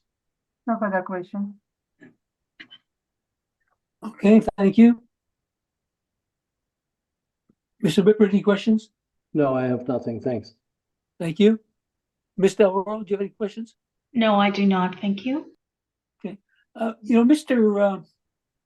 McCubbin, I'm looking at your, I guess, page 15, where you have your rent roll. Yes. And you have, there's quite a discrepancy in the rents. How do you account for the fact that they could be as high as $35 and as low as $5.13? That is based specifically on the larger areas versus the smaller areas in the economy of scale, Mr. Chairman. And that's what I didn't make these numbers up. That's the actual net rents. Yeah, because some of them are larger and still have very, very low depends, Yeah, that's small. depending on the location within the building. Yeah. You have you're showing number 2 is being vacant, Number 2 is a vacant. and you show in your This column museum. net contract rent per square foot as 0. So is that because it's vacant, so you're not getting any revenue from that? Yeah, that's correct, Mr. Chairman, and we just But placed then this. use that, you take a 6% vacancy as well, don't you? Pardon me? But you're using that and taking a 6% vacancy as well. I'm still, yeah, there's vacancy within this building and I'm still, but yeah, that's the way it's done, Mr. Chairman. When you look at that, again, you know, I can see where you're going. You want to do a truly site-specific single purpose use for a building like this, but we're looking at an income summary, Mr. Chairman, where we apply market inputs with respect to the rents, and in some cases, in this case, contract rents. But I think we're pretty consistent in what we apply with respect to on the expense side, with the exception of the capitalization rates. So this is applied right across the board. If there's vacancy within a property that's chronic in a sense, we will atone for it and over and above what the assessment department is allowing. We will atone for that up to 25%. Okay, I'm not exactly sure how this table's working, so, okay, I think you've answered my questions. Thank you, Mr. McCubbin. If anybody would like to make a summation since this is your last one, I'll Is this let the you last do one, that. Mr. Chairman? I guess it is. Is there I'm another- good for summation, Mr. Chairman. I'm okay. Unless Mrs. Scheibel needs to, I may summarize. Sorry. Well, let Ms. Scheibe go first if she wants to. Okay. Our job here today is to analyze the market evidence and determine the best conclusion of the market value. We have two main area of disagreement is rent and capitalization rate. Regarding rate, assessment model generated $13.50 roughly, very well support by agent rent on Pembina, $13.50 per square foot. By using very low rent, like $8.97 by agent, that much lower that, for example, his own comparable on Nassau, but $9.35, it will be much higher than $9.25 because this lease already expired August 1st, 2022, before reference date. So by using very low rent, the agent undervalued the subject property.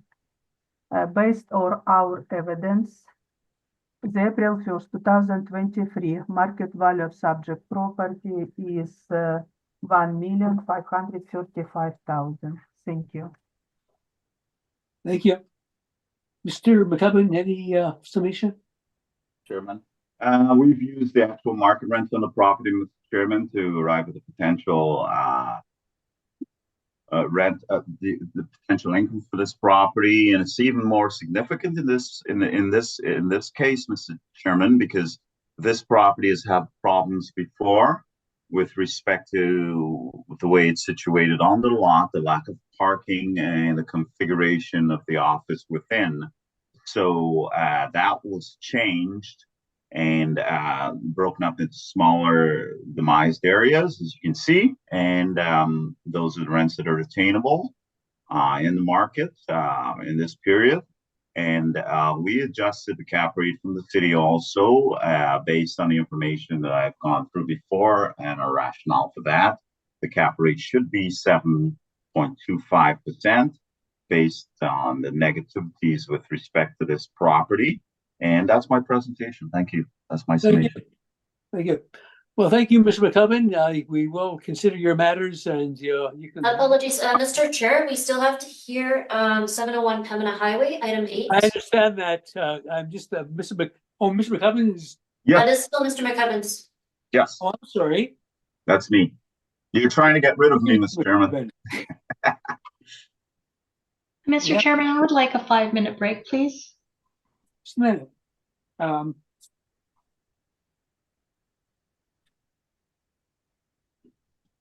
Okay.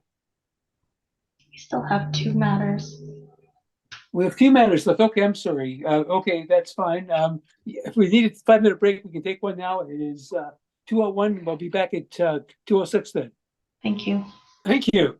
So we'll now proceed with agenda number 8, 701 Pembina Highway. And Ms. Scheibe, when you're ready, you can begin. File number 24-2824. Roll number 120-12595-000. Assess 2025 with market condition of April 1st, 2023 at 1,205,000. The subject property, 2-floor office building, original built in 1988, located in C2 commercial zoning in same neighborhood, 107 MB network. Subject improvements, suite on land area of 5,901 square feet, has plan area 2,321 square feet, has no basement, gross floor area 5,493 square feet. Because it's no basement, mechanical room on main floor, that while leasable area only 5,000 square feet. On page number 2, roughly estimation of gross leases at the subject property around $27 per square foot, and usually expenses 40-50% less. It will be net lease estimated. The subject property has interior renovations as 2003 to accommodate different type of tenants, 2003, 2010, 2014, and 2023. It's 111,000 for interior renovation. Air photo of subject property, it's street view on page number 3.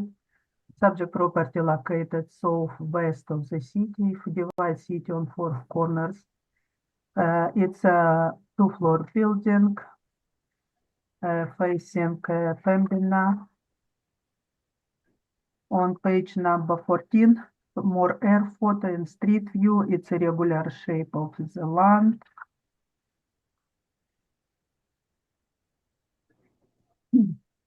Located C2 zoning, zoning, commercial zoning, between facing Pembina.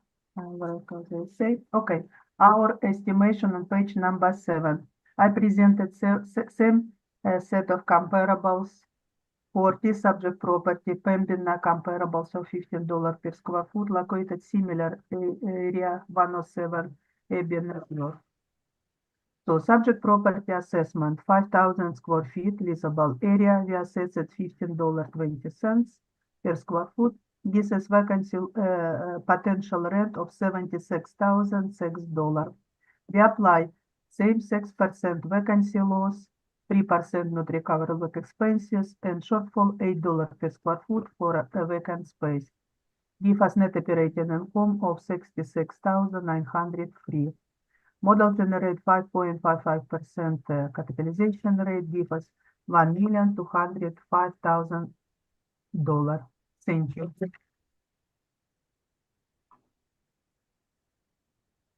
Please forward all my comparables information from previous cases.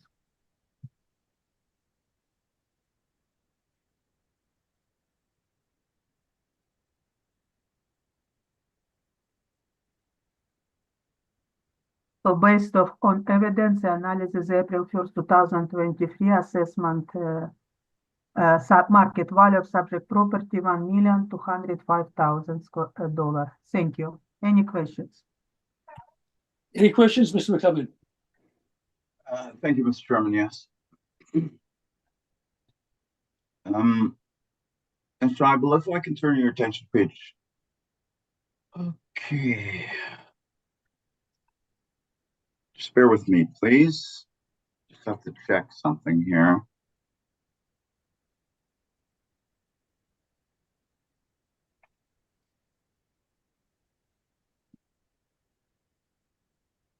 This is something I'll be checking in the future, but we accepted the areas as presented with respect to the leasable. But on page 1 of your presentation shows a plan area of 2321.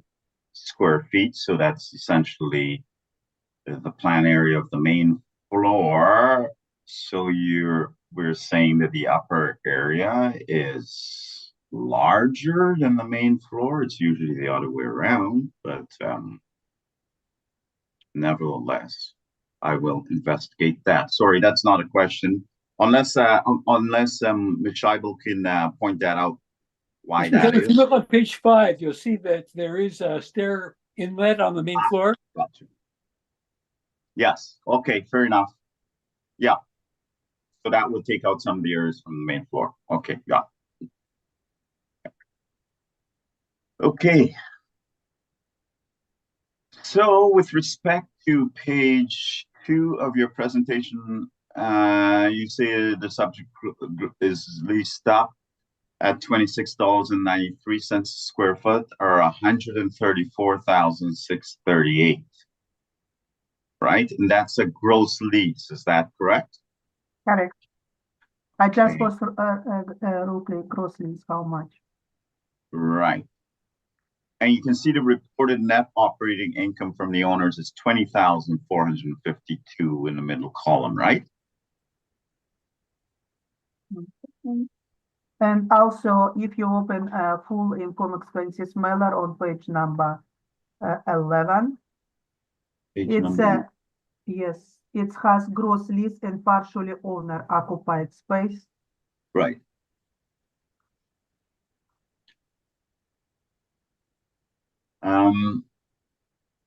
Okay, thanks for that.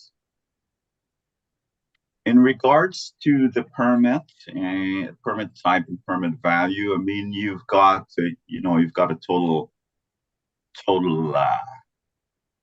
and I appreciate you bringing the permit values in, that's fine, but just to guide the board here, this is 111,000 over, over 2 decades, essentially. You're asking questions right now, Mr. McCubbin. Not Pardon me? making an argument. Please. Sorry, yeah. So the total permit value is $111,500, with the majority of the permits coming with the majority of the permit value coming being prior, including 2015 and prior to 2015. Is that correct, Ms. Scheibel? It's permits prior interior alterations, that why effective years built and the actual age same 1988. And regard your net operating income of 20,000, if you look on page number 11, they put into 34,000 of depreciation cost, 13,000 of mortgage interest. It will become up to 60,000 net operating income. If you will be specific, analyze income expenses mailer. Okay. It's very close to our model, 66,000 net operating income. So and plus this property partial owner occupied. So our model do it very well. Okay.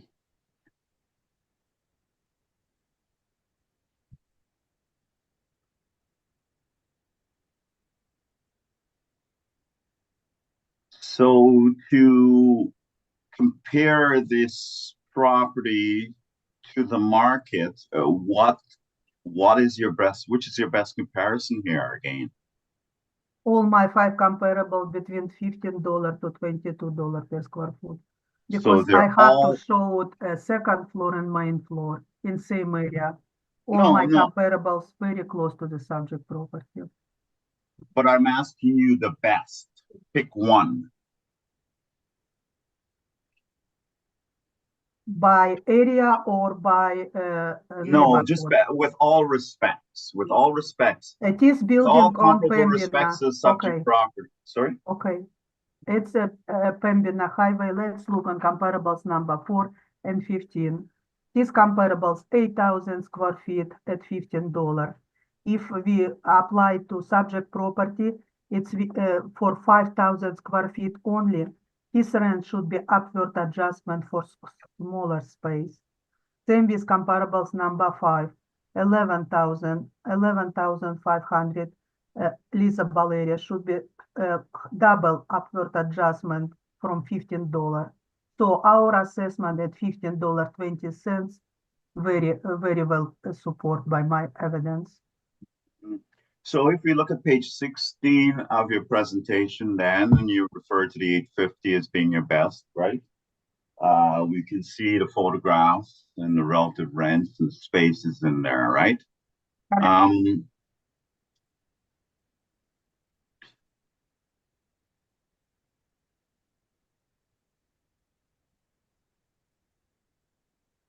These comparables like subject property facing Pembina. And all my two comparables located in building 850. The whole property has 3 buildings, 890, 870, 2-floor building, and 1-floor building, 850. What is the total area of those 3 properties, please? If you have. I don't have this answer. I don't use this property like a direct comparison approach. I look for space similar to the subject property, how much it will be rent on market. And Would this you comparable shows that it will be rent more as $15 per square foot. Would you consider this a better location than the subject property? It's the same location like subject property facing Pembina. Если subject property 7-1, it's 850, it's few block. It's not the same location. I'm asking you, is it better or is it worse than subject property?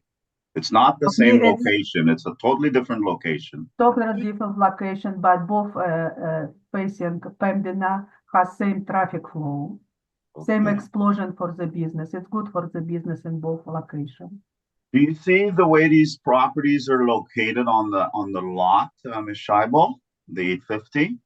You see how they have adequate egress and ingress and an abundance of parking? We're looking for first building 850. Yes, it has parking from both sides. Yes, so there's quite a bit of parking, and as far as you can tell, there's no negativities with respect to this building in terms of their location on the site. Is that correct? They're built in the best location suited for the building type. Is that correct? According to income expense mailer on 11th page, it has outside 6 parking, and we have inside only 4 tenants. It's enough parking space for this location. Those are all the questions I have. Sure. Thank you. Mr. Whipper, any questions? Okay, you're muted, but I think I read your lips well. Yeah, sorry. It's okay. You saw my head shake. I have none. Yeah. Mr. Elrod, do you have any questions? I have no questions, thank you, Mr. Chair. And I don't either, so you can present, Mr. McCubbin. Thanks, Mr. Chairman. 701 Pembina Highway, roll number 12-0125995,000, file number 24-2824. The leasable area, as you've heard, is 5,000 square feet. This is a 2-story structure built in 1988. The site size is 5,901 square feet. We're dealing with assessment year of 2025. The current assessed value is $1,205,000. And our requested assessment, Mr. Chairman, is $887,000. Moving along to the actual property site, maps and photograph, you can see skewed view, aerial photograph, not aerial photograph, but a skewed view of the outline of the lot with the assessment surrounding, which I'm not comparing assessments here. Then down below, you see a bird's eye view of the property as it sits. The building, sorry, as it sits on the property. You can see the parking areas at the back and the side facing Pembina Highway of the property, if you want to call that the back of the property. The laneway can be the back of the property. With respect to the actual building, you can see it on page 7. And because of the actual location of this building and the configuration of the lot, they've had to put up barriers in case, and I'm not sure whether there must have been an accident or a car barreling into the front of the building off of Pembina Highway, but nevertheless they've put a rather well, it doesn't look good in front of the building, although it's concrete and it's uniform. It's just something to stop cars from going through that front window if they ever come off Pembina Highway. It sits right on the sidewalk. So with respect to the property description on page 8, the subject property is a 2-story suburban office located at the corner of Pembina and Lilac Street.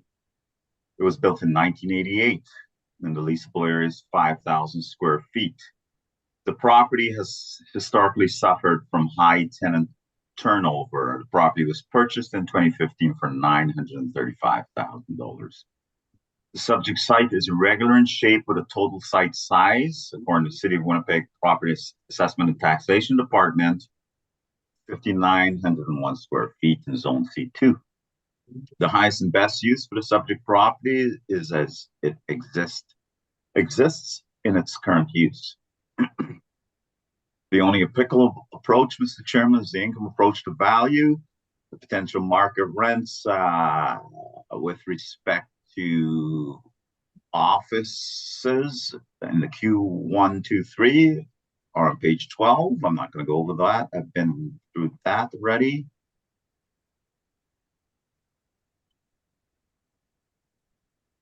Okay, getting down to the potential rent for the property. If the owner occupies 1,800 square feet, we're putting them in at $15 a square foot. For IT Convergence, their net rent is $17.16. For Dr. S. Dirksen on the second floor, it's $10, and the couple clinic is at $11.33 for an overall square foot potential rent of $12.68, arriving at a total potential income of 63,412 square feet. Sorry, $412. The comparisons we've been through before, they're listed below on Pembina and McMillan. Going on to page 16 of my presentation, we're in agreement with the vacancy rate, also with the shortfall rate, and with the non-recovered expenses with a caveat, as I've discussed before. With respect to capitalization rate, we have applied a capitalization rate of 6.25% for this property. I'm not going to go through the capitalization rate presentation again, but just to point you to Burnell and Dover Court on page 18 at 6.96 and 7.56. And just the reported, these are for investment grade offices on page 17. And you can see the brokerage firm reporting with anywhere from 6 to 8%. 8.5% in total.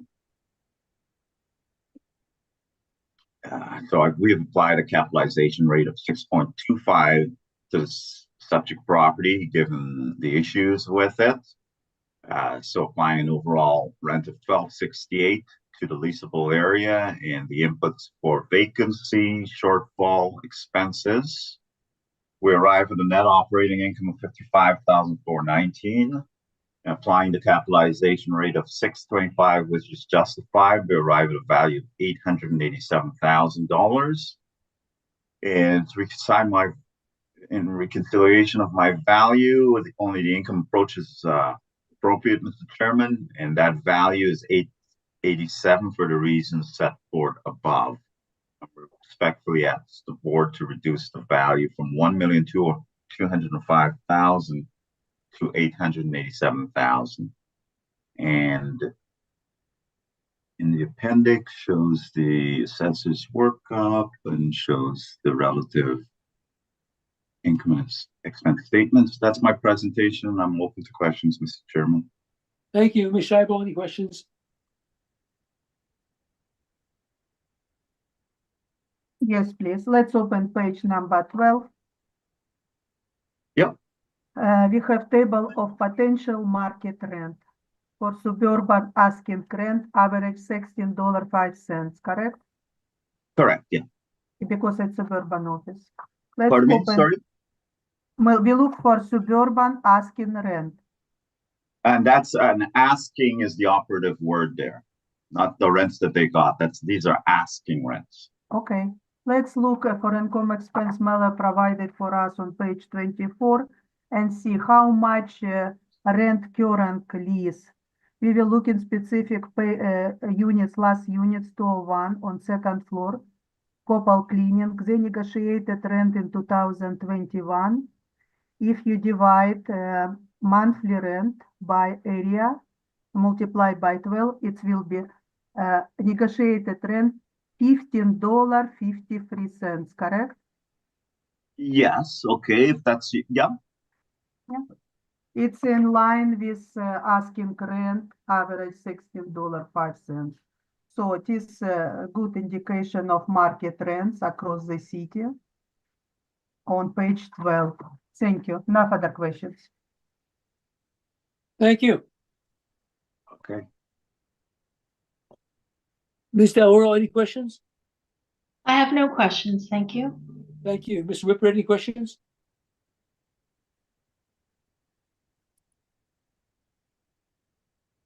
Okay, I don't think Mr. Whipper has any questions. He's muted, but and I don't have any questions. So thank you very much, Mr. McCubbin.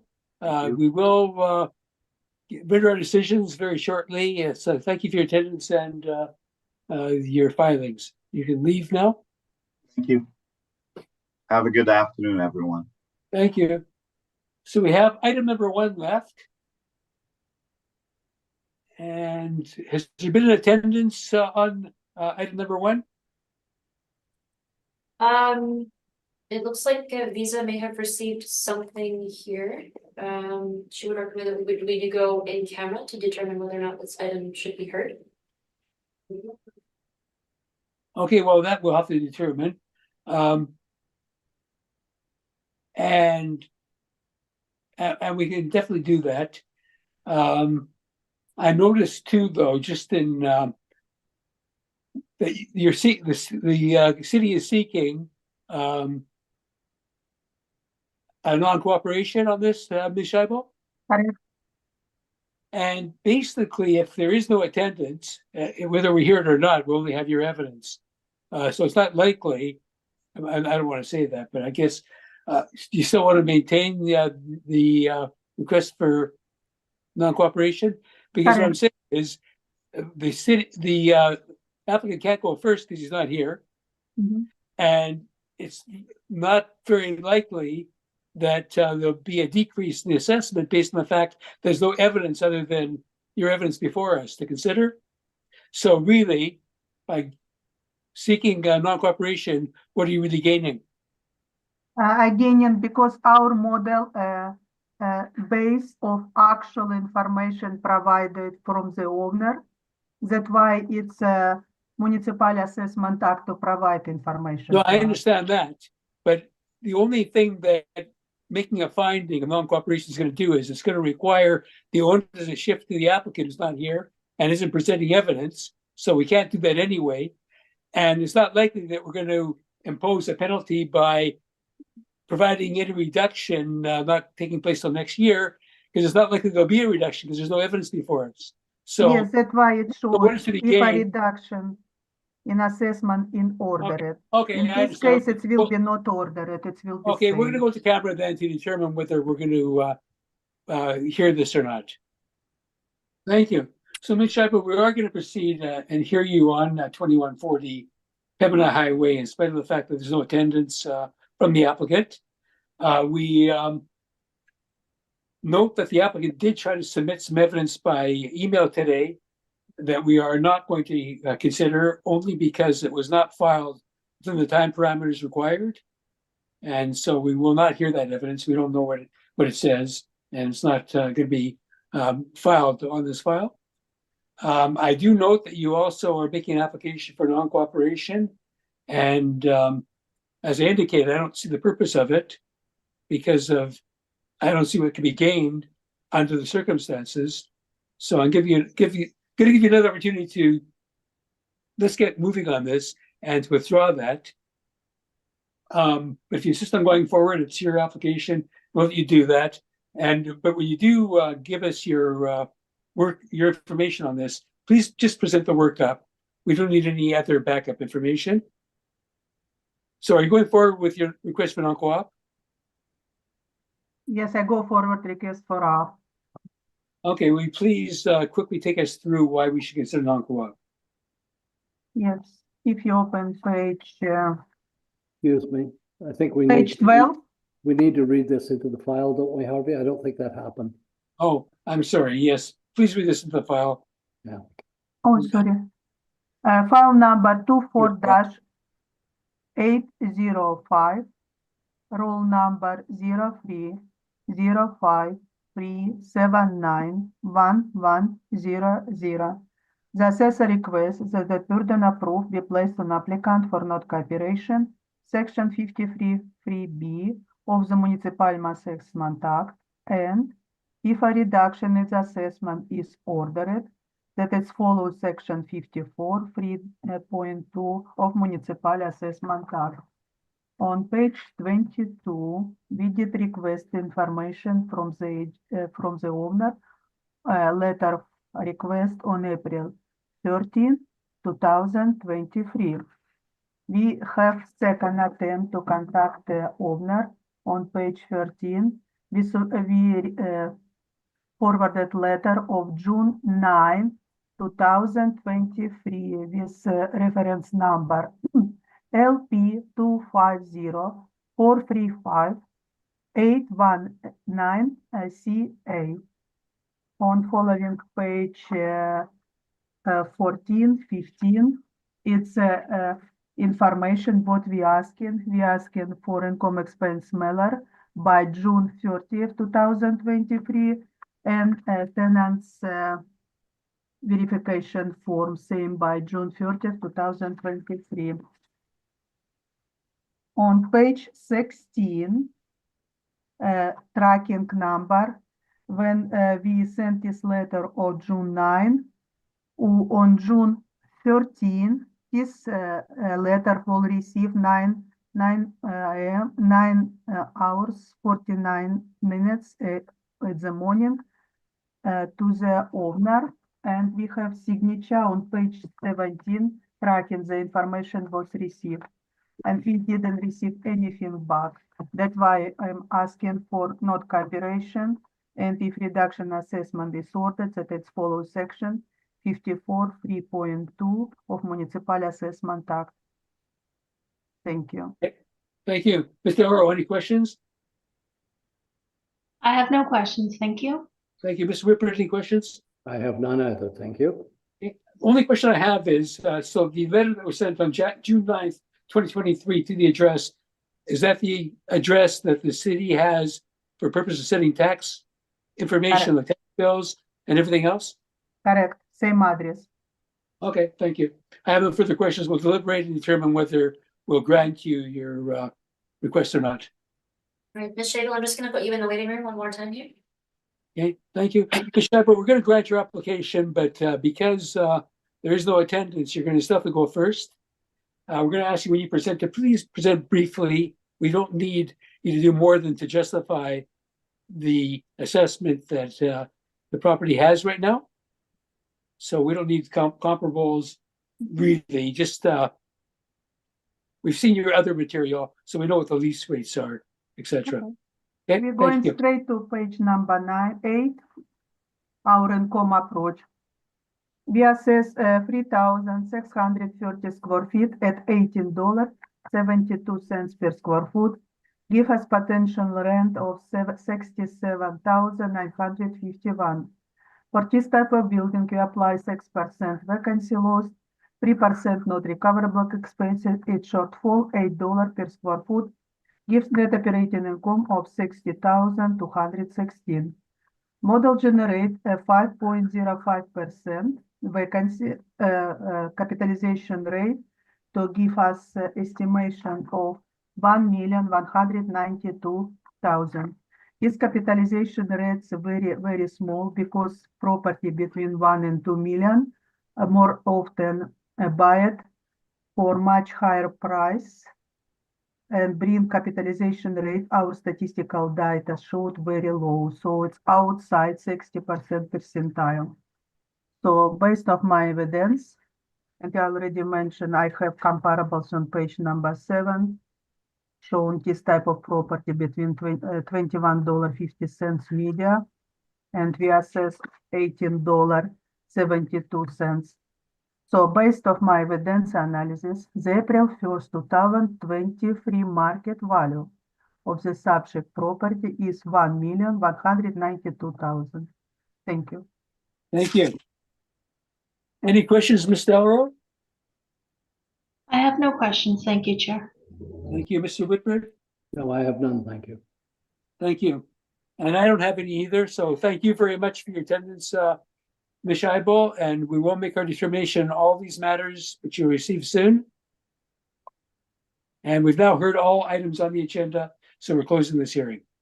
Thank you very much. Happy season, holiday season.